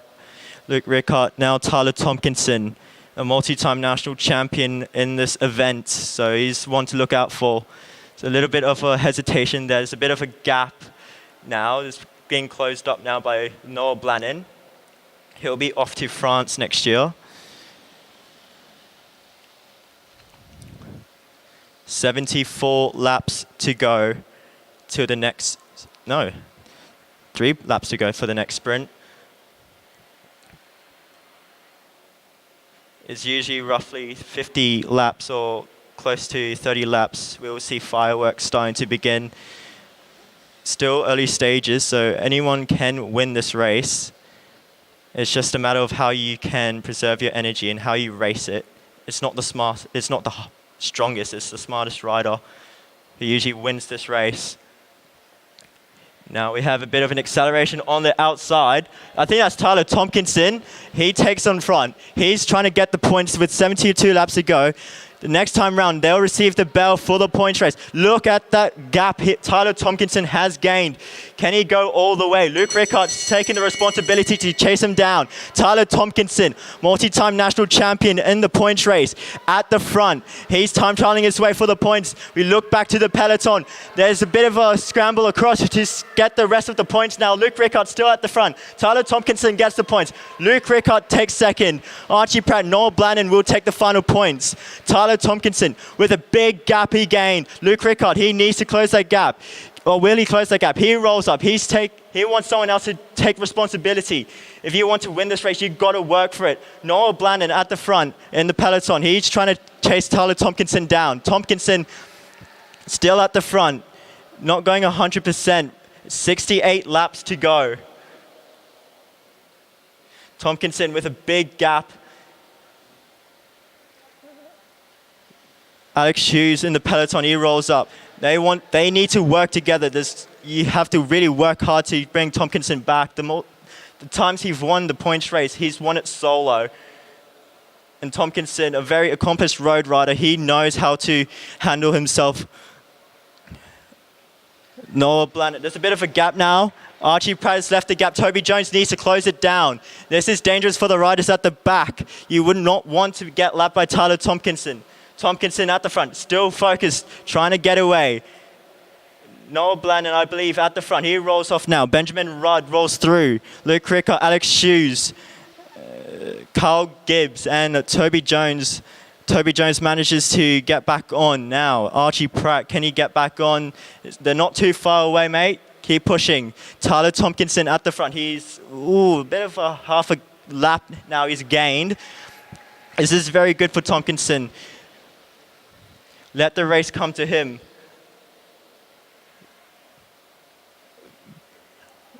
We look back to the peloton now. They look like they're trying their best to reel Tompkinson back, but it's a big ask if you ask me. Noel Blannon at the front. Luke Rickard, Benjamin Rudd, Alex Shoes, Carl Gibbs, Toby Jones, and Archie Pratt. Looks like he actually got back on. Or looks like he's struggling a bit. Archie Pratt is getting dropped by the main group. Tompkinson still at the front, time trialing his way. 63 laps to go. Carl Gibbs rolls through for the Townsville Cycling Club. Tompkinson takes a look on the other side. Kyle Gibbs has taken the initiative. He started to accelerate. Now Toby Jones looks back, seeing if he has any support to bring Kyle Gibbs back. 61 laps to go. Next time round, Tyler Tompkinson gets the bell for the points. Now Kyle Gibbs has Kyle Gibbs still at the front. Toby Jones trying to close him down. The next, it's a big gap now. Toby Jones on the outside. Alex Hughes going on the outside of Toby Jones. Tyler Tompkinson rolls around to get the 5 points. Now it's between Toby Jones and Alex Hughes. Alex Hughes gets 4 points. Toby Jones gets 2. Yeah. Looks like Noel Blannon will get the final points as well. Luke Rickard starting to accelerate. He knows it's quite dangerous. Tompkinson's still at the front there. He's starting to sit up. Luke Rickard going for it now. Like I said, you got to work hard to become a state champion. And if you want to become a state champion, you got to work for it. Luke Rickard now, he's at the front of the race now. With big of a gap here, he rolls up. He knows it's not worth it, going 58 laps. The pace right down. Everyone marking each other. Tompkinson, definitely alarm bells ring when he attacks. Again, you wouldn't want him to be at the front by himself. Ben Rudd at the front there. Toby Jones takes charge.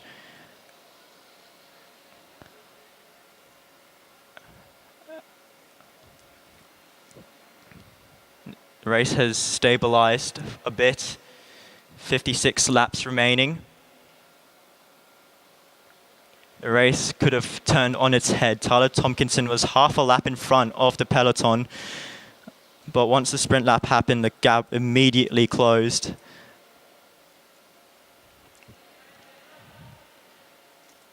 S 55 laps remain.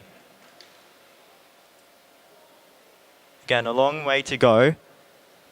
Tyler Tompkinson leads the race with 15 points, Noel Blannon with 9 points, and Alex Hughes with 8 points. So, it's still on. No rider has mathematically won this race, which is a good thing. We like a bit of excitement there. Tyler Tompkinson at the front of ARA, Skip Capital, Noel Blannon right on his wheel.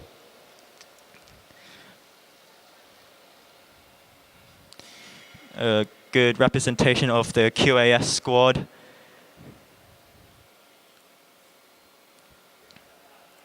Luke Rickard at the front. A very good sprinter in his own right on the road. Won the criterium at the Balmoral Junior Tour. So very big accomplishment there for Luke. As everyone starts to roll up, half of them are above the blue line. 52 laps to go. Next time round will be the sprint lap. Everyone looking at each other, seeing who will jump first.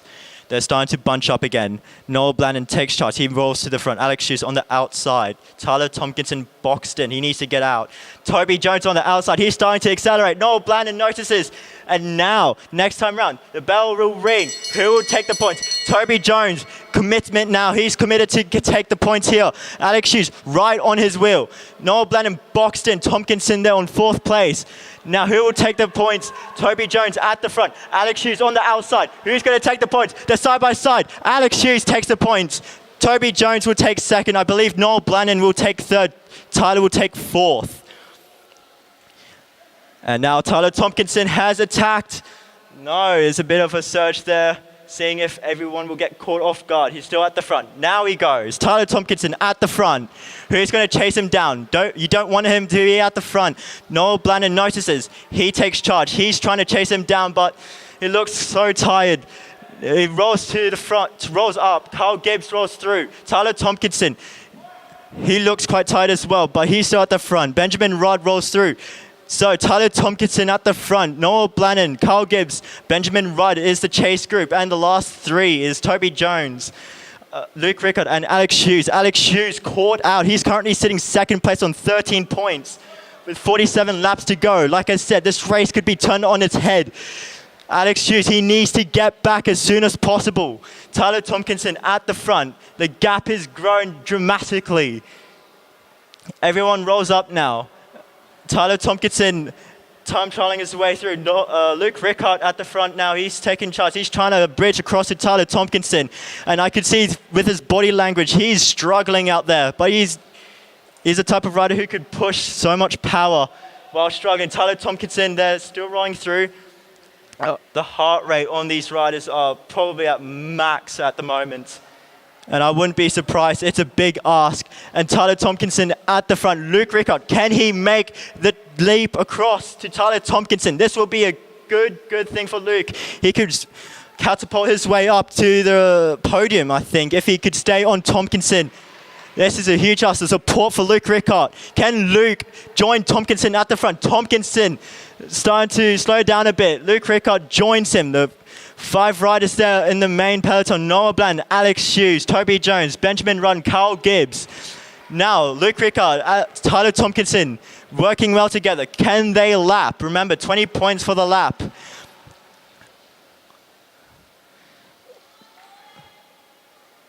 "42 laps remain. Next time round will be the sprint lap." Now the peloton here needs to work really, really hard. Luke Rickard and Tyler Tompkinson are both strong riders. Luke Rickard is a big sprinter, he is. He's good at climbing as well. The bell rings. Luke Rickard rolls up, Tyler Tompkinson rolls through. The bell will ring now for the peloton. Noah Blannon brings them through. The best they could do is 3 and 1 point, I believe. Tompkinson rolls through. He gets the 5 points. Luke Rickard rolls through and takes, I believe, 4 points. Noah Blannon will roll through. He'll take the 3rd point. No, Alex Hughes on the outside. He'll take the 3rd point. Noah Blannon there. Alex Hughes is in big danger here. He needs to bridge across. Luke Rickard is currently at 3 points. Okay. I'll wait for the scoreboard to go back up, but this is quite dangerous here because the riders who are vulnerable of Luke Rickard are all in the peloton. As you see the scoreboard, Tyler Tompkinson with 21 points, Alex Hughes with 15, and Noah Blannon at 12. Luke Rickard there with 9 points. Noah Blannon and Alex Hughes are vulnerable.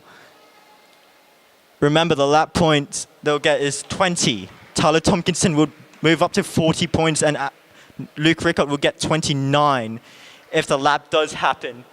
The pace in the peloton is not going that quickly, so the lap could be made here, which means that Tyler Tompkinson still will lead, but Luke Rickard will shoot up to 2nd place. Noah Blannon and Alex Hughes there, quite vulnerable. Noah Blannon rolls through at the front. He notices the danger. He does not want to lose his podium spot. And Noah Blannon, there's a gap now. Noah Blannon needs to time trial his way so he doesn't get lapped. Luke Rickard and Tyler Tompkinson, can the lap be made? The peloton is just right there. 35 laps to go. Noah Blannon still at the front. Carl Gibbs chasing Blannon down. They're making it hard for the riders to lap them. We're not making this a walk in the park, they say, and the pace in the peloton is right up. Tompkinson and Luke Rickard still working together, trying to make the lap here. Noah Blannon, heavily exhausted. Blannon is getting dropped from the peloton. But the peloton rolls up. Tompkinson and Luke Rickard make the lap. How about that, ladies and gentlemen? Tyler Tompkinson, unassailable lead, but Luke Rickard shoots up to 2nd place. Look at that, 41 and 29 points respectively. So, with 32 laps remaining, with, I believe, 4 sprints, still possible to take 2nd place. Now, who's that accelerating? I cannot, number 29, that is Toby Jones. He's taking the sprint now. The bell rings. Who will take the 5 points? Carl Gibbs right on his wheel. Tompkinson chasing them down. Noel Blannon trying to make the gap here. Luke Rickard has been dropped. Now, Toby Jones still at the front. And Tompkinson trying to go on the outside, but Blannon on the outside. Who's going to get the point? Ooh! I think from my point of view, Tompkinson may have gotten that. But again, I'll wait for the commissaires' decision on that. But Luke Rickard needs to work really hard to get back on the main bunch here. He'll lose 20 points. He'll lose all the effort he's done to make the lap here. 29 points. So Luke Rickard still in 2nd place. Can he make contact again back to the peloton? The pace, very slow.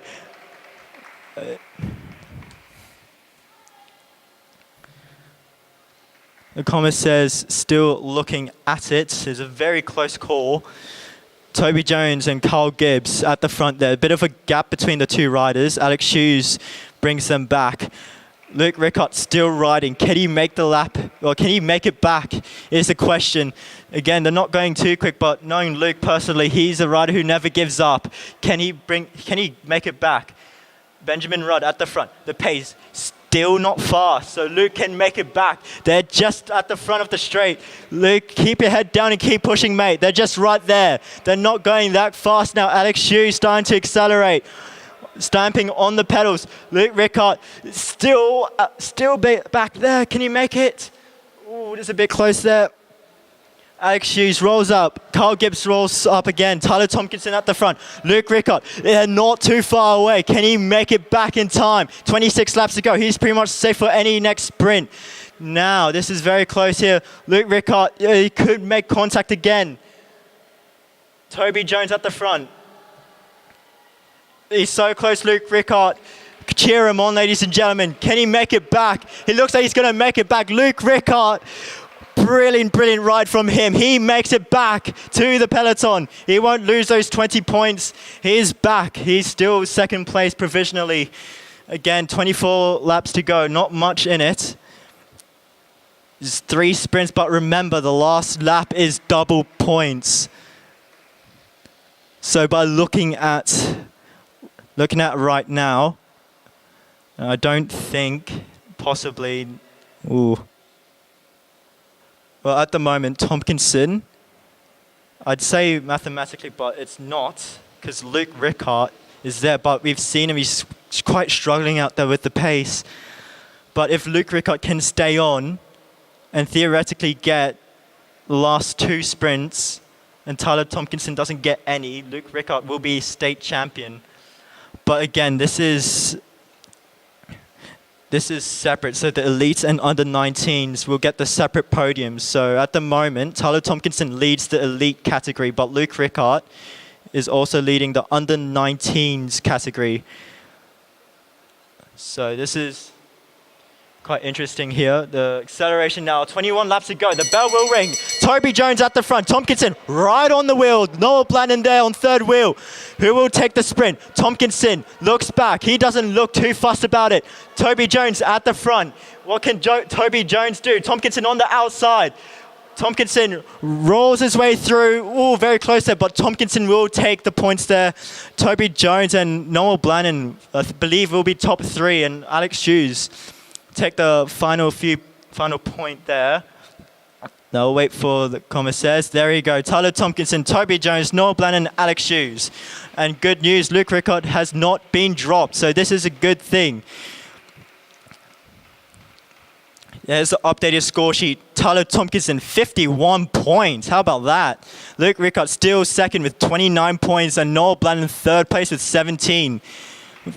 But if we look at the under-19s category, Luke Rickard currently leads that. And Tyler Tompkinson leads the elite category. So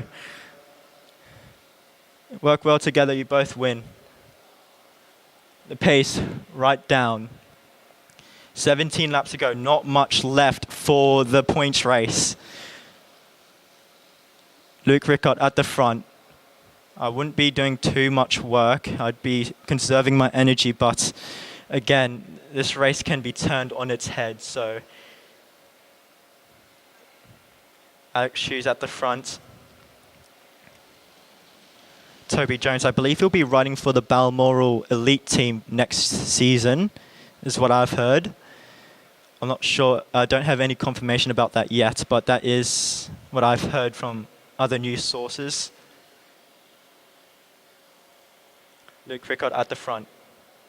15 laps to go, 4 laps before the next sprint lap begins.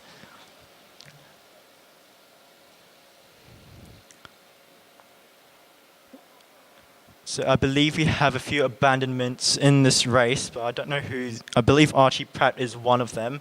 He started quite well, but his legs pretty much gave up on him. I wouldn't be. This points race is very, very demanding. It's not forgiving. Tyler Tompkinson on the hoods there. He's at the front, controlling the pace. A bit of a gap there between Alex Hughes and Toby Jones. Can Toby Jones make it back is the question. 13 laps to go. He needs to make it back as soon as possible because it's not too long before the next sprint lap begins. And the pace has gone up dramatically. Noah Blannon at the front. He can contribute. The pace still red hot. Carl Gibbs struggling to get on his wheel. Alex Hughes rolls up. Tyler Tompkinson trying to close the gap. 12 laps to go. Next time round will be the sprint. Luke Rickard rolls up. Smart ride by him.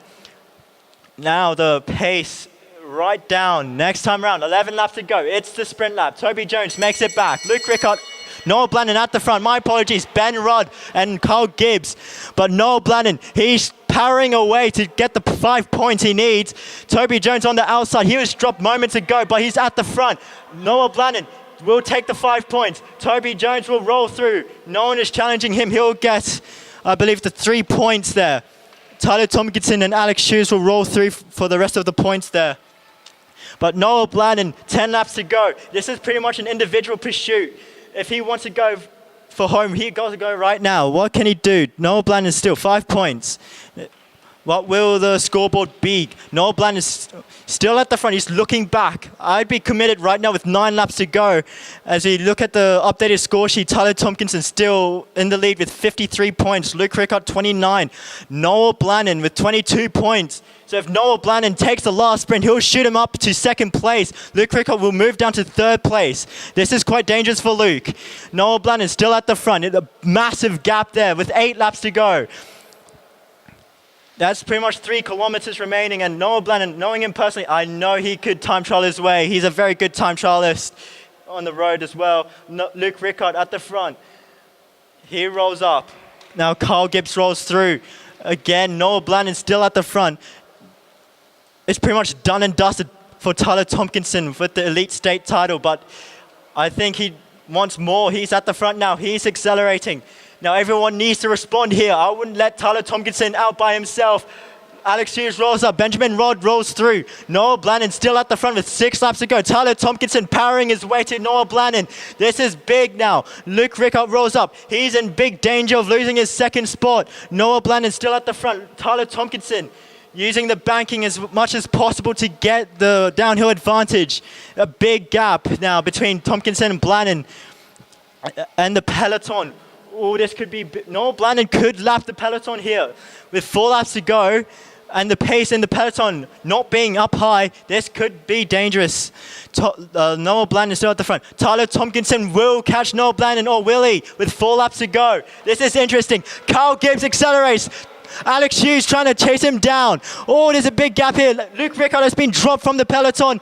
Carl Gibbs and Alex Hughes both together. Now, Tyler Tompkinson has made the catch between to Noah Blannon. Them two roll up now. This is interesting with 3 laps to go. Anything can happen here. Alex Hughes rolls through. Carl Gibbs on his wheel. Let's take a look. Carl Gibbs, he's on 1 point. He's currently 6th place already. The best he can do is 6th place, I believe. Noah Blannon, Tyler Tompkinson still rolling through. Carl Gibbs, Alex Hughes, Luke Rickard and Toby Jones. Luke Rickard's in big danger here for losing his second spot here in the elite titles. Benjamin Rudd is getting dropped. Last lap to go. Tyler Tompkinson at the front. Noah Blannon right on his wheel. Alex Hughes has soloed away with 1 lap to go. Carl Gibbs, Toby Jones, Luke Rickard and Benjamin Rudd all received their last lap now. Tyler Tompkinson at the front. Tyler Tompkinson is the state champion of 2024. Noah Blannon will roll through. He'll take silver medal for the elite men's. Alex Hughes rolls through. Now this will be interesting as the rest of the riders roll through. A valiant effort from everyone here. Now this could be interesting for the under-19s category. Who will take the podium spot? It's very close between every rider there if you look at the scoreboard. But brilliant ride from Tyler Tompkinson. Very strong ride by him, taking initiative at the front 2 times and taking the lap as well with Luke Rickard as well, with 29 points for Luke Rickard. Let's take a look at the final sprint. Again, Tyler Tompkinson, 10 points, Noah Blannon 6, Alex Hughes 4, and Toby Jones 2.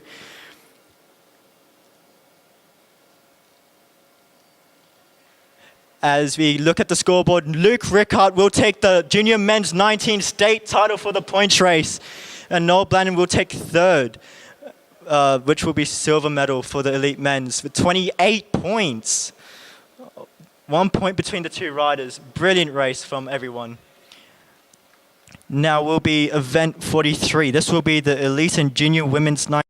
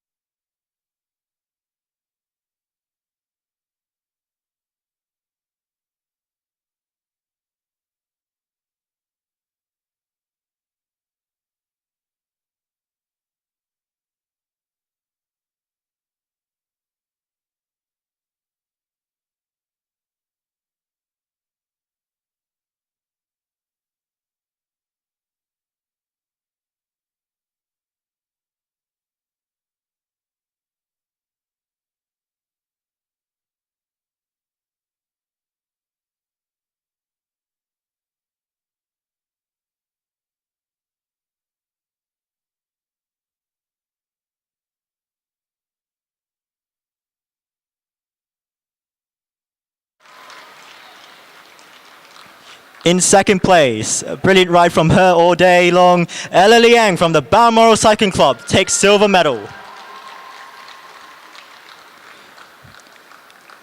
And in first place, she's been sick all week, been whinging around. At first place, Armley Sanders from the Gold Coast Cycling Club is your state champion for this women's scratch race. It's going to be embarrassed. Oh.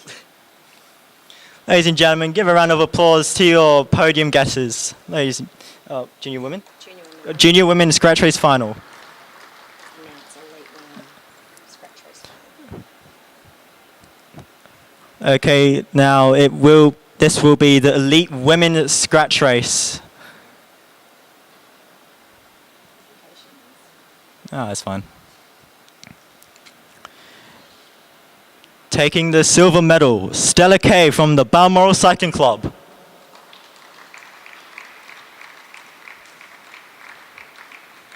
And taking the state title, Courtney McGowan from the University of Queensland Cycling Club.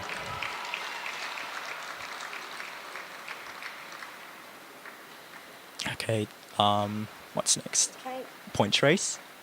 So now the junior women points race is that one we're doing next. 42. What's event 42? Yep, event 42. Okay. Yep, and so you've got combined ones again. Oh, this So will be it's interesting. So they'll probably do. The elite men's. Yeah, okay. Under 19s are sitting down. Elite men's. Alright.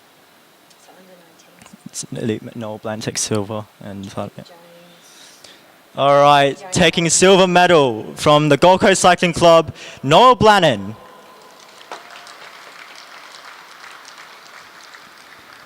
And it's taking the state title, I cannot believe it, it's Tyler Tompkinson from the Balmoral Cycling Club.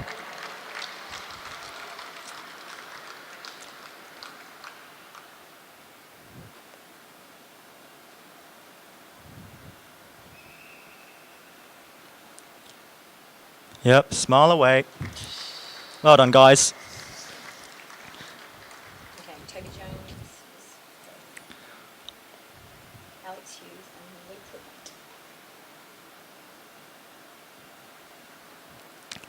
Rupert. All right, this was a very entertaining race here. It's the junior men's 19 points race final. Until they're exhausted the way they're walking. Anyways, taking the bronze medal will be Toby Jones from the Balmoral Cycling Club. Taking the silver medal, Alex Hughes from the Gold Coast Cycling Club.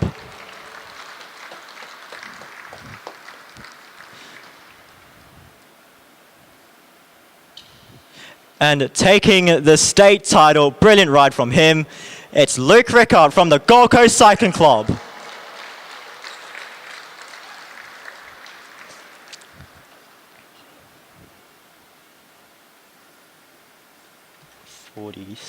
Seven? Is that 7? Yeah. Event 7. Oh. I don't know what that is. Oh, what's Armley? Oh, is that the sprints? Sprint events. No, it's not sprint. I don't know what was that? What event is it? Bear Liang, what event is this?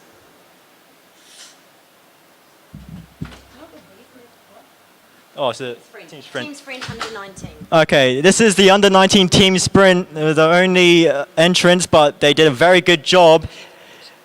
Oh, it's Ella Liang, Armley Sanders, and Victoria Smith. Ladies and gentlemen, give a round of applause to them. Combined Queensland team. Combined Queensland team.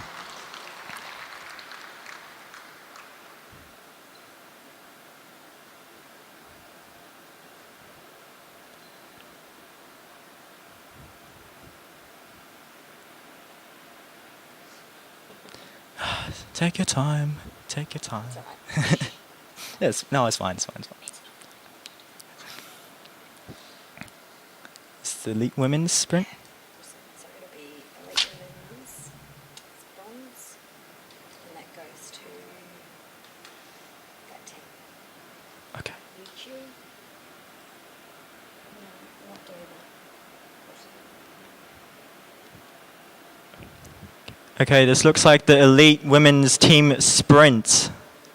Oh yeah, and so that's the bronze. Showing bronze.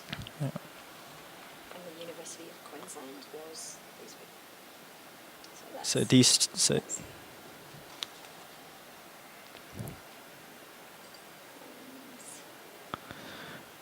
right. Oh, there we are. perfect. Okay, taking the bronze medal from the University of Queensland Cycling Club, Sandra Stoy, Liliana McLennan, and Courtney McGowan.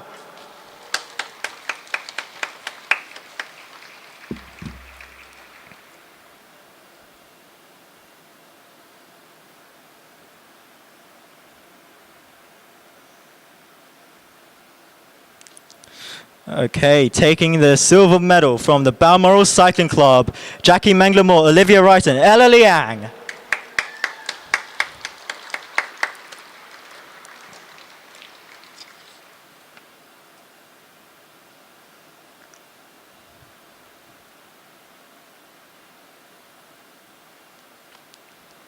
Okay, and now taking the state title, Daninka Blinko, Sophie Watts, Alicia McCaig, and Thomasine Clark. Combined Queensland. Combined Queensland, my apologies.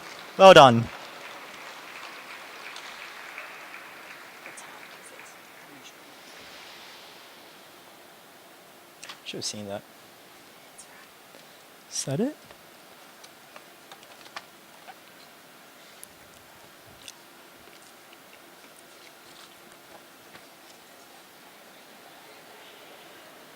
So that's the, is there anything else left? No, that's it. Same for today.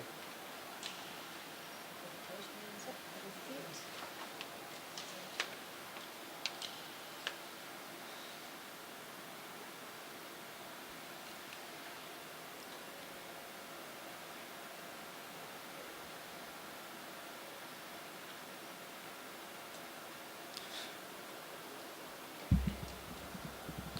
Ladies and gentlemen, your podium getters for the elite women's team sprint.